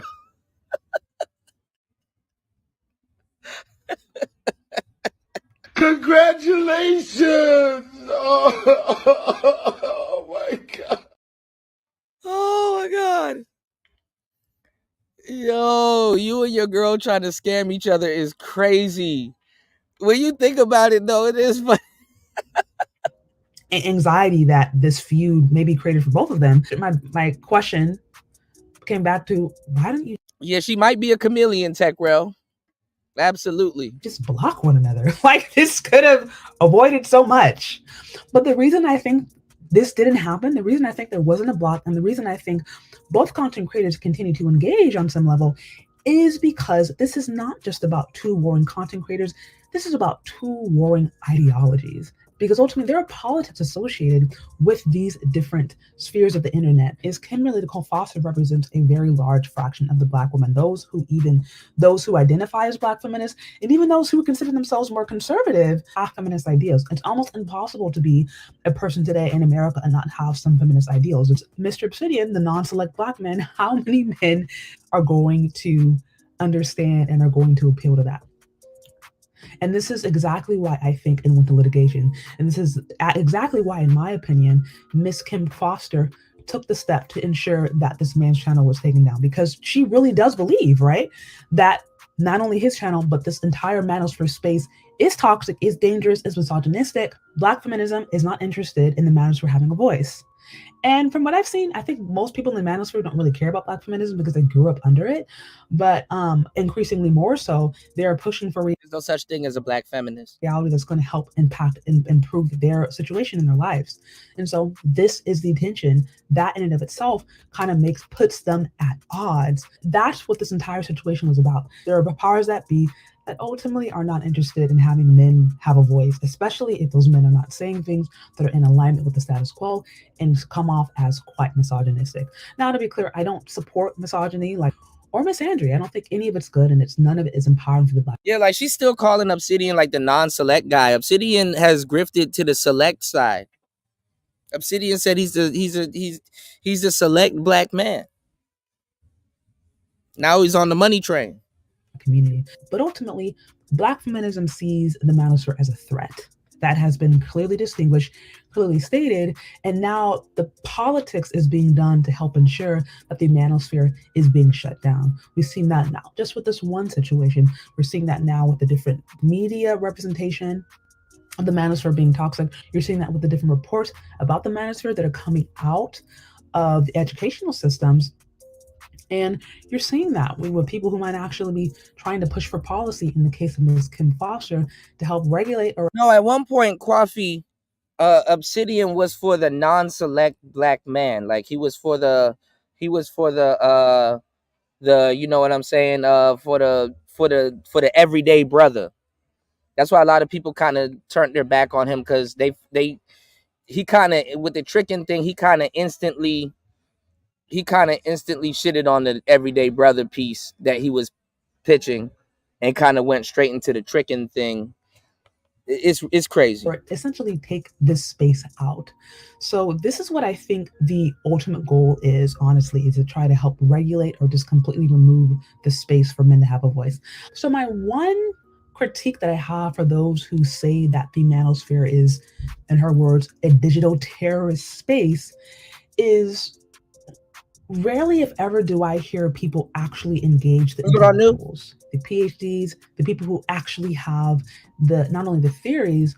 How is it that the women is given? How is it that a woman like Ches Sade is giving more props to dudes in the manosphere than all of these new assholes that's coming in here stealing our fucking lexicon? How is it that Ches Sade, a woman, is giving the manosphere more credit than other men that claim to be for Black men? How have we let this happen? Congratulations! Oh my God. How? Who actually have the sources and the arguments to back up why this space is necessary. I never, if ever, see it. I've never heard a Black feminist try to engage with Dr. Tommy Curry. I've never seen a Black feminist try to engage with Dr. Tiazon Johnson. They wouldn't do that. These aren't just like random men stuck up in an apartment somewhere who didn't get past high school and have no social skills. Like, these are like tenured professors who have written books, who have research, who have been published, like who are teaching currently. So it's not like just some random idea. Like, they actually have substantial research to support their claims and necessity for this kind of space.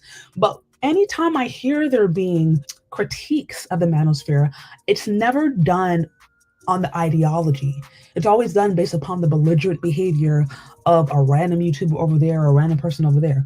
And again, I'm not saying that there aren't people out there that are out of pocket. Obviously there are. As I mentioned before, the manosphere is not a monolith. That was around the time, though, when the manosphere was in the spirit of the trickin.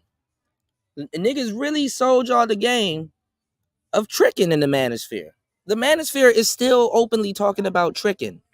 Like, these dudes are Kwafi Nino. They have a documentary and they have cameras and equipment and so much things to put together. Who has time to talk to a biatch when you could just pay her to leave, remember? They're so busy, they can't sit down and build the relationship that they claim that they want.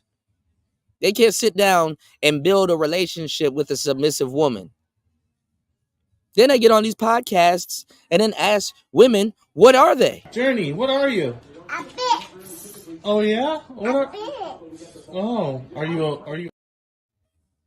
Come on now. Am I preaching or preaching? Am I teaching and reaching? All right. So y'all hit the like button. 4 hours and 23 minutes into the madness is Player Talk Radio. Let's get it. I've heard videos on content creators and things that I think are completely toxic. Yes, I agree with that.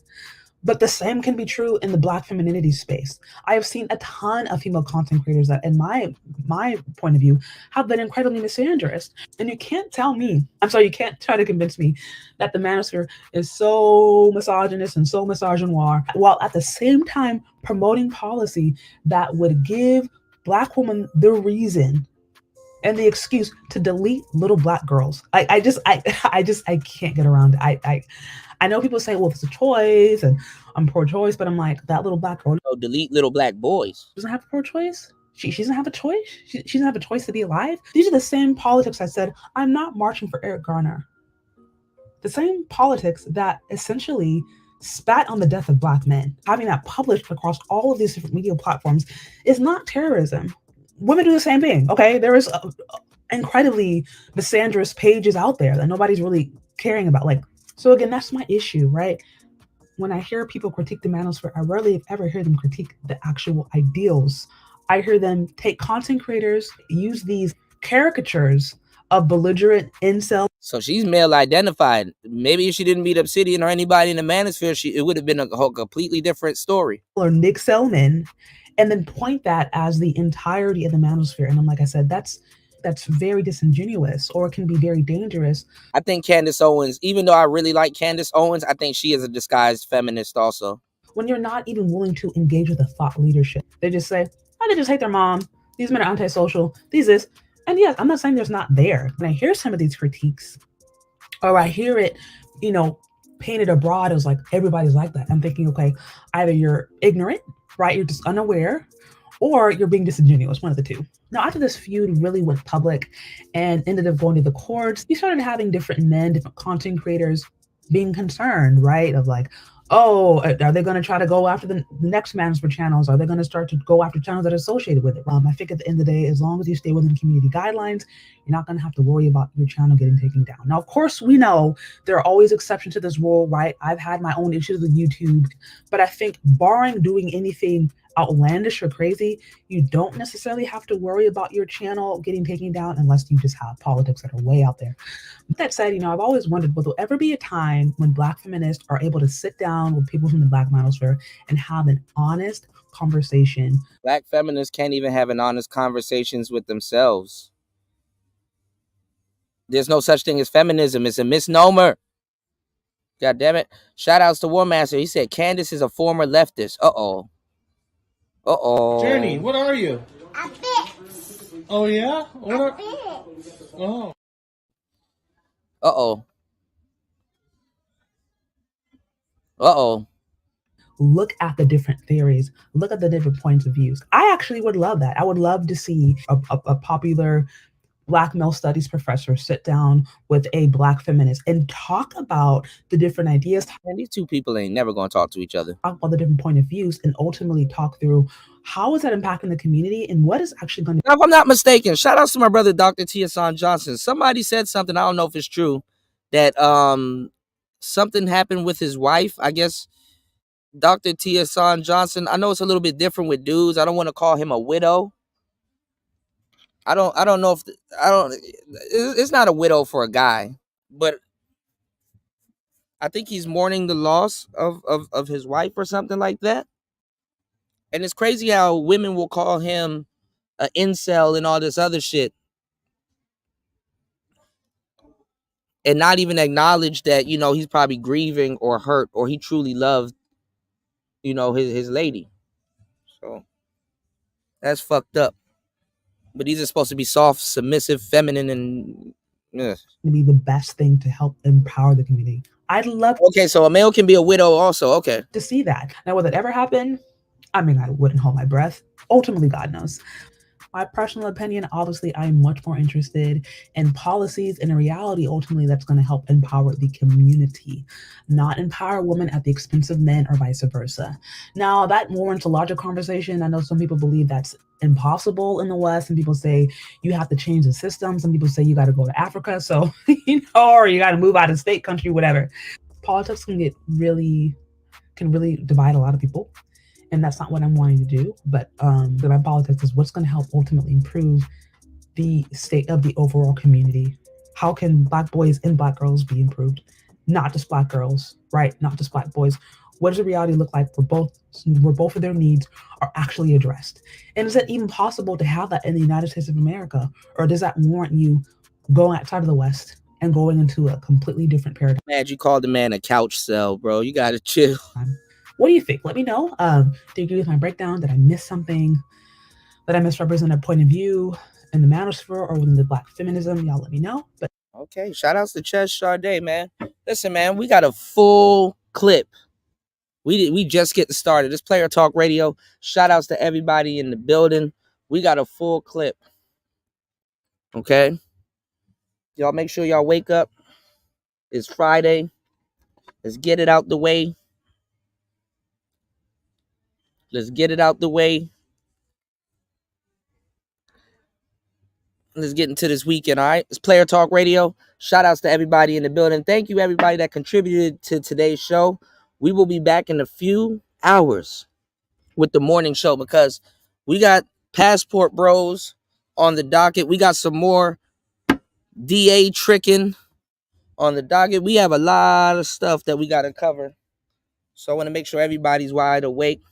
And I want to keep some of these, he's a widower. Yeah, I want to keep some of these live streams short so that you guys could come back and watch them, all right? It's Player Talk Radio. We in the building.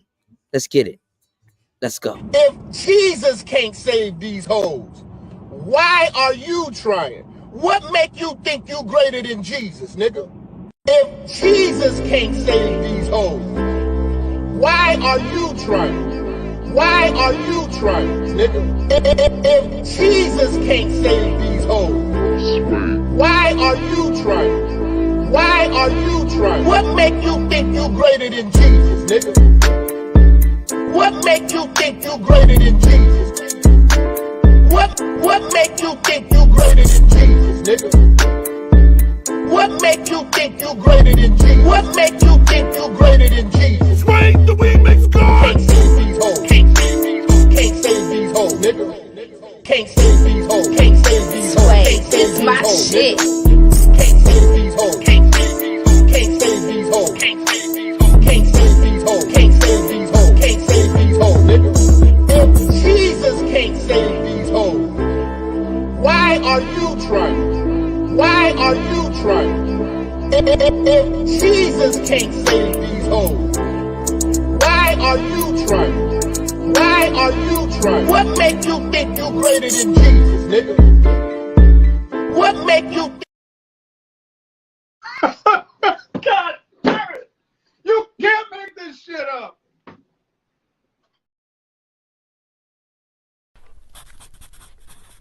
There, I drew Mickey Mouse, but bad!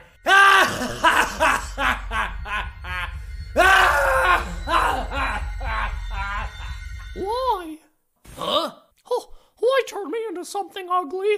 To stick it to Disney. For what?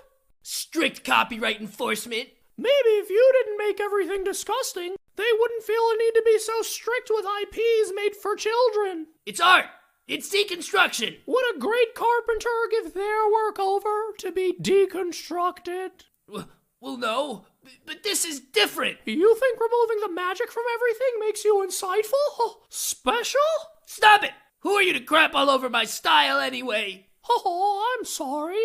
Did I bother you by deconstructing your deconstruction? Shut up! You don't know what you're talking about! Oh, you don't think there were deconstructionist artists at my time? There were. You just don't remember them. I've been around 95 years, and I'll be here 95 more when your copyright expires. Huh? No! No! Happened sooner than you thought, didn't it? You monster! No! So you haven't been with any underage girls? Why would I let y'all catch me again for something I ain't do before that I'm gonna get caught for again? That's stupid. Which camera I'm lying to? That's stupid.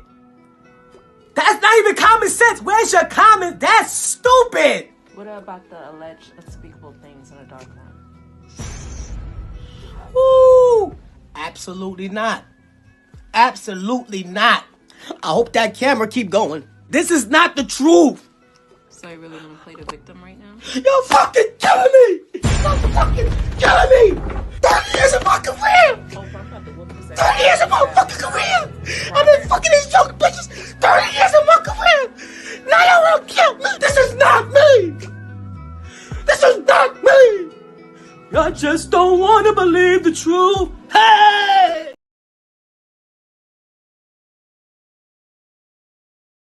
Peace, y'all. It's Player Talk.